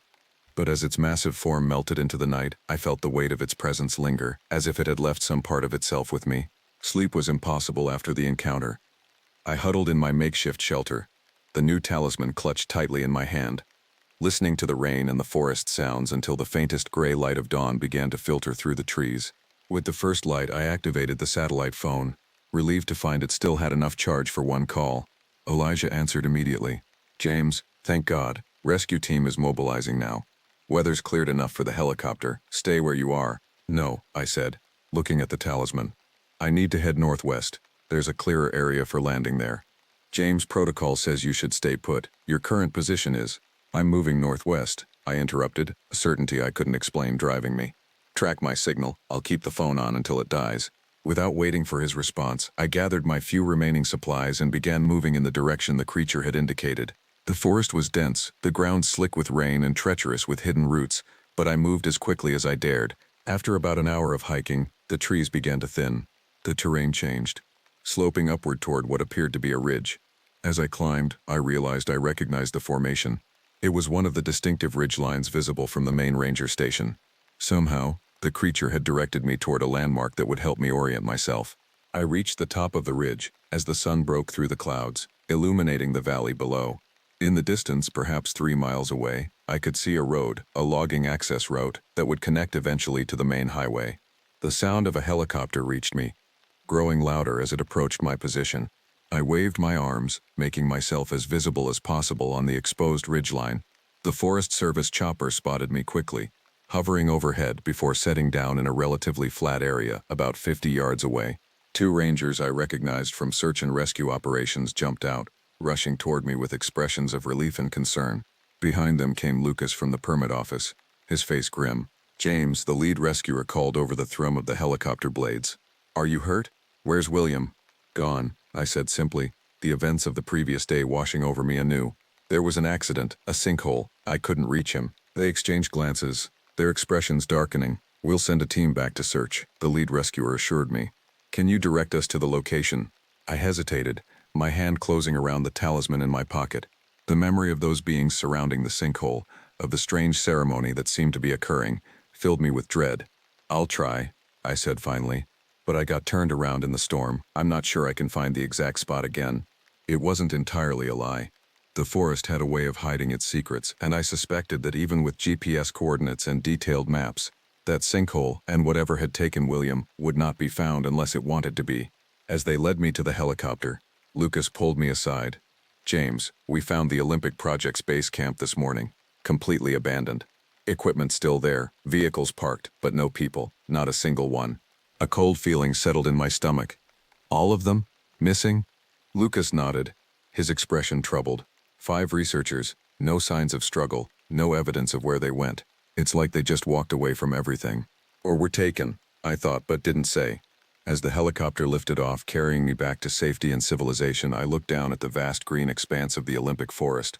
From this height, it seemed peaceful, ordinary, just trees and mountains and mist. But I knew better now. I knew what walked those ancient paths, what watched from the shadows between worlds. And as we banked toward the ranger station, I caught a glimpse of something on a distant ridge. 7 tall figures standing in a perfect circle, their massive forms unmistakable even from this distance. They didn't move, didn't try to hide. They simply watched as the helicopter carried me away. I said nothing to the others who were focused on the controls and the radio. This secret wasn't mine to share. At least, not yet. First, I needed to understand what I'd experienced, what the talisman in my pocket meant, and most importantly, what had happened to William. The beings had let me go for a reason. The question was, why? 3 weeks passed. The official search for William turned up nothing. No body, no equipment, no sign that he'd ever fallen into a sinkhole. The area I'd led them to showed no evidence of the ravine I described or the wooden structure I'd seen. It was as if that entire section of forest had somehow changed or been replaced with an alternate version of itself. The Olympic Project researchers remained missing as well, their disappearance becoming a media sensation that brought unwanted attention to our quiet corner of Washington. Journalists, amateur Bigfoot hunters, and the merely curious flooded the nearby towns, all hoping to be the ones to solve the mystery. I gave the official statement I'd rehearsed with the Forest Service legal team. William and I had separated briefly while documenting illegal research equipment. I'd heard him call out, found a sinkhole, but couldn't reach him before the weather turned. Simple, tragic, believable. I said nothing about footprints that disappeared mid-stride. Nothing about wooden structures or strange carvings. Nothing about 8-foot-tall beings that moved between worlds. Those details remained locked inside me, emerging only in the nightmares that now plagued my sleep. I'd been placed on administrative leave, standard procedure after a traumatic incident, they said, but I suspected they wanted to keep me away from the investigation and the media. I spent most days in my cabin, staring at the forest beyond my windows, wondering what secrets it held just beyond the veil of everyday perception. The talisman the creature had given me remained in my possession, hidden in a drawer beside my bed. I'd tried researching its symbols online, in books about Native American imagery, even in academic papers about Pacific Northwest indigenous cultures. Nothing matched exactly, though certain quinol and salish designs showed similarities. Benjamin hadn't answered his door when I'd driven out to his cabin a week after my rescue. The place had looked abandoned, though his garden remained meticulously tended. I'd left a note but received no response. Then, exactly 3 weeks after William's disappearance, I woke at 3 a.m. to the sound of 3 distinct knocks on my cabin door. I lay frozen in bed, listening. The knocks came again, the same pattern I'd heard in the forest. Warning knocks, Benjamin had called them. Moving silently, I retrieved my flashlight and the talisman from the bedside drawer. The wooden carving felt warm in my palm, pulsing faintly like something alive. Another set of 3 knocks, more insistent this time. I approached the door cautiously, my heart pounding. "Who's there?" I called, though I suspected no human stood on my porch. No answer came, but when I cautiously pulled back the curtain of the small window beside the door, I saw nothing but darkness. No massive shape, no glowing eyes, just the empty porch illuminated by my porch light. Taking a deep breath, I unlocked the door and pulled it open, the talisman held tightly in my left hand. Benjamin stood there, his weathered face grave in the yellow porch light. "You're alive," I breathed, relief washing over me. "More or less," he replied cryptically. "May I come in? We have much to discuss and little time." I stepped aside, allowing him to enter. He moved with a stiffness I hadn't noticed before, his normally fluid grace replaced by careful, measured steps. As he passed me, I caught a strange scent, the same musky odor I'd detected in the clearing with the wooden structure. "You've seen them," Benjamin said, settling into a chair at my small kitchen table. It wasn't a question. "Yes." I sat across from him, placing the talisman on the table between us. "And they gave me this." Benjamin's eyes widened slightly as he studied the carving. "A passage mark," he murmured. "They have chosen you." "Chosen me for what?" "To be a messenger, a bridge." He touched the talisman with one finger, tracing the intricate pattern. "This is very old magic, Ranger, very powerful." "I don't understand any of this," I admitted. "William is gone. 5 researchers are missing. I saw things that shouldn't exist, and now you're telling me I've been chosen." Benjamin's dark eyes held mine. "The Skletuko exist in a world alongside ours, not fully separate but not fully joined. Think of it as a veil between realities that occasionally grows thin in certain places. The Whispering Circle is one such place, a doorway. And William? The researchers? They were, what? Taken through this doorway. The researchers violated sacred space despite warnings. They were taken as punishment." Benjamin's voice hardened.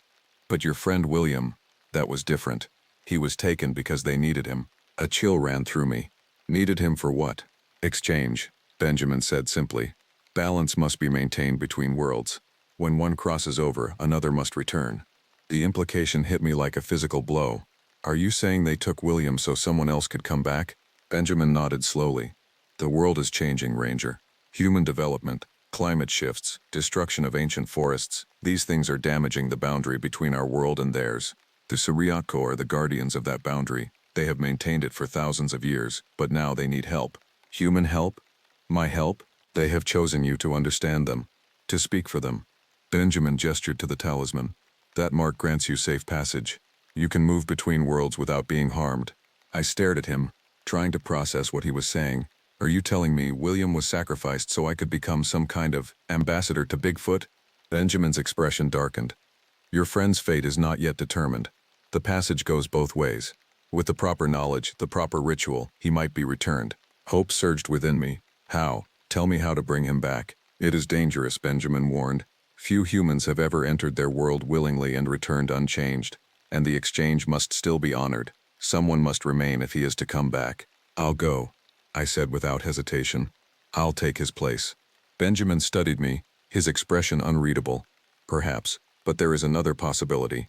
The one who has already returned might be sent back." "Someone's already come through?" "Who?" Benjamin's gaze remained steady on mine. "Me." The cabin suddenly seemed too small, the air too thick. "What are you saying?" 3 months ago. I was dying. Cancer, spreading through my bones.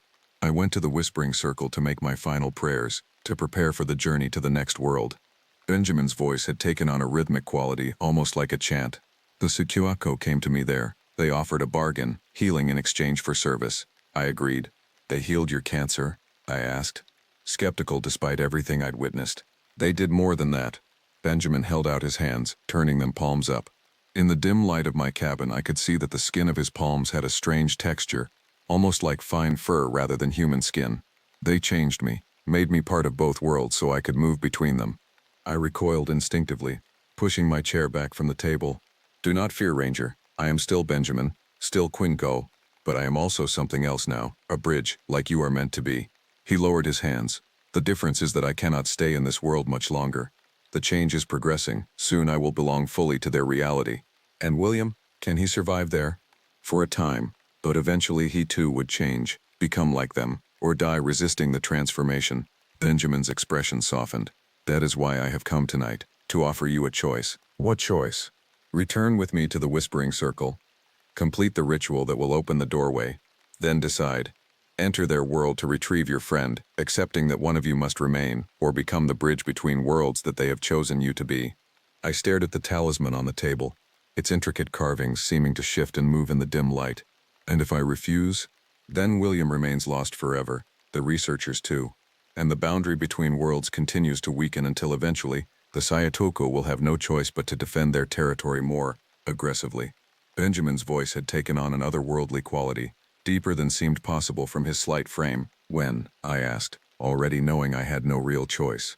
Now, tonight, the moon is dark, the veil is thinnest when no light crosses between worlds. I gathered my gear silently, flashlight, compass, knife, water, the essentials for forest travel. Benjamin watched without comment, his eyes reflecting the light oddly, like those of a nocturnal animal. As we stepped out into the night, the forest beyond my cabin seemed alive with movement, shadows shifting between trees, branches swaying against the wind. The usual night sounds, owls, insects, the rustle of small mammals were absent, replaced by an expectant silence. They are watching, Benjamin said quietly. They have been watching you since you returned.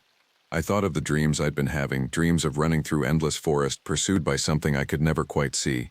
Dreams of William calling my name from deep underground, his voice growing fainter with each passing night. Let's go, I said, gripping the talisman tightly. Show me how to bring him back. Benjamin led the way, moving through the darkened forest with unnatural confidence. I followed, flashlight beam bouncing over roots and rocks, illuminating our path in brief, disconnected segments. Despite the difficult terrain, Benjamin never faltered, never hesitated at a fork in the trail or questioned his direction. We walked for what seemed like hours, though my watch showed only 40 minutes had passed when Benjamin finally stopped at the edge of a small clearing. It wasn't the Whispering Circle. This place was smaller, unremarkable except for a single ancient cedar at its center, its massive trunk split down the middle as if struck by lightning long ago. Here, Benjamin said, approaching the split cedar. This is a minor crossing point, simpler than the Whispering Circle, but sufficient for our needs.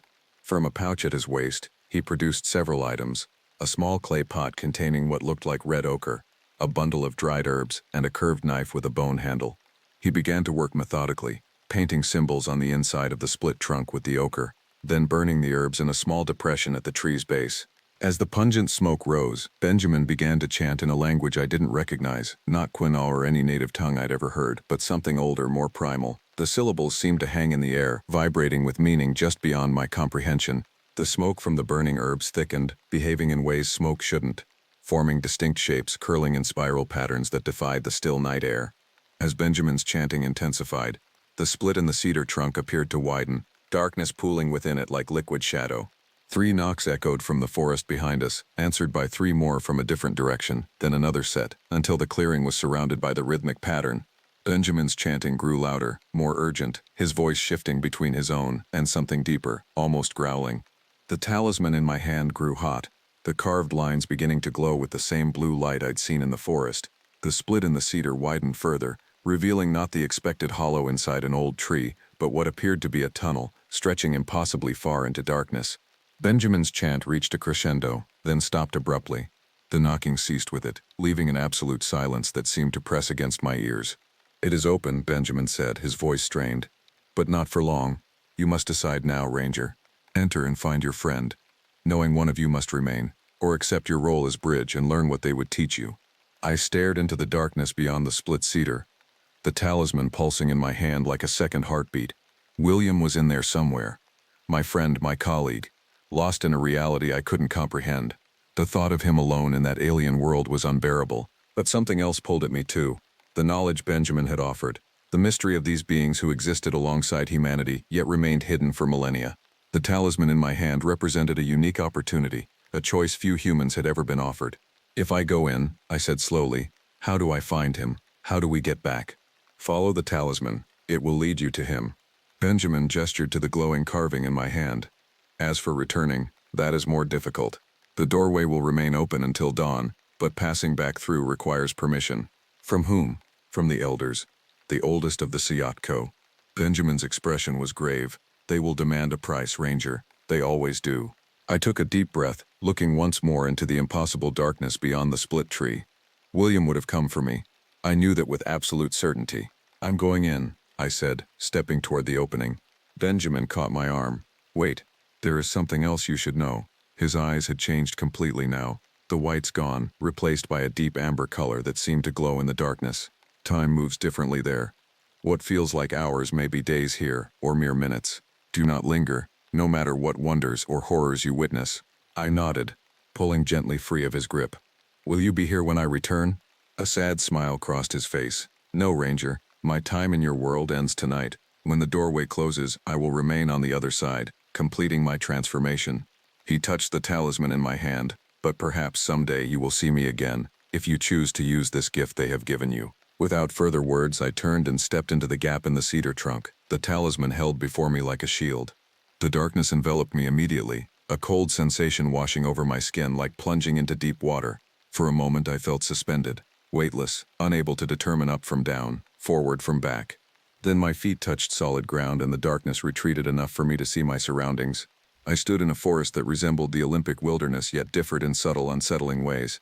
The trees were similar species but grew in impossible configurations, their trunks twisting and joining in ways that defied natural laws.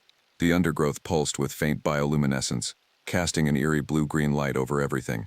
The air felt thicker, richer with oxygen, making my head swim slightly. Sounds came muffled, as if passing through water before reaching my ears, and everywhere there was that strange musky scent I'd detected before, stronger now, permeating everything. The talisman in my hand pulsed, the blue light brightening, then dimming in a steady rhythm. When I turned in a complete circle, I noticed the light grew strongest when I faced what appeared to be a path leading deeper into the strange forest. Following the talisman's guidance, I began to walk. Time lost meaning as I traveled. The perpetual twilight never brightened or darkened, giving no indication of passing hours. The path wound through increasingly bizarre terrain, groves of trees growing in perfect concentric circles, clearings where the ground itself seemed to breathe, streams that flowed uphill against gravity. Occasionally I caught glimpses of movement at the periphery of my vision, massive shapes moving with surprising grace through the twisted forest. They never approached directly, but I sensed their awareness of me, their curiosity and caution.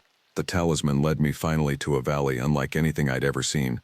Massive stone monoliths stood in formation, each carved with symbols similar to those on my talisman. Between them, dozens of wooden structures like the ones I'd encountered in my world rose toward the strange, starless sky above.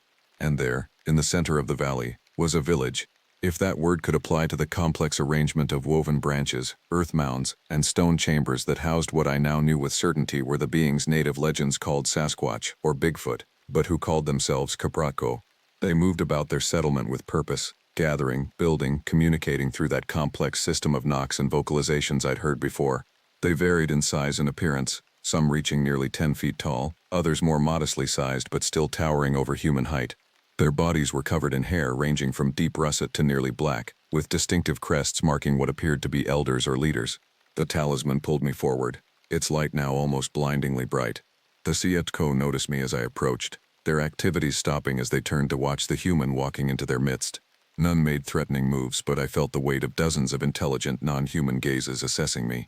At the far side of the village, I saw a structure larger than the others, a dome of intricately woven branches reinforced with stone and earth.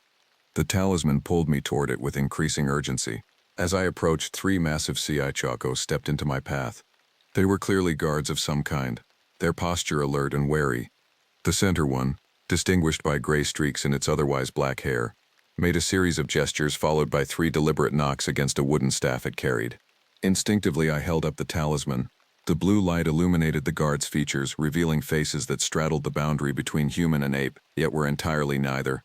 Something unique, something evolved along a different path than either. The guards exchanged what could only be described as glances, then stepped aside, allowing me to approach the dome structure. The entrance was low, forcing me to duck as I entered a space that seemed impossibly larger inside than its exterior suggested. The interior was illuminated by the same bioluminescent plants I'd seen throughout the forest, their light revealing a circular chamber with a depression in the center, like an amphitheater. And there, lying on a bed of moss in the central depression, was William. He appeared to be sleeping, his chest rising and falling with steady breaths. He seemed uninjured, his ranger uniform dirty but intact. As I rushed toward him, I noticed changes that made me falter. His beard had grown significantly, much more than 3 weeks would account for, and there was a streak of gray at his temples that hadn't been there before. "William," I called softly, kneeling beside him. "William, wake up, it's James." His eyes opened slowly, confusion giving way to disbelief, then joy. "James, how? Where are we?" "It's complicated," I said, helping him sit up. "But I'm here to take you home." William looked around, taking in the impossible structures surrounding us. I remember falling, then darkness, then waking up here. They've been studying me, I think, communicating in their way. He rubbed his temples. "How long have I been gone? It feels like months." 3 weeks, I told him, though Benjamin's warning about the different flow of time made me wonder if William's perception was more accurate. "Can you walk? We need to leave before dawn." "Dawn?" William looked confused. "There's no dawn here. No sun, no moon, no stars, just endless twilight. In our world," I clarified, "the doorway closes at dawn." Understanding dawned in his eyes. "You found a way back." Before I could respond, a sound like rolling thunder filled the chamber. The entrance darkened as 3 enormous Kliako entered, larger than any I'd seen, their crests pronounced and their bearing regal. The elders Benjamin had mentioned. They arranged themselves in a semicircle before us, their amber eyes studying us with unmistakable intelligence. The center figure, the largest, with silver-streaked fur and a scar running down one side of its face, made a series of gestures, then pointed directly at the talisman in my hand. "I think they want to talk to you," William whispered. The elder Siako knelt, bringing its massive head closer to our level. With deliberate movements, it reached out one enormous hand, palm up, the same gesture the forest Siako had made when giving me the talisman. I placed the wooden carving in its palm, watching as its long fingers closed gently around the object. The elder examined it, then made a sound I hadn't heard before, a series of clicks and low hums that seemed to form a pattern. To my astonishment, William responded with similar sounds, crude and clearly unpracticed, but recognizable enough that the elder's eyes widened in surprise. "You can understand them?" I asked, incredulous. William nodded. "Not completely, but after weeks here, yes, some of it. They've been teaching me." The elder made another series of sounds, more complex this time. "He says." William hesitated, concentrating. "He says only one of us can return through the doorway. The balance must be maintained." My heart sank. Benjamin had warned me, but hearing it confirmed made the reality inescapable. "Tell him I'll stay. You go back." William shook his head. "No, James, you don't understand what this place is, what they are." His eyes had an intensity I'd never seen before. "They're not just another species. They're guardians of something ancient, something vital. The boundary between worlds isn't just physical, it's metaphysical, spiritual." The elder Sidako made another sound, holding the talisman toward me. "He says you were chosen," William translated, "marked as a bridge walker, someone who can move between worlds without disrupting the balance." "Then I can take you back without someone staying?" I asked hopefully. William's expression was pained as he listened to more of the elder's communication. "No, someone must remain, but he says it doesn't have to be either of us." "What do you mean?" I asked, hope flickering. William gestured toward the entrance where a figure now stood. Benjamin, though changed almost beyond recognition, his body had elongated, his frame broader, patches of dark hair now covering much of his visible skin. His face retained human features, but they were subtly altered, shifted toward something more primal, more aligned with the Siako around us. "Benjamin has completed his transformation," William explained. "He chose this, welcomed it. His human life was ending, and they offered him a new beginning." Benjamin approached, moving with the same fluid grace as the Sikyatko despite his transitional form. When he spoke, his voice was deeper, resonant, but still recognizably his. "I told you my time in your world was ending, Ranger. This is where I belong now." The elder made a complex series of sounds, touching the talisman and then pointing to both William and me. "He says we can both return." William translated, "But there is a price beyond Benjamin's sacrifice." "What price?" I asked, wary. William listened as the elder continued. "We must serve as witnesses, Bridges between worlds, we must protect the secret places, the crossing points. Ensure humans don't violate the boundaries. He wants us to be what? Guardians of Bigfoot territory? I asked, trying to understand. More than that, Benjamin interjected. The Quaicho are not merely physical beings, Ranger. They are stewards of an ancient balance between the seen and unseen, the material and spiritual. Their territories are not just geographic, they are metaphysical junctions where realities overlap. The elder extended a massive hand, the talisman resting on its palm once more. Another elder produced a second talisman, similar but distinct in its markings, and offered it to William.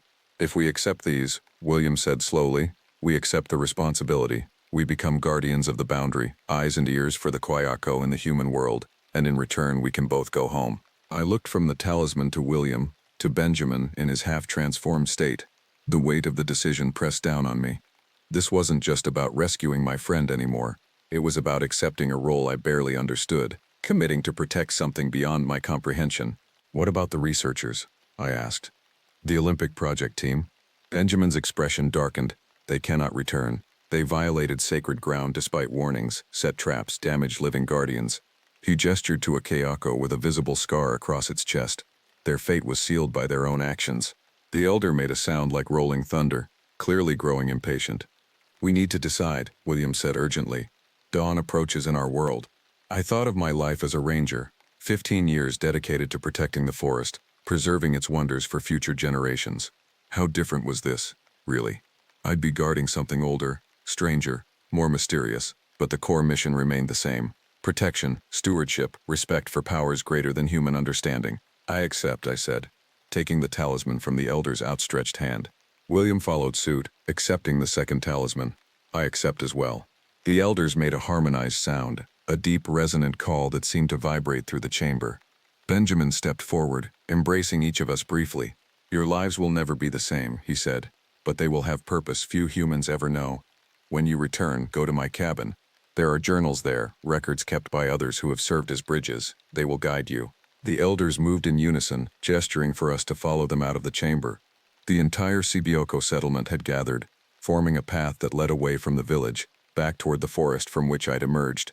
As we walked this gauntlet, the Sikiako performed a rhythmic series of knocks and calls, not threatening but solemn, ceremonial. I realized they were acknowledging us, accepting us in our new roles. The path led eventually to a massive old-growth cedar, similar to the one through which I'd entered this strange world, but even larger. Its trunk was split down the middle, darkness pooling within the gap. The lead elder approached the tree, making a series of gestures while vocalizing in their complex language. The darkness within the split trunk began to swirl, forming what looked like a tunnel of shadow. Benjamin stepped forward one last time. Remember your promise. Protect the crossing points. Watch for signs of the boundary weakening. And know that we will be watching too, from our side. His transformation seemed to accelerate as he spoke, his features shifting further from human, his stature increasing until he stood nearly as tall as the Quaicho elders. Go now, he said, his voice barely recognizable. Dawn comes. William and I approached the split in the trunk, talismans held before us like keys. The darkness parted, revealing a glimpse of the familiar Olympic forest beyond. Together, William said, grasping my hand. We stepped through the opening, that same cold sensation washing over us as we transitioned between worlds. For a moment disorientation took hold, a sense of falling without moving, of being everywhere and nowhere at once. Then solid ground met our feet, and we stood in a small clearing in the Olympic National Forest. The split cedar behind us appeared normal now, showing no sign of the doorway it had briefly contained. Dawn light filtered through the trees, the first rays of sun touching the forest canopy. William looked around in wonder, taking deep breaths of the familiar air. We made it. I checked my watch. Only 6 hours had passed since Benjamin had appeared at my cabin door, though it felt like days had elapsed. How long did it feel like to you, in their world? Months, William said quietly. It was months for me, James. I learned their language, their customs. He hesitated. I began to forget what being human felt like. I put a hand on his shoulder, noting the gray in his hair that hadn't been there before. Whatever he'd experienced had changed him, aged him. You're home now. He nodded, though his eyes remained distant. But we're not the same, are we? We're something else now. Something in between. The talismans in our hands remained warm, the carved symbols still faintly visible in the growing daylight. Bridges, I said, remembering Benjamin's words. Guardians of the boundary. We made our way back through the forest, following game trails and ranger paths I knew well. The woods seemed different now, not physically changed, but my perception of them had altered. I noticed signs I would have missed before, subtle markers carved into trees, arrangements of stones that weren't random, places where the quality of light and shadow suggested something more than ordinary forest dynamics. William noticed them too. "They've always been here," he said softly. "All this time, all around us. We just couldn't see." When we finally reached the ranger station hours later, our arrival caused the commotion you'd expect when two men presumed lost or dead suddenly reappear. There were questions, medical examinations, debriefings with Forest Service officials and local law enforcement. We told the story we'd agreed upon during our long walk back. We'd been separated in the storm, both fallen into different sinkholes, survived on emergency rations and rainwater until finding each other and making our way out. Simple, plausible, incomplete. The truth remained between us. A secret kept not just for ourselves, but for the beings who had entrusted us with knowledge few humans had ever possessed. 3 months have passed since then. William retired from the Forest Service, citing the trauma of his accident, but I know the real reason. He spends his days at Benjamin's cabin, studying the journals left behind, learning the ancient ways of protecting the boundary between worlds. I remained a ranger, finding that my new role aligned perfectly with my official duties. I patrol the same forests as before, but with new eyes, new purpose. I document not just the human impacts on the ecosystem, but the subtle signs of the Satyako's presence. I redirect hikers from areas where the veil grows thin, invent maintenance issues that require closing trails near crossing points, quietly sabotage the occasional research equipment placed too close to sacred ground. And sometimes, on nights when the moon is dark and the forest falls unnaturally silent, I hear them, 3 knocks in the distance, a call, and a reminder of the promise I made. I take out my talisman, warm and pulsing in my palm, and answer with 3 knocks of my own. I've seen footprints that disappear mid-stride. I've witnessed beings step between worlds. I've learned that reality is thinner, more permeable than humans believe, and I've accepted my role as guardian of that precious, frightening truth. The boundary must be protected, and as long as I draw breath, it will be. The first thing they tell you when you become a ranger at Blackwood National Forest is to respect the land.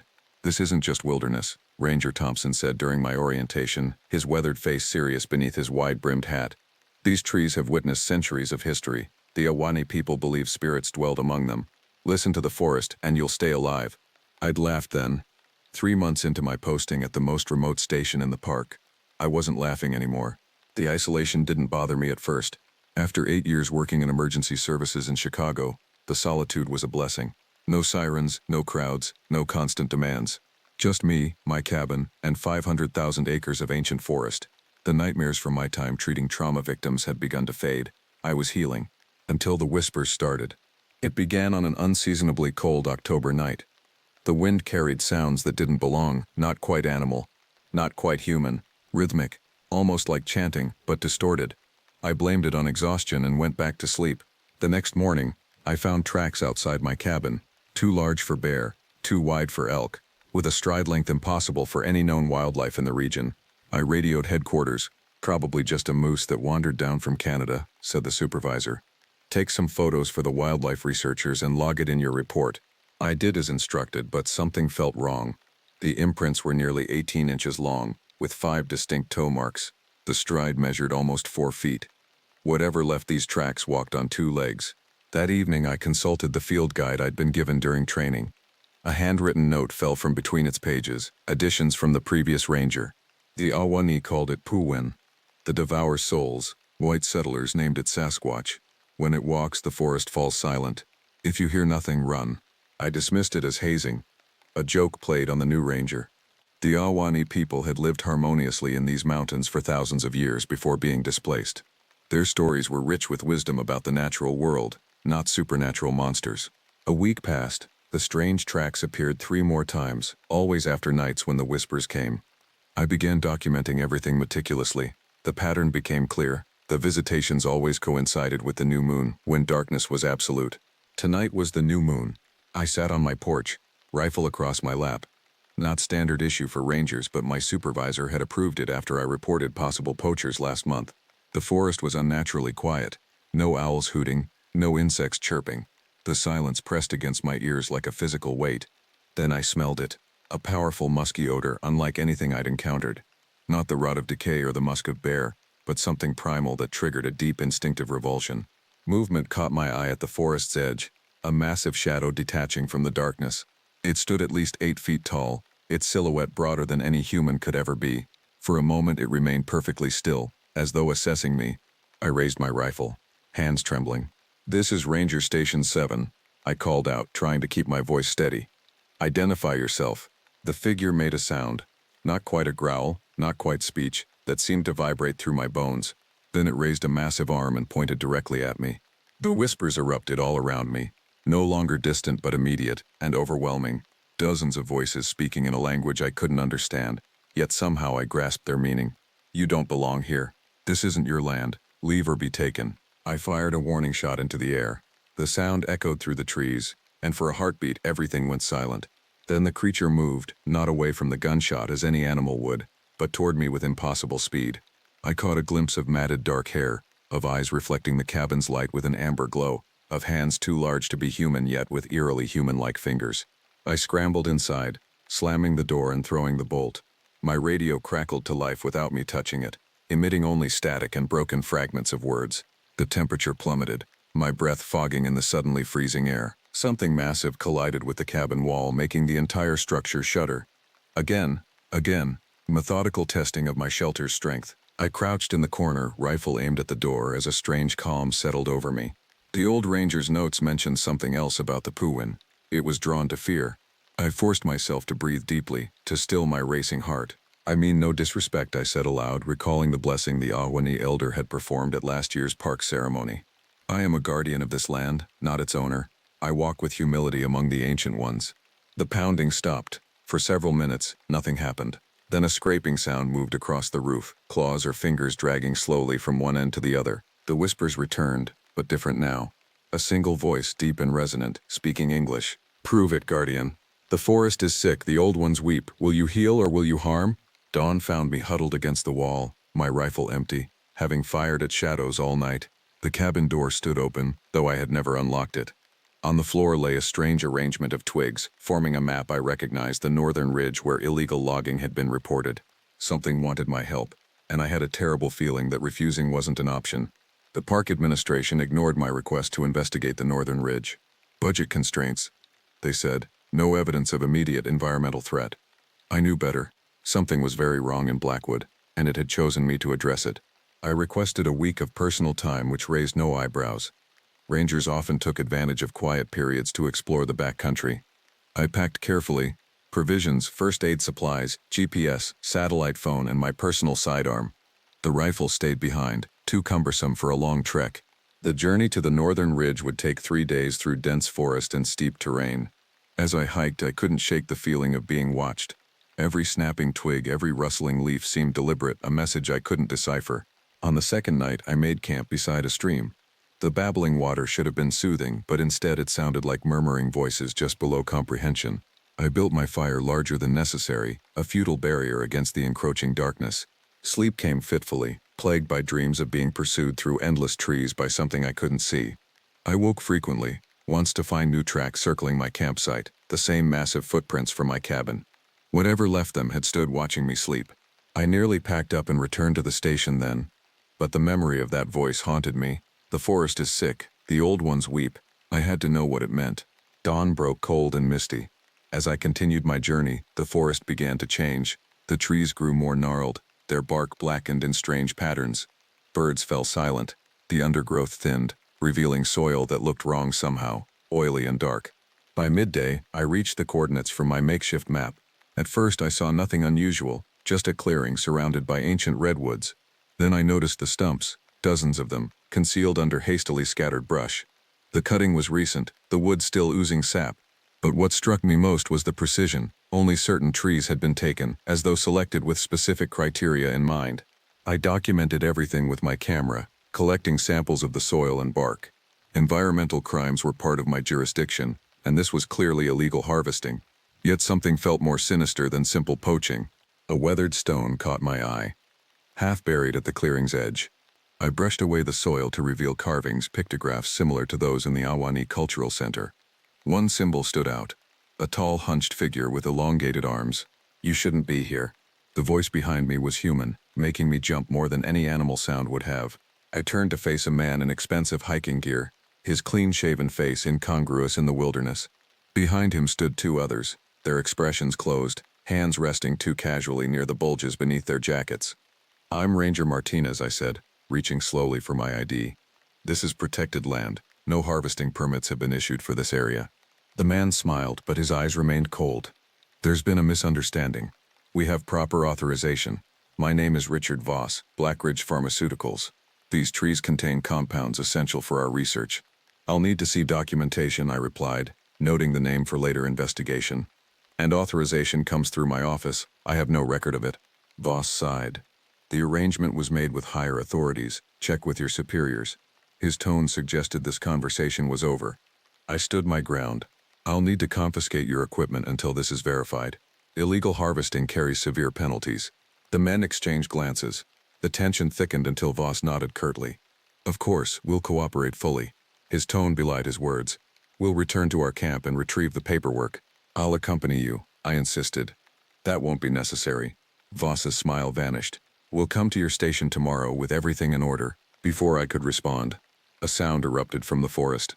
A howl so profound it seemed to vibrate through the earth beneath us. Not wolf, not human, but something ancient and primal. The men's faces drained of color. "What was that?" one whispered. "Local wildlife," I said, hiding my own fear. "Nothing to worry about if you have proper permits." Another howl answered the first. Closer now. The underbrush at the edge of the clearing trembled. "We're leaving," Voss snapped, backing away. "This isn't over." They retreated quickly, too rattled to maintain their threatening demeanor. I remained rooted in place, heart pounding as the forest fell silent once more. That night I made camp a mile from the clearing, unable to shake the feeling that two forces were converging around me, one human, one decidedly not. I studied my samples under my portable field microscope. The soil contained traces of chemicals I couldn't identify, and the tree bark showed strange cellular alterations. As darkness fell, the whispers returned, more insistent than ever. I huddled in my tent, straining to understand. They poison the guardians, they steal the medicine, the balance breaks. I must have fallen asleep because suddenly I was standing in the clearing again, though I had no memory of walking there. Moonlight filtered through the canopy, illuminating a scene from Nightmare. A massive figure crouched beside one of the stumps, its body covered in dark hair, shoulders hunched with a strange, almost human sorrow. It turned slowly, amber eyes meeting mine without hostility but with unmistakable intelligence. We regarded each other across the clearing, the ranger and the impossible creature. Its hand, enormous yet eerily humanoid, gestured toward the stump, then to the blackened patterns on the surrounding trees. Understanding washed over me with sudden clarity. The medicine wasn't metaphorical. These ancient trees contained something of immense value, something Blackridge Pharmaceuticals was extracting without proper study or respect for the ecosystem, and something else was trying to stop them. The creature, the Sasquatch, the Puwin, took a step toward me. Every instinct screamed to run, but I held my ground. It extended its massive hand, palm up, revealing a small object, a chunk of bark glowing with faint bioluminescence.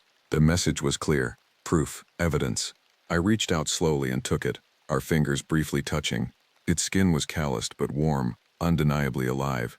The moment our hands met, a flood of images crashed through my mind. Centuries of watching, of guarding, of growing desperation as the ancient balance tipped further out of alignment. When my vision cleared, I stood alone in the moonlight, clutching the glowing bark, certain of what I had to do next, and equally certain that Voss and his men wouldn't let me leave these woods alive. Morning broke with unnatural swiftness, as though the forest itself was impatient.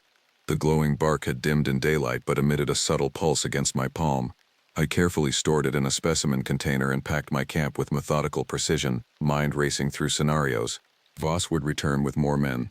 Standard procedure would be to report back to headquarters, but instinct told me corruption reached higher than I'd initially suspected. The arrangement with higher authorities Voss mentioned explained why my concerns had been dismissed so easily. I needed evidence no one could ignore, and allies no one could silence. The satellite phone showed no signal, unusual, as it typically worked even in remote areas. My GPS unit displayed only static. I was on my own, with only my compass and knowledge of the terrain to guide me.